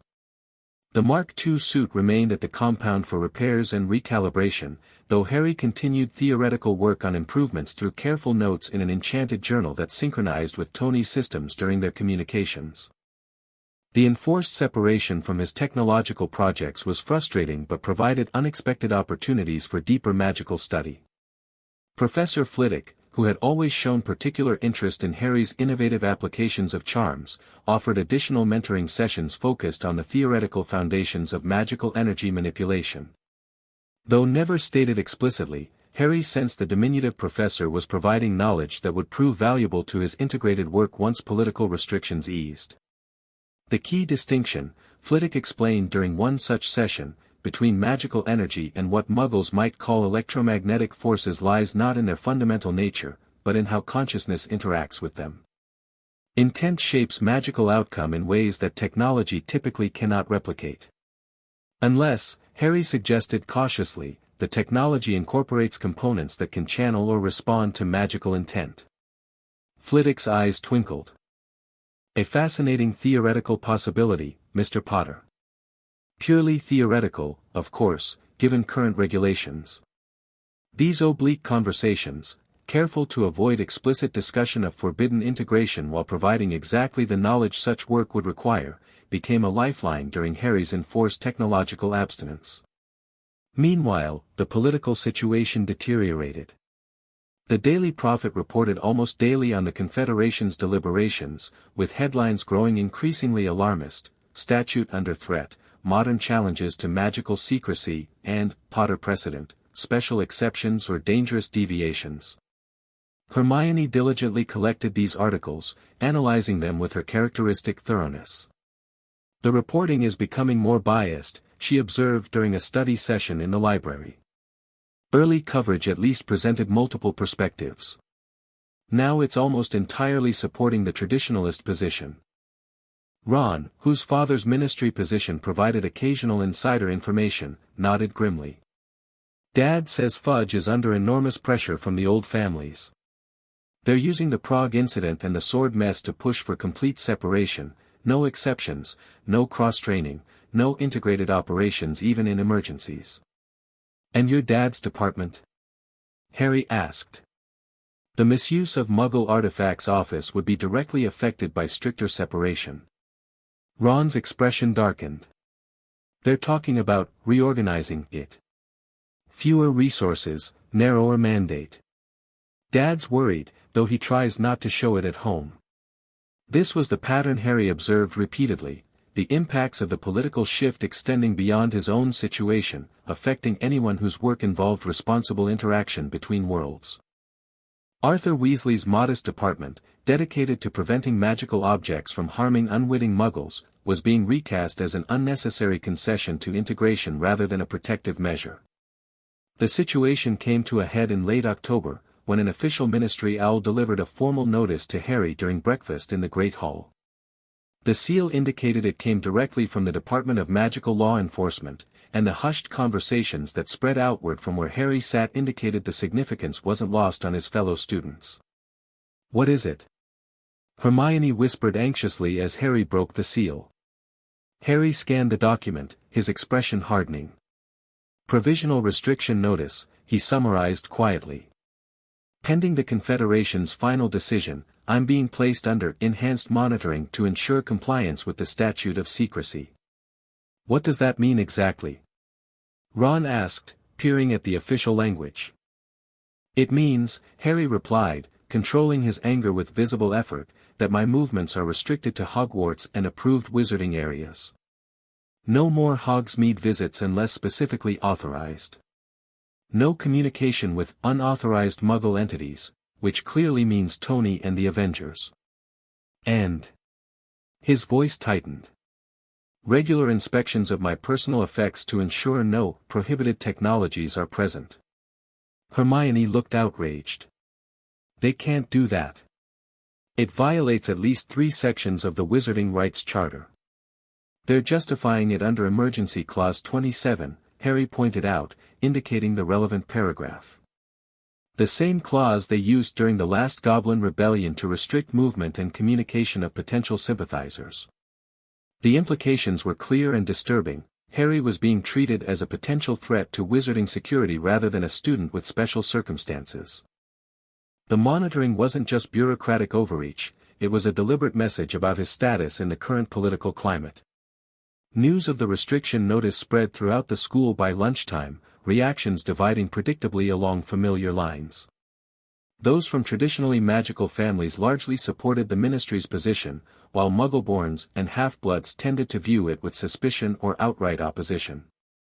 The Slytherin table was particularly vocal, with Draco Malfoy holding court among his housemates. "It's about time they reined him in," his carrying voice announced as Harry entered the Great Hall. "Potter thinking he's above our laws, consorting with Muggles and bringing their technology into our world. My father says the Americans are even worse, letting those costumed freaks interfere with proper magical governance." Harry ignored the bait, though it took considerable effort. Over 3 years at Hogwarts, he'd learned when confrontations served a purpose and when they merely provided ammunition for his critics. Instead, he focused on the more immediate concern of informing Tony about the new restrictions. This proved challenging. The restriction notice included a tracking charm that monitored his magical signature, alerting authorities if he attempted to leave approved areas or use unauthorized communication methods. His enchanted journal, previously their secure communication channel, would now be subject to inspection. "We need a workaround," Hermione declared that evening in the common room, having researched the specific monitoring charms used in the restriction. "Something they won't expect or recognize." "Fred and George might have ideas," Ron suggested. "They've been developing those communication mirrors for passing messages during detention." "Too obvious," Harry countered. "The Ministry will be watching for any magical communication attempts."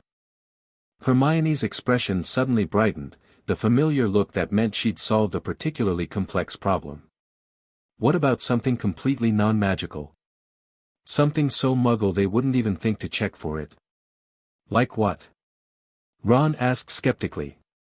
"Muggle technology doesn't work at Hogwarts, too much magical interference." "Not all technology," Hermione corrected. "Just electronics and certain mechanical devices." "But what about something simpler?" She lowered her voice. "What about Morse code?" Harry stared at her. "Morse code? Like, dots and dashes?" "Exactly," Hermione confirmed excitedly. "It's completely non-magical, requires no technology to transmit, and most wizards wouldn't recognize it even if they intercepted it. We could use light signals from the astronomy tower during approved study periods. If Tony sets up a receiver at the edge of Hogsmeade, It's brilliant, Harry acknowledged, but how would Tony know to set up a receiver? That's the first communication we need to establish. Hermione bit her lip, considering. What about through a third party? Someone who can move between worlds without the same restrictions. They pondered this, mentally reviewing potential intermediaries who might help circumvent the Ministry's restrictions without triggering additional scrutiny. Hagrid, Ron suggested suddenly. He goes into Hogsmeade regularly. No one questions it. And he's loyal to Dumbledore above the Ministry, Harry added, warming to the idea. If the headmaster approved. It was a starting point, though implementing even this simple communication plan would require careful coordination. The three friends spent the evening refining details, contingencies, and fallback options should their primary approach be discovered. As curfew approached and the common room emptied, Hermione raised a question that had clearly been troubling her. Harry, if the Confederation does vote to enforce complete separation, what will you do? It was the question Harry had been avoiding since the Prague incident, the possibility that he might genuinely be forced to choose between his worlds. I don't know, he admitted. I can't imagine giving up either part of my life. Magic it's in my blood, my heritage. But the work with Tony, the integration we're developing, it feels like my purpose. Maybe it won't come to that, Ron offered optimistically. Dad says there's growing opposition to the stricter measures, especially from countries with more progressive approaches to Muggle relations. Maybe, Harry agreed, though without much conviction. The trajectory of events since Prague suggested otherwise, a hardening of positions, a retreat to traditional separations rather than exploration of new possibilities. As he lay in his four-poster bed that night, unable to sleep despite the day's tensions, Harry found himself returning to Crane's words in the Prague chamber. The scarred wizard had presented himself as fighting for integration against entrenched opposition, a characterization that aligned uncomfortably well with Harry's current circumstances. Was Crane's extremism merely a more decisive version of Harry's own convictions? If diplomatic channels failed, if legal arrangements were revoked, would Harry eventually find himself driven to similar methods to preserve the integrated path he believed in? The question troubled him deeply, not least because he couldn't confidently dismiss the possibility. If forced to choose between worlds, would he accept the division, or would he seek ways to circumvent it? And where was the line between principled resistance and the kind of dangerous radicalism Crane represented? These uncomfortable questions followed Harry into uneasy dreams of collectors drawing power from boundaries, of suits channeling energy beyond their capacity, and of choices with no acceptable answers. November arrived with biting winds and the first dusting of snow across the Hogwarts grounds. 3 weeks had passed since the restriction notice, during which Harry had carefully maintained the appearance of compliance while implementing the communication workaround with Hagrid's reluctant assistance.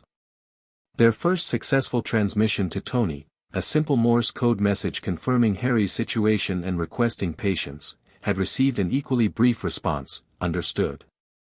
Working diplomatic channels. Maintain cover. Trust process. The cryptic nature of the exchange was frustrating but necessary given the limitations of their communication method. Harry could only hope that Tony's reference to diplomatic channels meant progress was being made behind the scenes to counter the Confederation's restrictive direction. In the meantime, life at Hogwarts continued with an uncomfortable new dimension. Twice weekly, compliance checks had been instituted, conducted by a ministry representative who inspected Harry's belongings for prohibited technologies with pedantic thoroughness. The fact that this representative was Dolores Umbridge, senior undersecretary to the minister and notorious for her anti-Muggle views, made the process particularly unpleasant. Mr. Potter, she greeted him with her signature false sweetness during one such inspection, I notice you've been spending considerable time in the restricted section recently. Researching anything particular? Harry maintained a neutral expression. Just supplementary material for my Ancient Runes essay, Madam Umbridge. Professor Babbling suggested some advanced texts on energy transference in runic arrays. Umbridge's smile tightened almost imperceptibly. How dedicated. Though one wonders whether such advanced material might contain concepts inappropriate for a third-year student. Particularly one with your unique background. The implication was clear: his research interests were being monitored and interpreted through the lens of potential security concerns rather than academic curiosity. The fact that his runic research did indeed relate to potential applications in the Mark II suit's energy distribution system made the scrutiny all the more concerning. These inspections and veiled accusations were wearing, but Harry had learned to manage them with outward calm. Far more troubling was the news that arrived via Ron's father regarding the Confederation's deliberations. The preliminary vote passed, Ron reported grimly after receiving an owl from home. 27-14 in favor of amending the statute to explicitly prohibit magical technological integration projects. The final vote is scheduled for December 7. That's less than a month away, Hermione observed anxiously. Has there been any movement from the opposition? Ron shook his head. Dad says the American delegation is pushing back, along with Japan and a few European countries. But the traditional bloc is solid: Britain, most of Eastern Europe, the older African magical communities. This aligned with information Dumbledore had shared during their most recent meeting, a somber assessment of political realities that left little room for optimism. The Prague incident, combined with other security concerns that had arisen over the past year, had created a climate of fear that favored traditional separations over innovative integration. The pendulum swings, Dumbledore had observed philosophically. Throughout magical history, periods of openness and exchange have alternated with eras of seclusion and conservatism. We appear to be entering the latter phase, though whether it will last decades or merely years remains to be seen. Such historical perspective offered little comfort to Harry, facing immediate restrictions on the path he had chosen. The prospect of being forced to abandon either his magical education or his technological development was increasingly real, and increasingly unacceptable. It was in this context of mounting pressure that the crisis erupted, a manufactured confrontation that would force Harry to make exactly the choice Crane had predicted. The day began normally enough. A Thursday in late November, with double potions followed by defense against the dark arts and then an afternoon Quidditch practice in preparation for the upcoming match against Hufflepuff.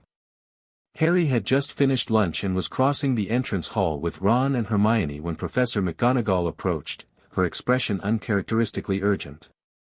"Mr. Potter, come with me immediately. The headmaster requires your presence." Her tone brooked no argument. Harry exchanged quick glances with his friends before following McGonagall through the castle at a pace that bordered on undignified haste for the normally composed professor. "What's happened?" Harry asked as they ascended the moving staircase.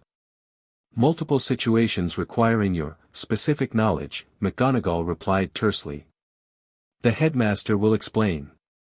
In Dumbledore's office, they found not only the headmaster but also Minister Fudge, Madame Umbridge, and to Harry's surprise, Tony Stark himself.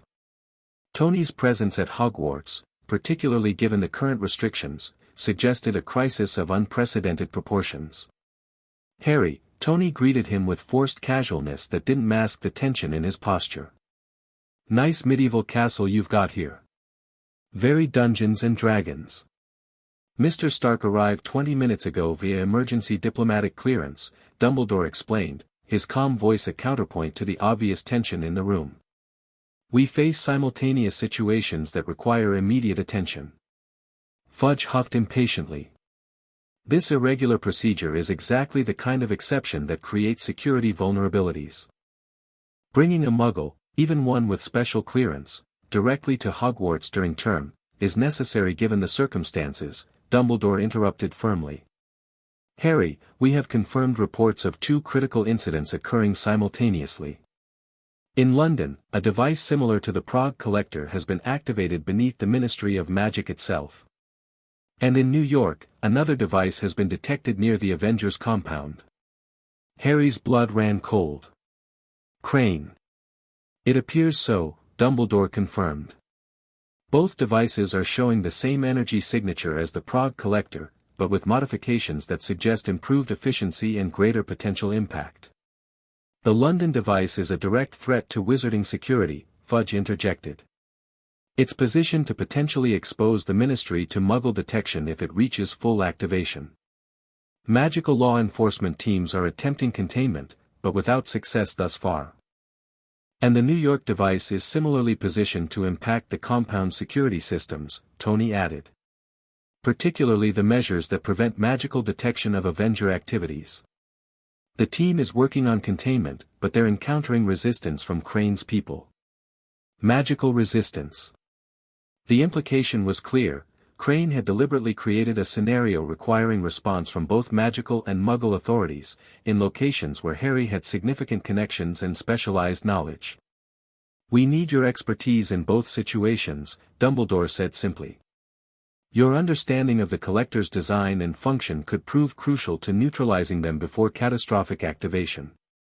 But he can't be in two places at once, Umbridge observed with barely concealed satisfaction. Mr. Potter will need to choose which crisis warrants his attention. And there it was, the forced choice Crane had engineered. Magical London or Avenger New York. His wizarding connections or his technological family. A perfect crystallization of the larger choice the Confederation was preparing to impose on him. This is clearly a manufactured scenario, Tony argued, his frustration evident. Crane is forcing a symbolic choice, trying to drive a wedge between worlds. Regardless of the motivation, Fudge countered, the threat to the ministry is very real. As a British wizard and Hogwarts student, Mr. Potter's primary responsibility should be clear. The room seemed to recede slightly as Harry processed the situation. This was Crane's move, creating a crisis that perfectly embodied the artificial separation Harry had been fighting against. Forcing him to prioritize one world over another, to make a public choice that would inevitably be interpreted as a declaration of allegiance. What's the timeline? He asked, focusing on practical details rather than the manipulation behind them. Both devices are approaching critical activation thresholds, Tony replied. Based on the data we've gathered, we're looking at approximately 3 hours before irreversible energy release. The Ministry device appears to be on a similar timeline, Dumbledore confirmed. Though magical analysis suggests the London collector may reach critical mass slightly sooner. Harry's mind raced, considering options, resources, constraints.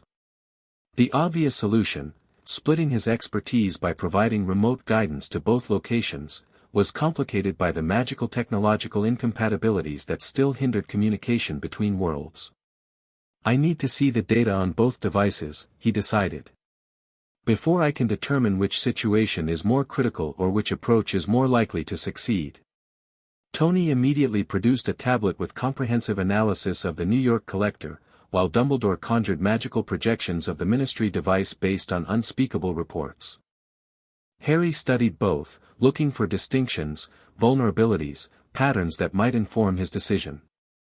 The designs are similar but not identical, he observed after several minutes of intense analysis. The Ministry device incorporates stronger containment wards but less efficient energy conversion. The New York collector has better technological integration but potentially less stable magical components. He looked up from the data, meeting first Tony's eyes, then Dumbledore's. I can't determine which is more dangerous based solely on these specifications. Both pose significant threats if they reach activation. Then it comes down to a choice of allegiance, Umbridge suggested silkily. Where do your true loyalties lie, Mr. Potter?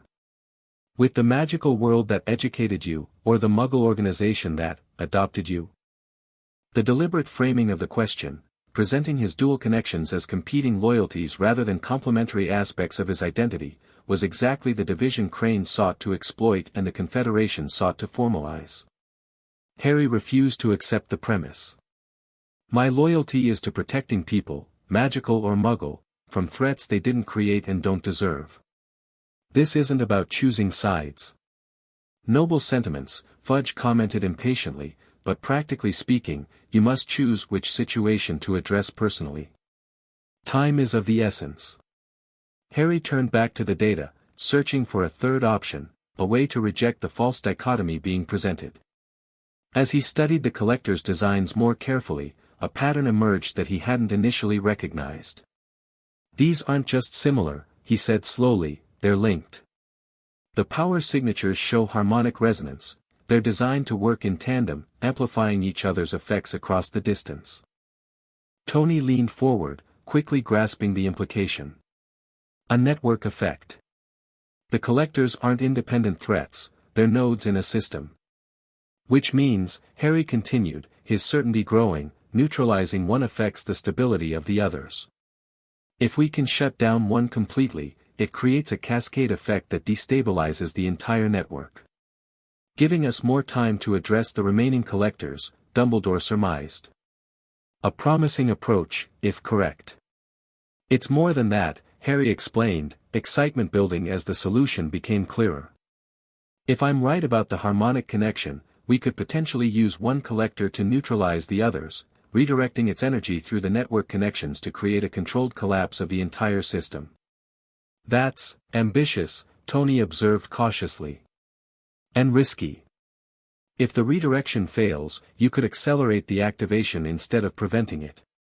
It's our best option, Harry insisted. And it means I don't have to physically be at both locations. I need to be at whichever collector has the strongest network connection, the primary node in the system. He returned to the data with renewed focus, analyzing the energy patterns for signs of hierarchical structure within the network. After several tense minutes, he looked up. The New York collector is the subordinate node. The London device appears to be the primary control point for this activation sequence. Fudge looked triumphant. Then your course is clear. You must go to the Ministry immediately. But Harry wasn't finished. The London collector is the primary node, yes. But the most effective approach isn't for me to be physically present there. Explain, Dumbledore requested, his expression thoughtful.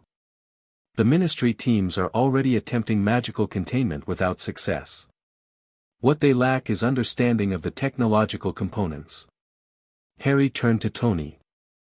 If you go to London with detailed instructions on how to disable the tech integration, and I go to New York with specific magical countermeasures, we can attack both collectors simultaneously from their respective vulnerabilities. A coordinated approach targeting the complementary weaknesses of each system, Tony summarized, nodding with growing approval. I like it. Classic divide and conquer. Out of the question. Fudge sputtered. Sending a muggle, even one with clearance, into the heart of the Ministry during a magical security crisis? And allowing Potter to leave Britain when he's under movement restrictions? The alternative, Dumbledore pointed out mildly, appears to be potential exposure of both the Ministry and the Avengers compound, with widespread consequences for magical secrecy on 2 continents. The logic was impeccable, but Harry could see Fudge and Umbridge remained resistant. The solution he proposed, magical and technological experts collaborating across traditional boundaries, was precisely the integration the Confederation was moving to prohibit. Minister, Harry said, addressing Fudge directly, this is exactly why separation doesn't work. These threats specifically target the boundaries between our worlds. They can only be effectively countered by approaches that bridge those same boundaries.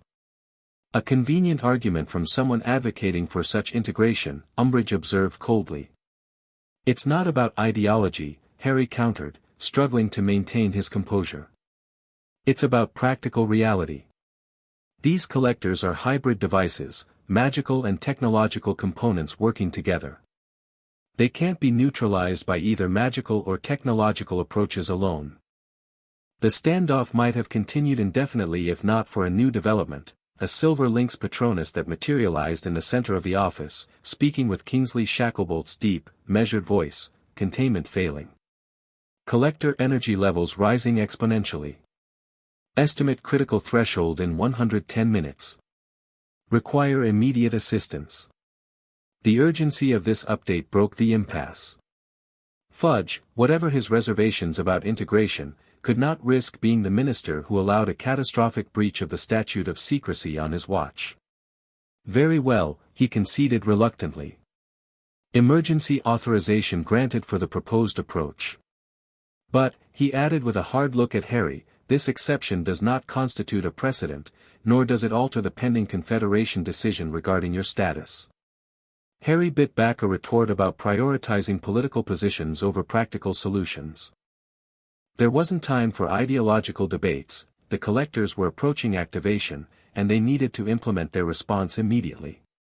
What followed was a flurry of activity. Harry quickly drafted detailed instructions for Tony on the magical aspects of the London Collector, including specific counterspells and warding modifications that would be required. Tony, in turn, provided Harry with technological specifications and shutdown sequences for the New York device. The key is synchronization, Harry emphasized as they prepared for departure. The network connection means the collectors will respond to each other. We need to initiate shutdown sequences within a 2-minute window for the cascade effect to propagate correctly. I'll be ready, Tony assured him. Just don't forget who taught you about technological integration in the first place, kid. I can handle a few magical circuits. The attempt at levity barely masked Tony's concern, not for the technical challenge, but for Harry himself. This was the first crisis they had faced separately since their partnership began, the first time Harry would be addressing a magical technological threat without Tony's direct support. Be careful, Tony said more seriously as they prepared to separate. Crane engineered this situation specifically to target you, your position between worlds, your integrated approach. This isn't just about the collectors. I know, Harry acknowledged. It's a test. Of my choices, my priorities. And of whether our worlds can work together when it matters, Tony added. Don't let them use this to drive us further apart. With that parting advice, they separated, Tony escorted to the Ministry by magical law enforcement, Harry to Hogsmeade where an emergency port key would transport him to the American Wizarding Authority offices in New York, from which Avenger representatives would expedite his arrival at the compound. As Harry followed McGonagall toward Hogsmeade, he was acutely aware of the symbolism Crane had embedded in this crisis. The simultaneous threats, the forced division of response, the necessity of cross-world collaboration despite institutional resistance, all of it designed to highlight the artificial nature of the separation the Confederation sought to reinforce. The question was whether this manufactured crisis would ultimately serve Crane's agenda of forced disclosure and chaotic integration, or whether Harry could demonstrate a different path, one where worlds came together by choice rather than coercion, where collaboration preserved boundaries that still mattered while dissolving those that no longer served. As the portkey activated, sending him spinning across the Atlantic toward a confrontation engineered to test his divided loyalties, Harry resolved to prove that integration needn't come at the cost of choice, that worlds could be bridged without being forcibly merged, that differences could be respected without being reinforced as divisions. It was a resolution that would be tested more severely than he anticipated, as Crane's true plan unfolded across 2 continents and the barriers between worlds grew thinner with each passing minute.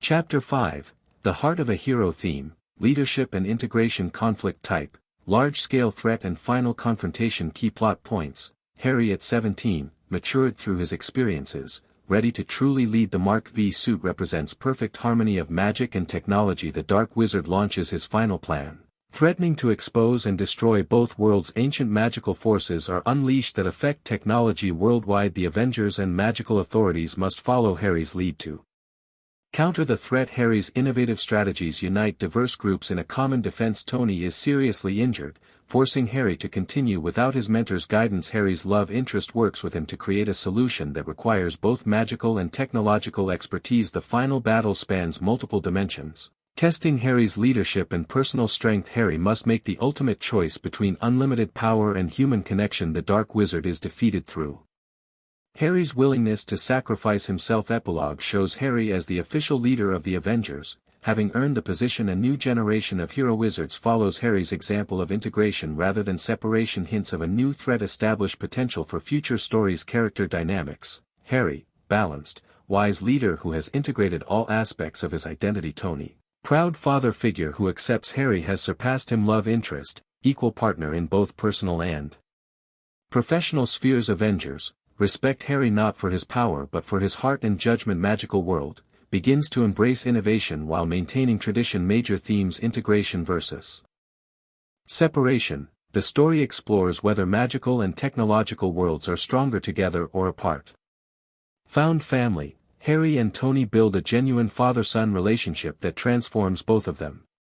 Power versus wisdom. Having power is not the same as knowing how to use it responsibly. Innovation through diversity. The most powerful solutions come from combining different perspectives. Leadership as service. True leadership means putting others before oneself. This outline provides a comprehensive framework for a 5-chapter story that meets all the requirements specified.